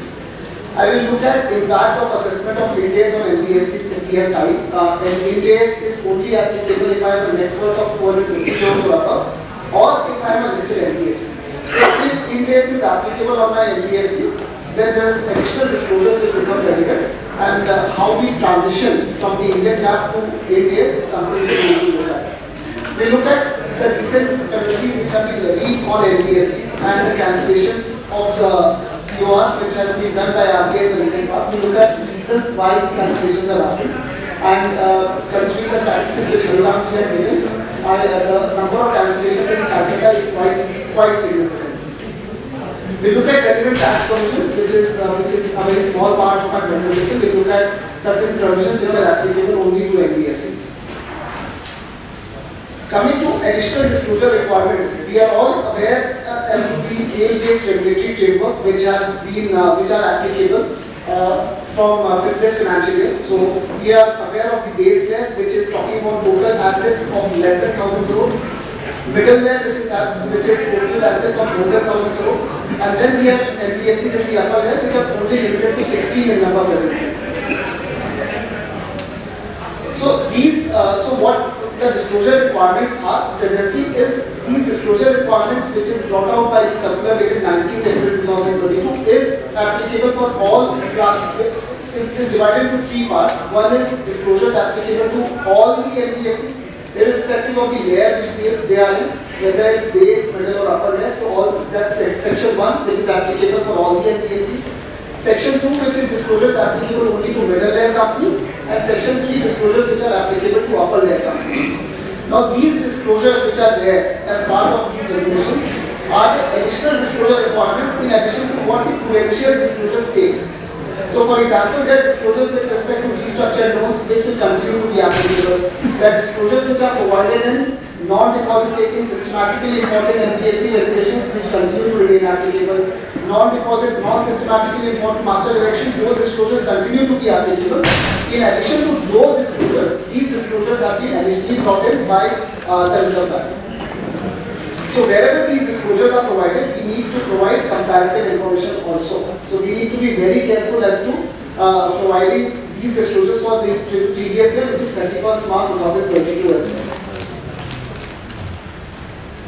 So we will not get into the classification of base layer, middle layer, upper layer. I think Mutali has covered that. So we will not get into what scale-based regulation is.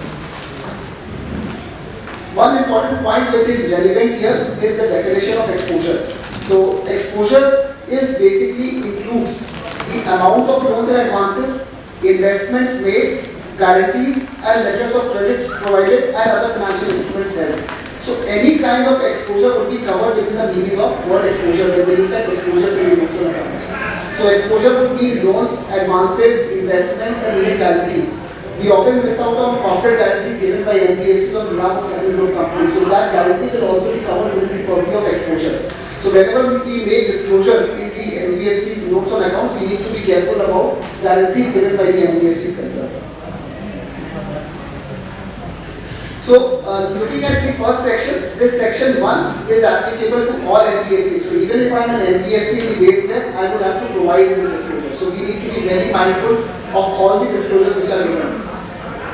If certain disclosures are not at all applicable, we may exclude those disclosures. It's not necessary to write nil in all the columns. But if disclosure is applicable, even if there's one row which is relevant, we need to ensure that those disclosures are appropriately given. So presently, only systematically important NBFCs were required to give disclosures with respect to exposure to real estate. Now all the NBFCs, irrespective of whichever category they are in, I would have to provide exposure to real estate in the following format. So what is required to be provided here is if I have given a residential mortgage, if there is a loan against commercial real estate, if I have invested in a mortgage-based securities, or if there is an indirect exposure on National Housing Bank and Housing Finance Company. So indirect exposure in all respects mostly would not be there. With respect to direct exposure, if there is a loan which has been given against security which is against real estate, we need to cover this within real estate exposure.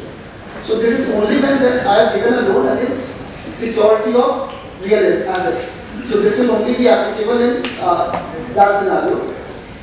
In cases of NBFCs which we normally deal in, there is mostly an unsecured loan.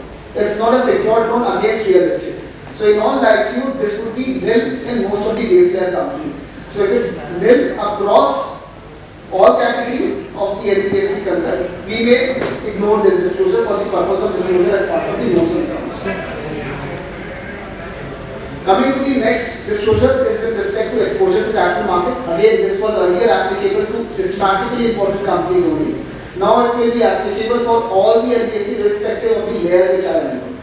So this is a capital market exposure, so this would include all these disclosures. So what are the disclosures? If I made a direct investment in either equity shares, convertible bonds, debentures, or units of equity-oriented mutual funds, this would be covered within the category of capital market exposure. Advances against shares, debentures, bonds, etc. would also be covered within capital market. So, for example, if I made an advance for which shares are yet to be received, that would be covered within the category of capital market exposure. Advance for any other purpose where shares or convertible bonds or convertible debentures are taken as primary security, this is essentially a secured loan against the security of equity shares or capital instruments are taken. Again, advance for any other purpose where the collateral security is in the nature of equity shares or convertible bond instruments. So please note here, it is only convertible debentures, convertible bonds or convertible instruments. It is non-convertible instruments are not capital market exposure. So it is only when the particular instrument is convertible in nature, then the exposure to capital market will be required to be made. So even if I have invested in equity shares, direct investment in equity shares of any company, even listed shares, that will be covered as part of exposure to capital markets and be required to give those disclosures as part of clause 1. So this disclosure would be applicable to almost all our NBFCs, even if we have a single rupee investment in any of the equity instruments. So this will form part of that exposure to capital market. This disclosure is applicable to all classes of NBFCs, irrespective of the size. So we need to be very careful about this disclosure.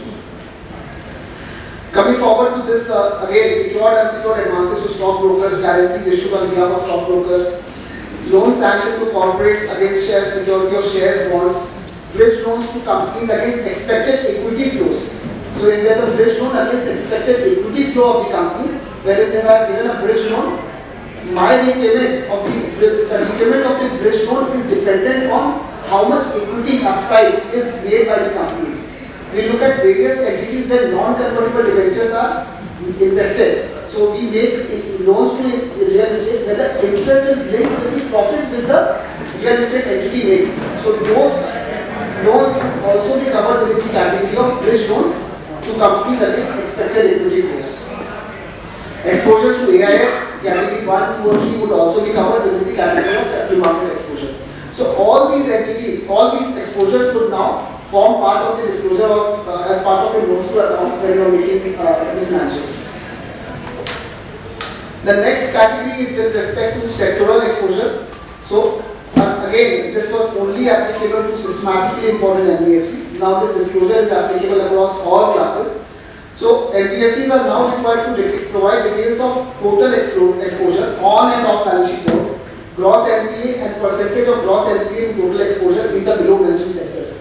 So we have to divide the exposures which the company has given loans to in the following categories. So we have to divide it into whether the loan has been given to the sector, agriculture and allied sectors, industries, which industries are industry categories are specified, services category are again specified, personal loan, there are additional details which are required, which is there in the 90 April circular, and others. So again, we have to give a separate disclosure if an exposure to a specific subsector or an industry is more than 10% of the tier 1 capital. What is tier 1 capital? It's a net owned fund of the company essentially.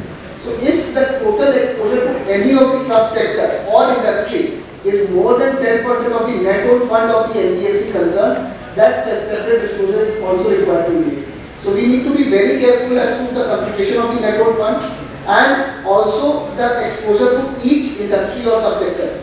What happens in this side region of the country is when we extend loans to a particular subsector or some particular industry. So in all likelihood there would be a breach of, it's not a breach, there would be an exceeding the exposure would exceed the 10% of the net owned fund, and therefore we have to highlight that. So we have to specifically state that exposure to this subsector is more than the 10% of the tier 1 capital.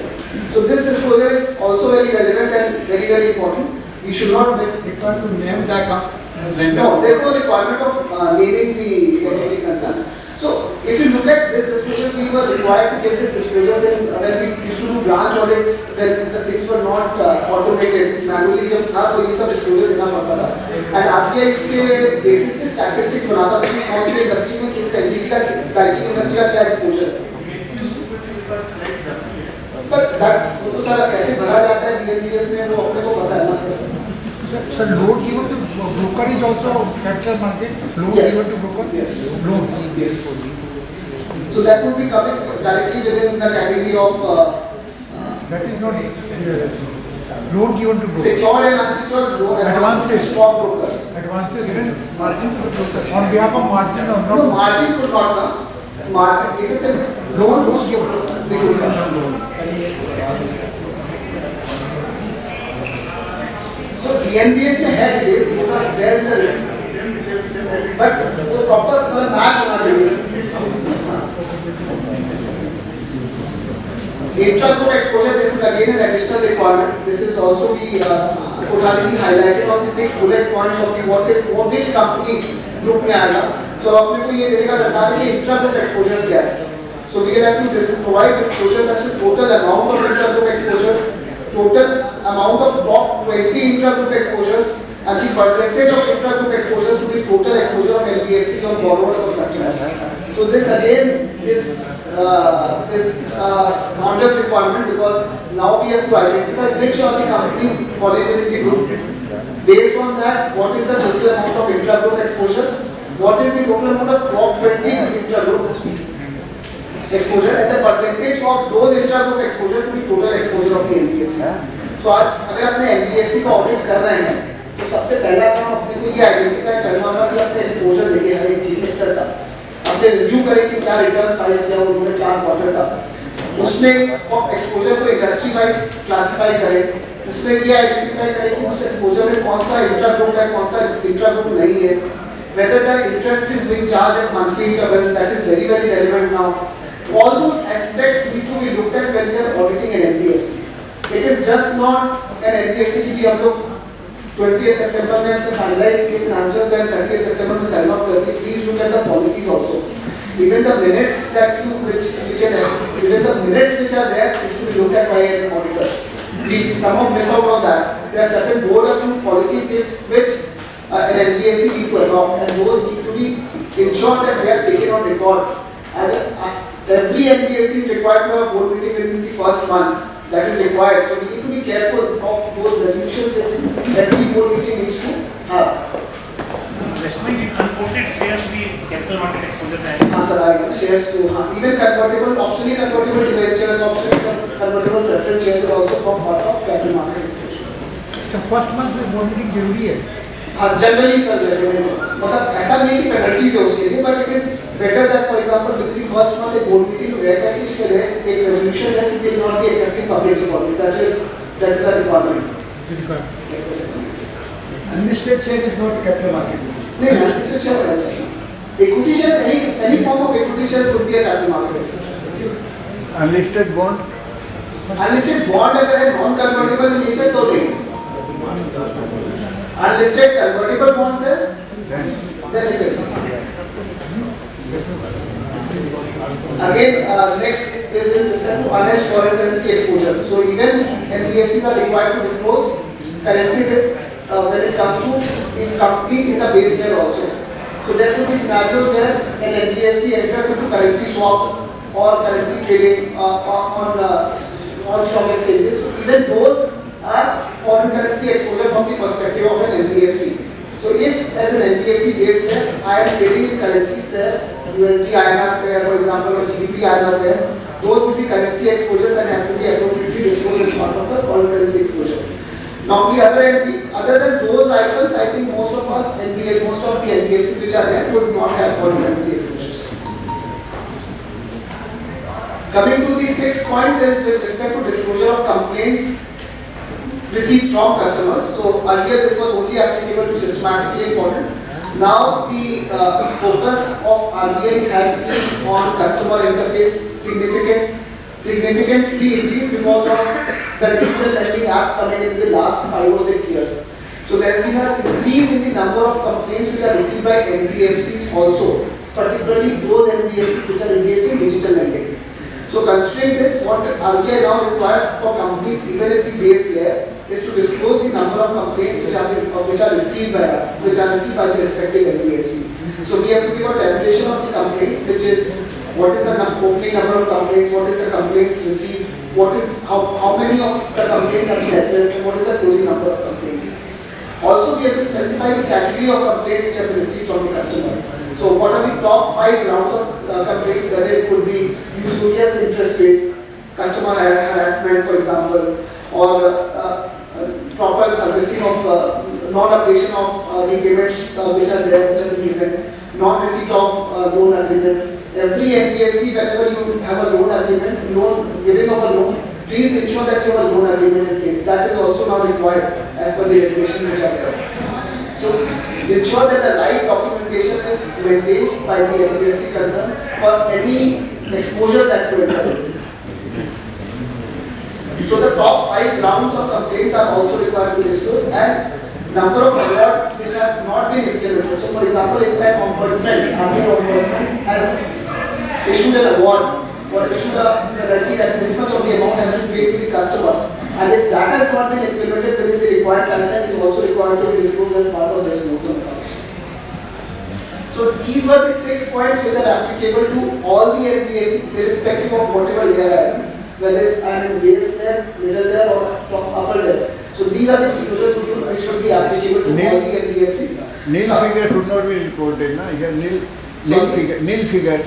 Sir, complaints है तो कर देना चाहिए. I think this is again it's a matter of choice with respect to each auditor, because यहाँ पे जो top sheet पे जो है नोट सर्कुलर का उसमें ये clearly लिख दिया कि अगर मेल है तो दरकार नहीं है, उसमें ये लिख दिया है. तो ये ऐसा नहीं हो कि आप complaints को assess नहीं किया. As auditors we should be able to assess whether the complaints have been received or not. There should be a mechanism. There are 20 points. We are reporting only in 2 points. ठीक है, but there should be a board approved policy on how you deal with complaints. That is required. If you do not have a board approved policy on how you deal with complaints, अब बाद में inspection होगा तो आपको कोई complaints की वजह से policy नहीं है आपके पास. तो आप इसीलिए minutes become very relevant now. तो आज minutes अपने बाद में बनाते जाते हैं और अभी time भी बन जाए minutes, तो it is always very relevant. And what as auditors when we look at minutes, we look at एक wholesome picture मिलता है कि NBFC किस तरीके से compliance कर रहा है. That is very helpful. Coming to section 2, which is only applicable to NBFCs which are in middle layer. Kothari ji made a very important point is if I have an NBFC which may apparently look to be a base layer company, but if that NBFC is part of a group with obvious total assets is more than 1,000 crores. So even the NBFC which has having a total assets of 10 crores is a company which is falling in middle layer.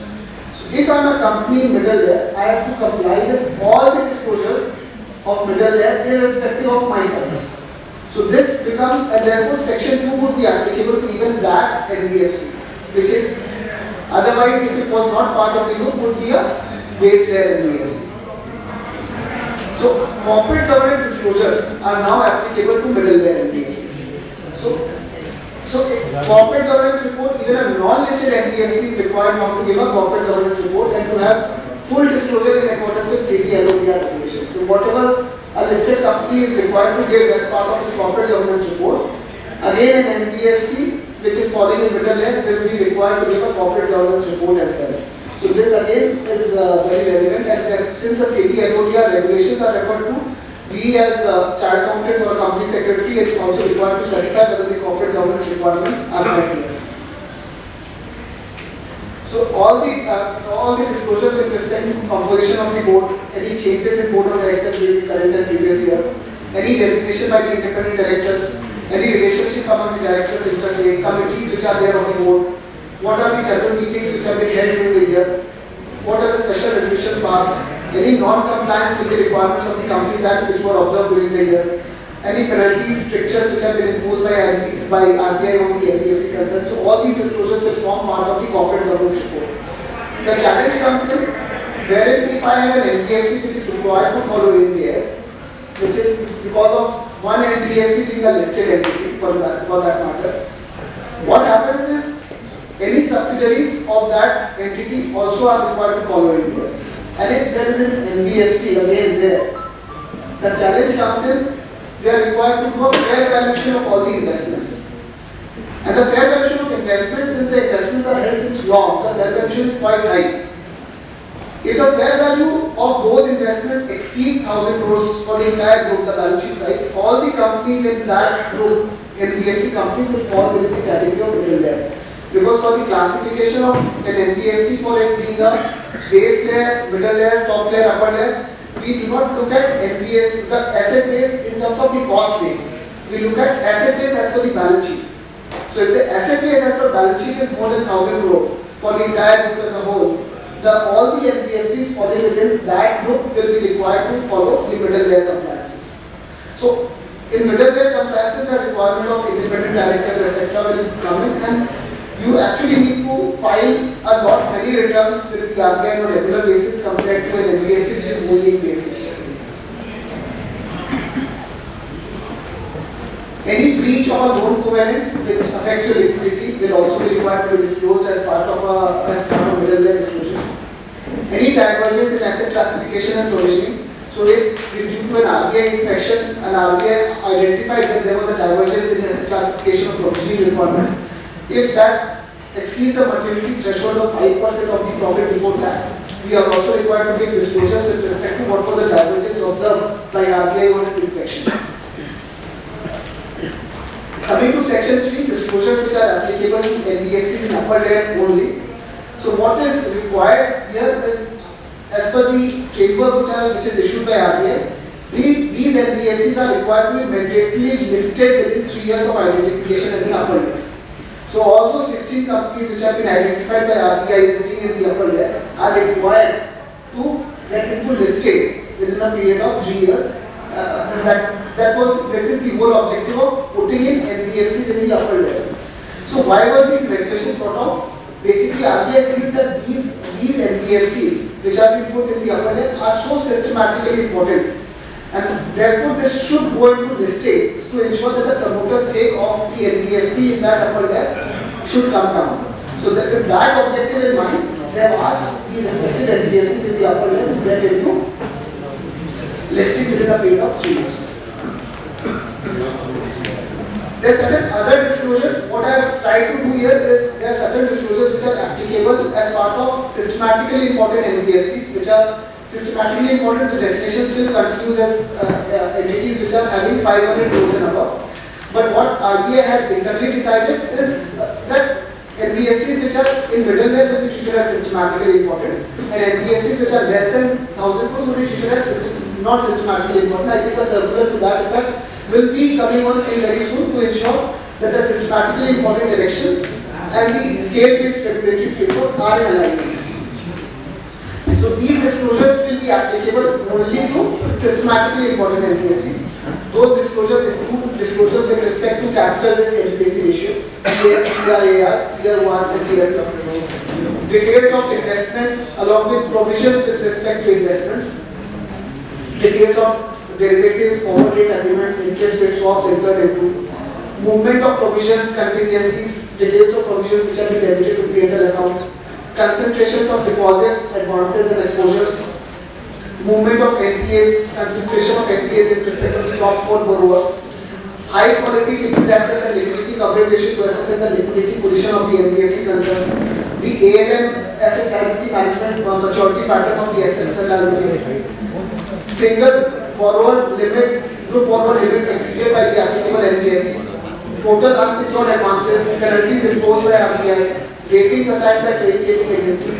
These are some of the illustrative disclosures which are put as part of systematically important NBFCs, and any NBFC which is again part of the group would all need to be required to do this disclosure. So this was all with respect to disclosures which are applicable to an NBFC. I will, before coming to impact assessment of India's on NBFCs, can be any questions on the disclosures? यदि कोई NBFC company किसी LLP में partner है तो वो investment या financial asset count होगा या non financial? Sir, NBFC cannot become a partner of a LLP or a partnership company. Why? Sir, there is a restriction 2007 या 8 का circular where NBFC is not allowed to become a partner in LLP or a partnership. So there is a challenge there. Sir घर में लगे बैठे हैं। तो sir but it is not a financial asset. It's not a financial. But it is not a financial. अगर कोई company LLP में control करने की प्रोसेस में है और उसमें कोई एनबीएफसी अगर शेयर होल्डर है तो उसका तो एनओसी चाहिए, तो should that NBFC give NOC और नॉट गिव? सर वो उसको एक्सेप्ट करना पड़ेगा टेक्निकली, पहले एग्जिट करना पड़ेगा ना,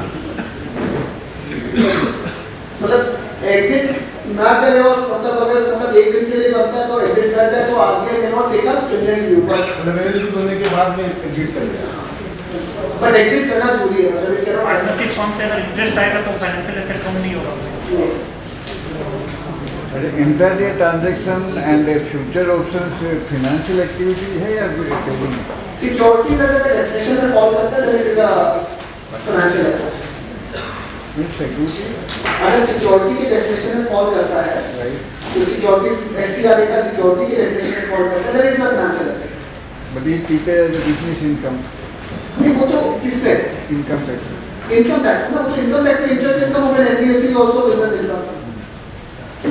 It is not necessary that interest income is IFO as well. No investment in shares, but investment in intraday transaction. I think futures and options NBFC के मतलब financial asset में fall करेगा। FIU की क्या requirement है? Registration requires हर NBFC। और return formalities? I think annually एक return file करना होता है FIU। Irrespective of any status.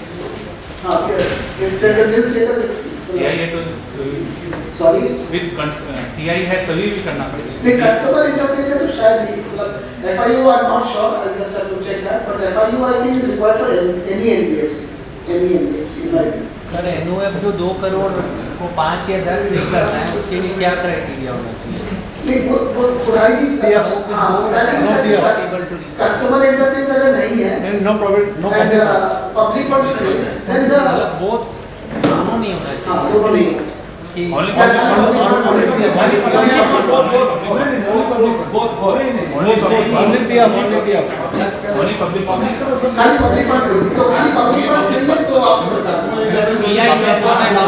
दोनों कंडीशन होती है।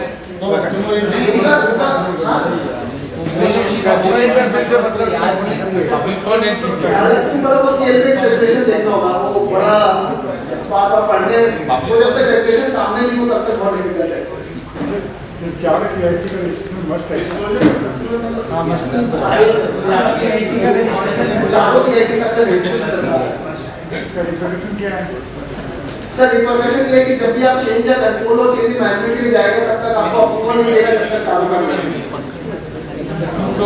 चारों का मांगते हैं तो 510 मांगता है। नहीं सर, नहीं मानता है ना एक पहले से 10 साल पहले करा था उस केस में सरकार मांगेगा। अगर एक बार उनके डायरेक्शन में चला गया तो आपसे मांगेगा। 19th अप्रैल के आगे के वेबसाइट में मिल जाता है। 19th April 2022।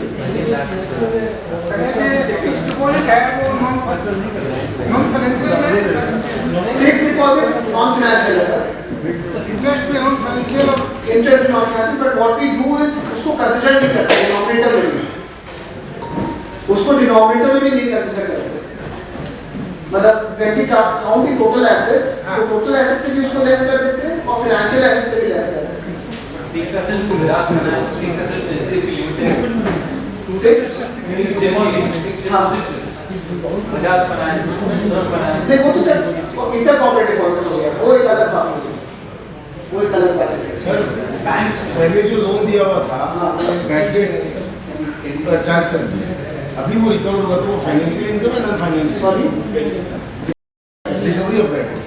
सर अगर आप बैंक्स में देखते हैं ना, that's forming part of other income, but this can be suitably classified as financial income for the purpose of अगर नॉन फाइनेंशियल करना चाहे तो मतलब किस टाइप एनबीएफसी है या नहीं है? एनबीएफसी है पर उसको कैंसिलेशन की तरफ भी जाना चाह रहे हैं। नहीं तब तो नहीं। अगर एनबीएफसी है and it's a return back of earlier advance, recovery of earlier advance, तब आप कैसे बोलेंगे financially? This cannot be the basis for classification as a cancellation. तो in any case 3 साल तक का ट्रैक रिकॉर्ड देखता है। एफडीआर टोटल एसेट से माइनस कर देंगे एंड उससे माइनस ये कहीं है नहीं, this is a practice, this is a practice. मतलब इवन अदरवाइज इज मतलब ऐसा नहीं कि कोई मना करता है, but this is a practice. Sir किसी कंपनी से लोन नहीं तो वो आईसीडीएस ही कंसीडर होगा। हां मतलब आईसीडी होगा या लोन होगा, मतलब आप कोई भी ट्रीट कर लो, लोन और डिपॉजिट का डिपॉजिट है बट ये पब्लिक इंटरफेस पब्लिक फंड्स माना जाएगा। Even if you are single to be loan it will be treated as regular customer public funds. Sir NBFC company जो फर्म में इन्वेस्टमेंट नहीं कर सकती या पार्टनरशिप इस चीज का कोई सर्कुलर बता पाएंगे? सर्कुलर है सर, 2008 के मौका है।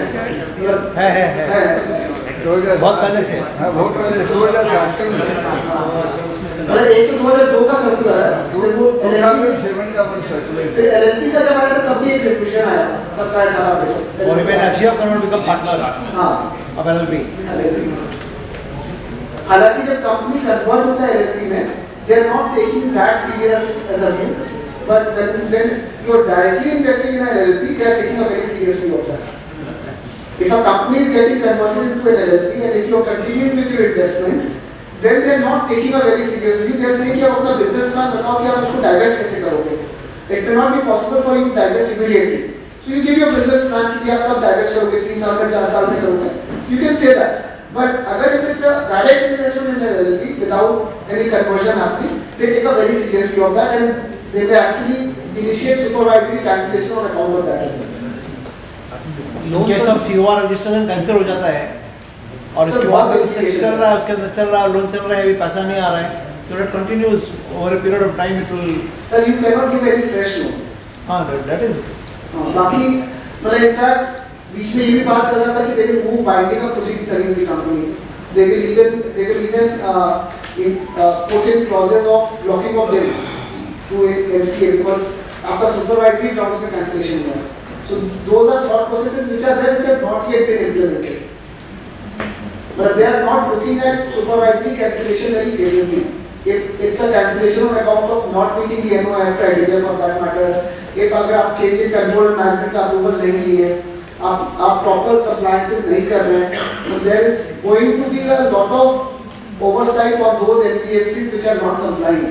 In the next 1 year, we will look at notices being issued for non-filing of returns for that matter. So if we are not updated with filing of returns with RBI, I think that will cause a very serious concern for NBFCs which are there.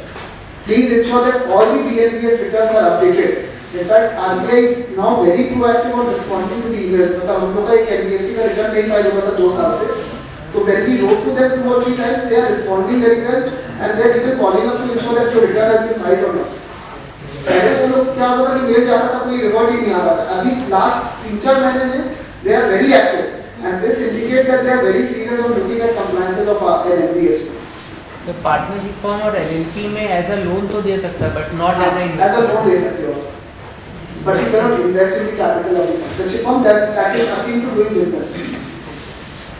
Related party को loan दिया वो financial assets में treat कर सकते हैं। वो तो है ही सर, वो तो है ही। नहीं, रिलेटेड पार्टी को लोन तो फाइनेंशियल एसेट है ही सर।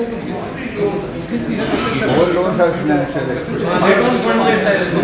नेटवर्क फंड से कम होगा, कोई अलग बात है, बट लोन तो है। और 10% में काउंट होगा। 10% एक्सीडिंग 10% तक करें तो एडवांस से कम होगा। कस्टमर इंटरफेस आएगा क्या? हाँ, कस्टमर इंटरफेस में भी आएगा, वो भी प्रॉब्लम। बेसिकली फ्रॉम एवरी हर जगह से प्रॉब्लम, मतलब कस्टमर इंटरफेस भी है, एनओएस भी लेस होगा और फाइनेंशियल एसेट भी ठीक होगा। सर एआईएफ में जो पैसे लगते हैं उसमें यूजुअली एलएलपी के फॉर्मेट भी पैसे लगते हैं। सॉरी, एआईएफ में जो पैसे जाते हैं एलएलपी के फॉर्मेट में लगता है। वो लोग क्या पार्टनर ही बनाते हैं, ट्रस्ट स्ट्रक्चर जो बनाते हैं उसको क्या पार्टनरशिप एलएलपी के format AI is a security which is treated as an investment. That is okay. there is no problem. There is no problem. That is a specifically vehicle which has been permitted for the purpose of making investments. So that is okay. It's like PMS. It's like PMS.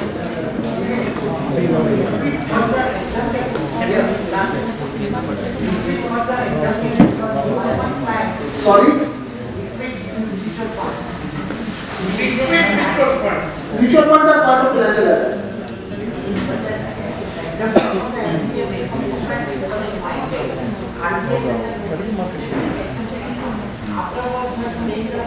Sir आवाज clear नहीं आ रहा। Mutual fund is a financial asset. Mutual fund is a financial All asset. mutual funds. All mutual funds. They build their own asset. Most investment company का अलग बात होता है, उसमें these are permissible investments for the purpose of yes.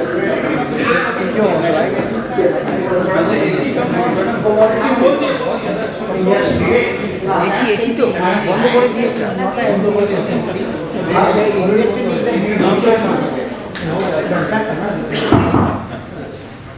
Had I invested in the liquid mutual funds, so I took an opinion from others that it is a financial asset exempted, you don't have to comply with RBI.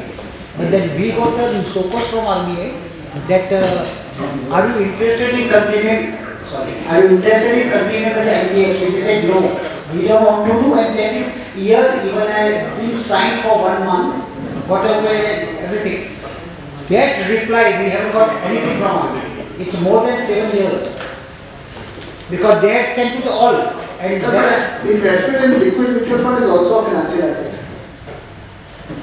It is treated as a financial asset. No, it was in cash or whatever we, so we just accepted whether it is or not, because the opinion they may not agree on.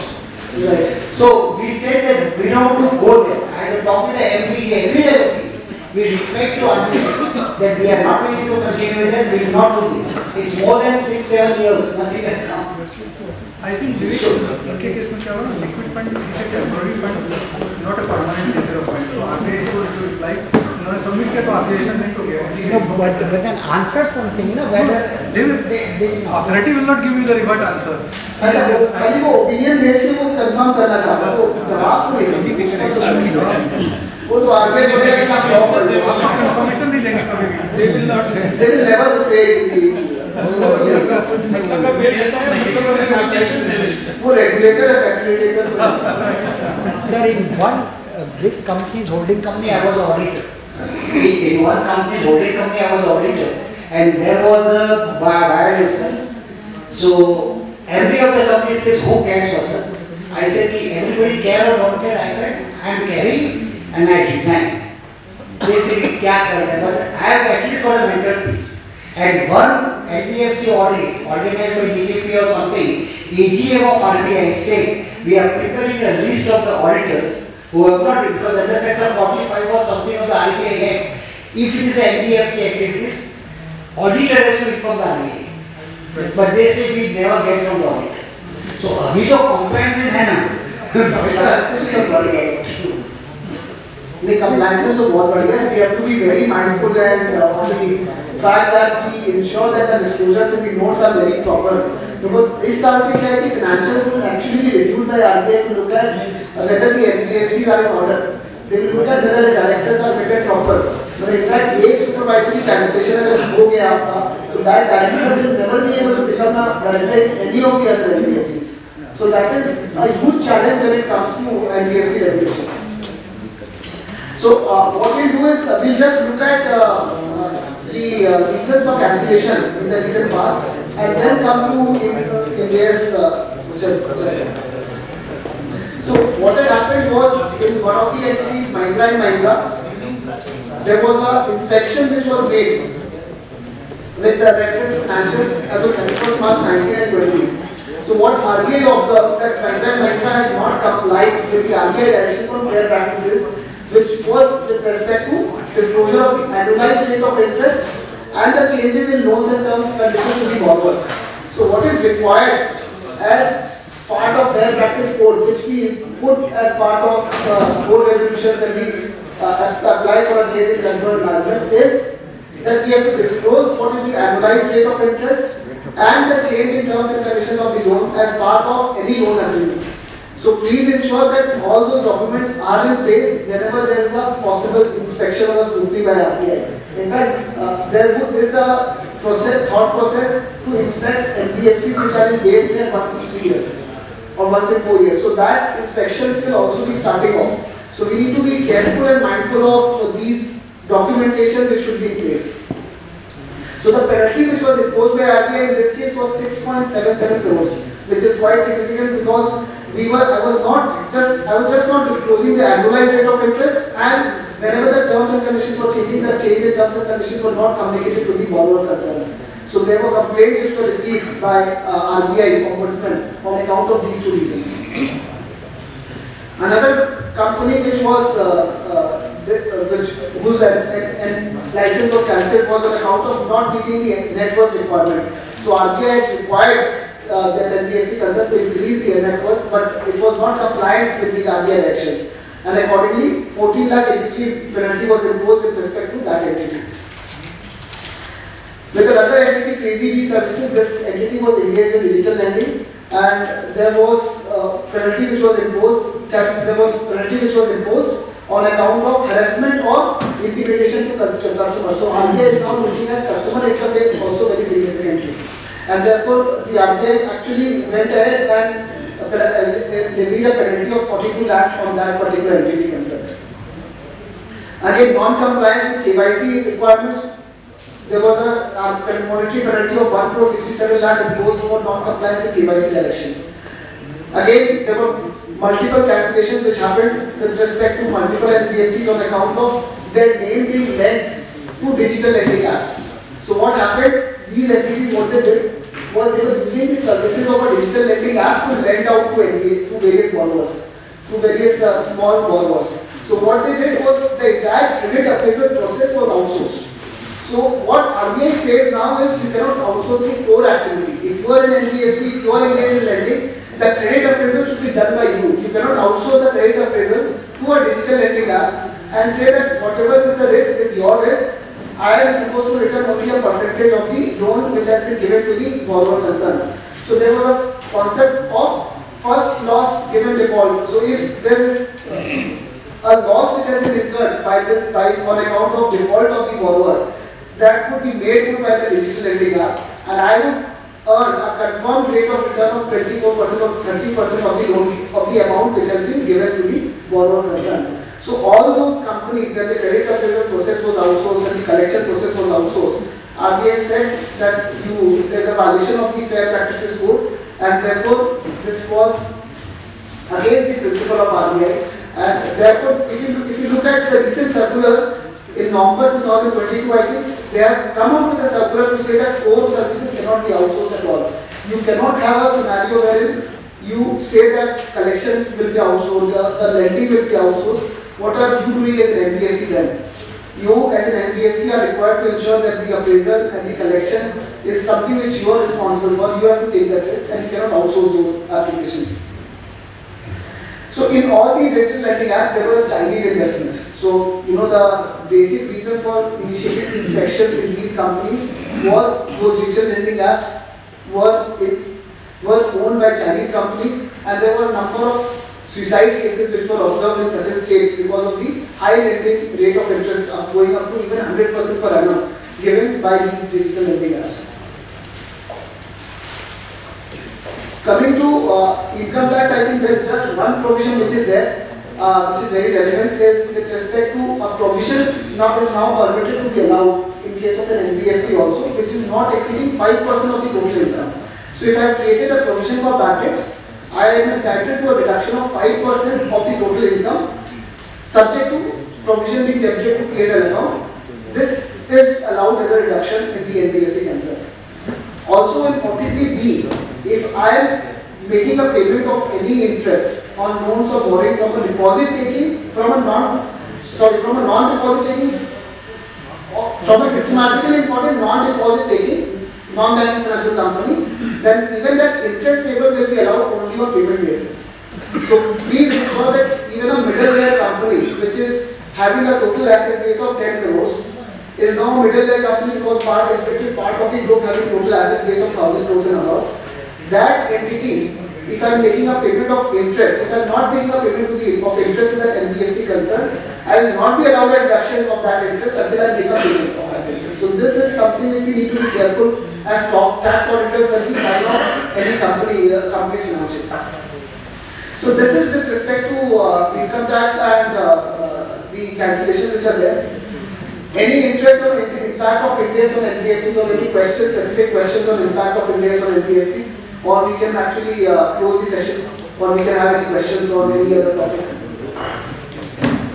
Regarding change in management, NBFC में दो ही director हैं, एक director बीच में Covid में मर गया, तो दूसरे डायरेक्टर को अपॉइंट कर ले गए और शेयर होल्डिंग पैटर्न चेंज नहीं, कोई चेंज नहीं है और आरबीआई को बताया भी नहीं, ये डीआईए फॉर्म वगैरह जमा कर दिया और आरबीआई में जो एनुअल रिटर्न जाती है उसमें लिस्ट ऑफ शेयर डायरेक्टर्स में डायरेक्टर 1, 2 और एक का जो ये बोलते हैं वैकेशन ड्यू टू डेथ तीसरा अपॉइंट कर दिया, वो डॉक्यूमेंट चले गए, अलग से कोई इंफॉर्मेशन स्पेसिफिक नहीं गया है, कोई परमिशन भी आपसे नहीं मांगा है। तो उसमें मेरा दो क्वेश्चन है, कंपनी पॉइंट ऑफ व्यू से 1 साल 2 साल निकल गया, तो whether any compliance is required and from auditor's point of view, auditor ने भी कहीं कोई कमेंट नहीं किया। सर स्टैट्यूटरी ऑडिटर सर्टिफिकेट जो देते हैं उसमें एक रिक्वायरमेंट है whether there is a change in management। उसमें वो चेंज उसमें अज्यूम करते हैं अपने नो लिखे, हाँ नो लिखे सर, अज्यूम करते हैं। तो अब उसमें आपके पास एक ही ऑप्शन है to check whether post facto approval is required और not, please apply for a change in name. Change name company नाम चेंज नहीं कर रहे हैं, अप्लाई कर दीजिए।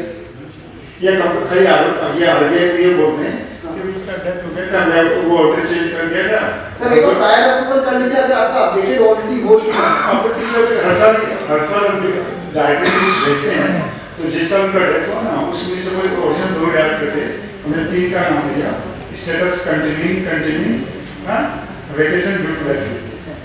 सर तीसरा को तो अपॉइंट किए ना, so technically it is the fact में A continue, B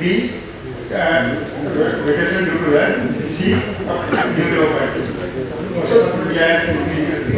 सर या तो पोस्ट फैक्टो अप्रूवल अप्लाई कर दीजिए, अप्रूवल की मांगा को इन्फॉर्मेशन मतलब कब दिए थे आप? वो जो एनुअल चार्ट मतलब जब डेथ हुआ उसके 1 महीना में नहीं दिए थे, तो जो साल के लास्ट में ना जो एनुअल डॉक्यूमेंट फाइल करते हैं इसमें क्या था, जो एनुअल डॉक्यूमेंट फाइल करते हैं उसमें तो उस लेटर का रेफरेंस देते हुए we have not heard from you, we are requested to confirm whether the same has been taken on record।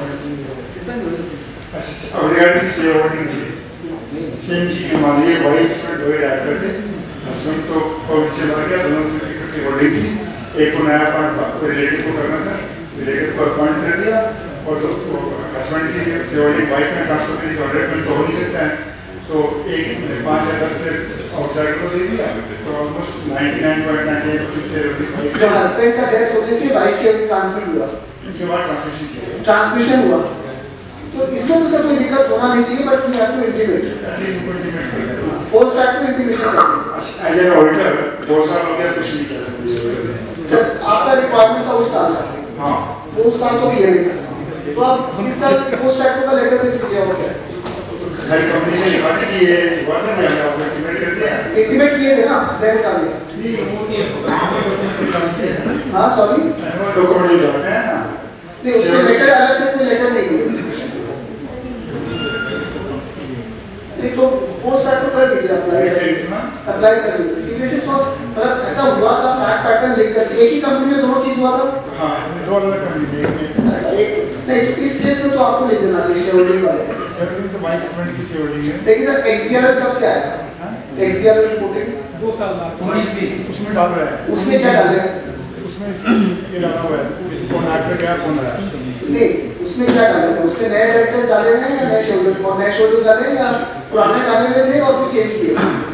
पुराना जितना चेंज हो चेंज डाला। ये बीच में सर जब एक्सपीआरएल आया था ना, उस समय आप एक्सपीआरएल में जो भर दे रहे थे वो ठीक हो, सीधा बात।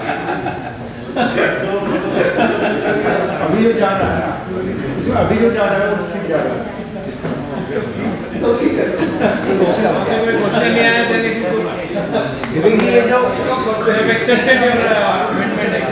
ये जो कंपनियों में जो उन्होंने लगाया पेनल्टी लगाया इम्पोज किया है, इसका बेसिस क्या है? ये जो फाइनेंशियल जो लगाया बर्डन जो आरबीआई लगाया पेनल्टी लगाया, इसका बेसिस क्या डाला होगा? पेनल्टी का बेसिस तो देते नहीं है सर, वो तो एक आरबीआई का डायरेक्शन तो है, तो डायरेक्शन में पेनल्टी का लिखा हुआ है कितना पेनल्टी होता है।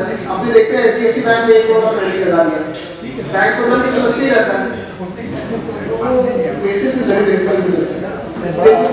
What's the figure है 42.58 lakhs, 40 lakh 30 कोई बेसिस तो होगा सर, इंटरनल कैलकुलेशन तो होगा, पर किसी कंपनी को 0.25% जो स्टैंडर्ड एसेट्स का प्रोविजनिंग करना पड़ता है, और 5% वाले वो सर प्रोविजन फॉर बैंडेड्स है, नॉट प्रोविजन फॉर स्टैंडर्ड। वो अलाउ हो जाएगा क्या? नहीं बिल्कुल नहीं अलाउ।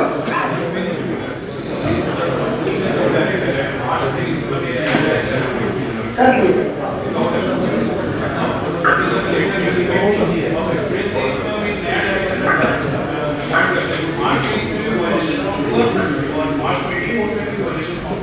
March 23 and March 24. 24. 23 में अपॉइंट करते हैं नेट है 4 है। सर बात करो सर, अभी आपने statement is very serious, very serious. Very मतलब change in control and parameter is being looked at very seriously by RBI, very seriously. They are not, मतलब in one of my cases they actually gave a warning for a post fact to appear. कि अगर next time से हुआ तो you have to take this very seriously. And उनका जो approval आया post fact को बोले इस बार दे दिए हैं, आपका ये स्पेसिफिक केस देखते हुए but they were very stern on the language that was used. That was not actually correct. NBFC का नॉन एनबीएफसी सब्सिडरी में कोई कंप्लायंस है क्या? नहीं गवर्नमेंट नेटवर्क का मिला अभी स्टैंडर्ड का 20% है ना? सॉरी स्टैंडर्ड प्रोविजनिंग की स्टैंडर्ड एसेट। ओह अच्छा 0.25% वही ना।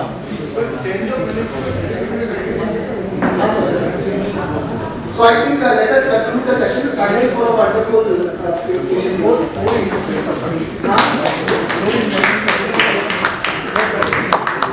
Core investment company is a provision for standard assets required.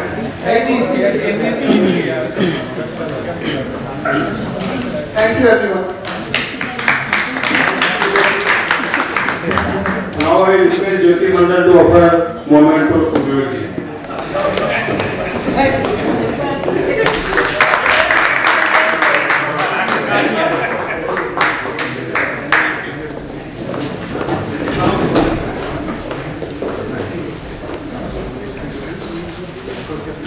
Good evening everyone. Gratitude is the attitude बोला जाता है, and I have got the pleasant task of expressing gratitude to all of you, and also by clapping hands it is said that a lot of good vibes are created. So I am making sure that a lot of good vibes will be created. So first of all, please put in a round of applause for yourself for having such a spirited participation. Then I start with the keynote address by Hariramji Vensentia. He spoke about Kolkata NBFC, and which constitutes around 50% of total NBFCs of the country, and within that 2 kilometers, as was said, 2,000 or so NBFCs. And he spoke about different layers of NBFC. Please put in a round of applause for his keynote address to Harinam, please. Thank you. Then we have our speaker, Vinod Kothari ji.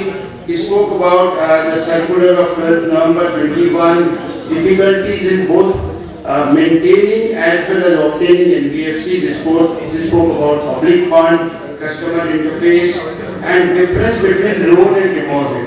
कौन कब कहाँ क्या जा रहा है उस basis पे loan and deposit का डिफरेंस होता है. So friends, please put in a round of applause for Vinod Kothari for his excellent deliberations. And we have, last but not the least, our very own Vivek Ji Nevatia. He spoke about additional disclosures, specific tax provisions on NBFCs. He spoke about various exposures relating to real estate, capital markets, sectoral, intra-group and unhedged forex. Even he advised that as an auditor we should also see the minutes of the meetings of the board of directors for policies and other things. And he spoke about various case studies, and also a very interesting thing, because of the impact of Ind AS and fair valuation, an NBFC can become from base layer to multiple layer. A lot of good insights. Friends, please put in a round of applause for India. And then we have, we appreciate our sponsors, Tally and CATDS, and also the partners BCCI. And there is also an important announcement on 27th May, same time, same avenue, BCCI, we are having a GST conclave. Please do register and do come in large numbers. Thank you. Thank you. We will have one program. There are few life members who will be giving the certificates. So those who are the life members who has given the consent to be present today, if they raise hand, yes. Please, other leaders, different leaders. RC Chaudhary is there, Vivek Nevatia ji, KLG is there, IS KLG, Vivek Nevatia is there. So every year another leadership has grown, and now we are a family of more than 500 members. So we thought that this year we should felicitate all the life members by giving the certificates which was still due from last 2 decades. So that agenda we tried to finish with the consent of all the past presidents. So with this, RC Chaudhary requesting kindly first kindly address, then RC Chaudhary and Vivek Nevatia.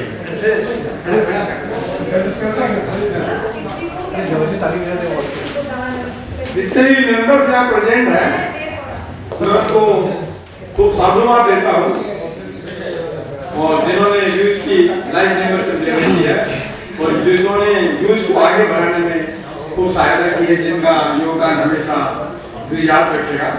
इसके साथ ही मैं वापस नितेश जी को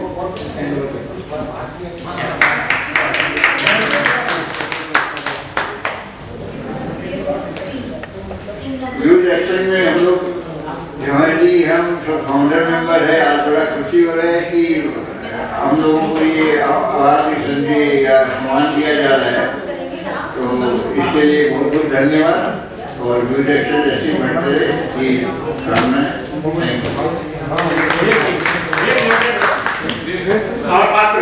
Thank you for organizing this. I think it is a wonderful initiative and the kind of programs Views is conducting in the recent past. I think it's wonderful to see so much of so many people again attending and these programs. Thank you. Thank you again.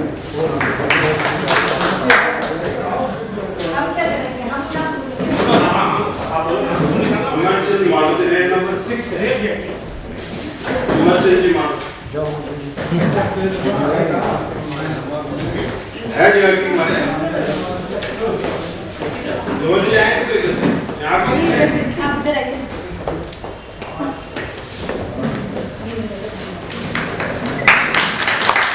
Number 2 address Amriti क्या आई number 2 देखो आप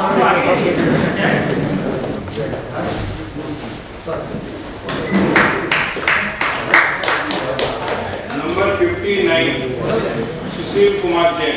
अरे sir 26 खड़े हो। अरे सब ये भारत में पढ़ना है क्या? अरे भारत में क्या है? तो डबल बना दो। वेटिया कंट्रोल करे आपके 3 नंबर। नहीं डबल बना दो। अजीत वर्मा 3 नंबर। ये ठीक। सागर पकड़ वीडियो है। हां सागर पकड़ वीडियो। हां ये तो लेगा।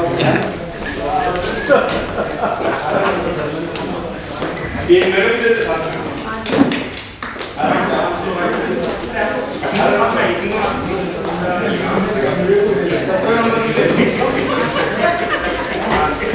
दया सरकार जी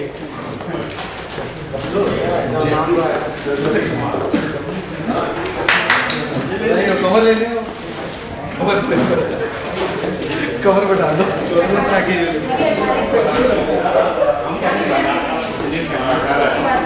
धर्मेंद्र कुमार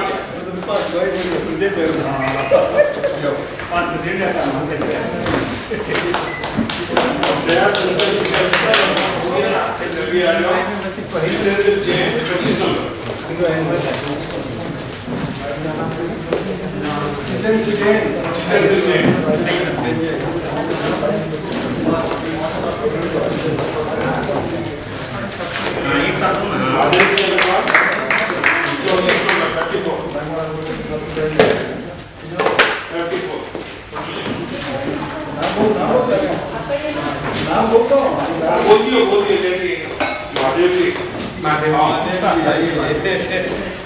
हर हर महादेव।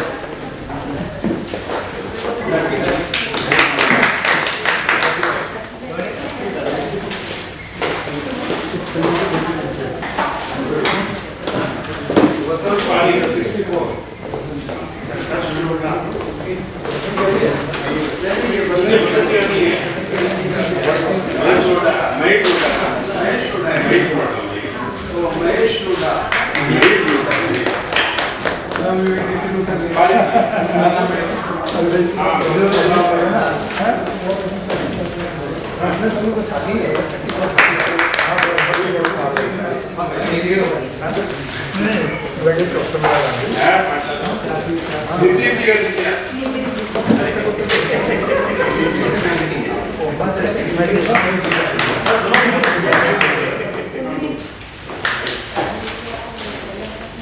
नंबर के दानिश शर्मा जी। आइए बताइए। पीछे 26 नंबर ज्योति मंडल जी।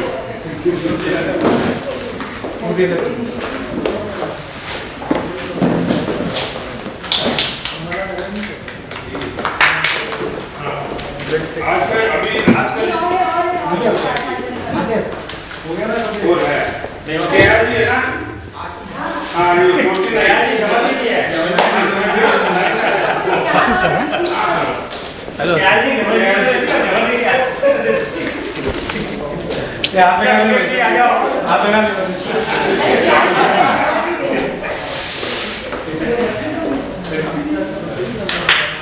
ज्योति जी आप देखो थे जवाजी 47 जवाजी कुछ है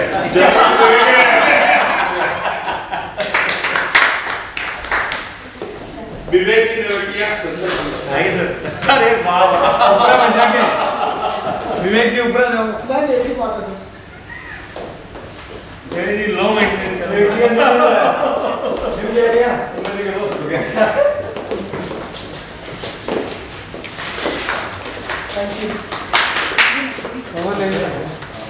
I think the list is over now. और है क्या? और है। इसी का तो लक्ष्य है।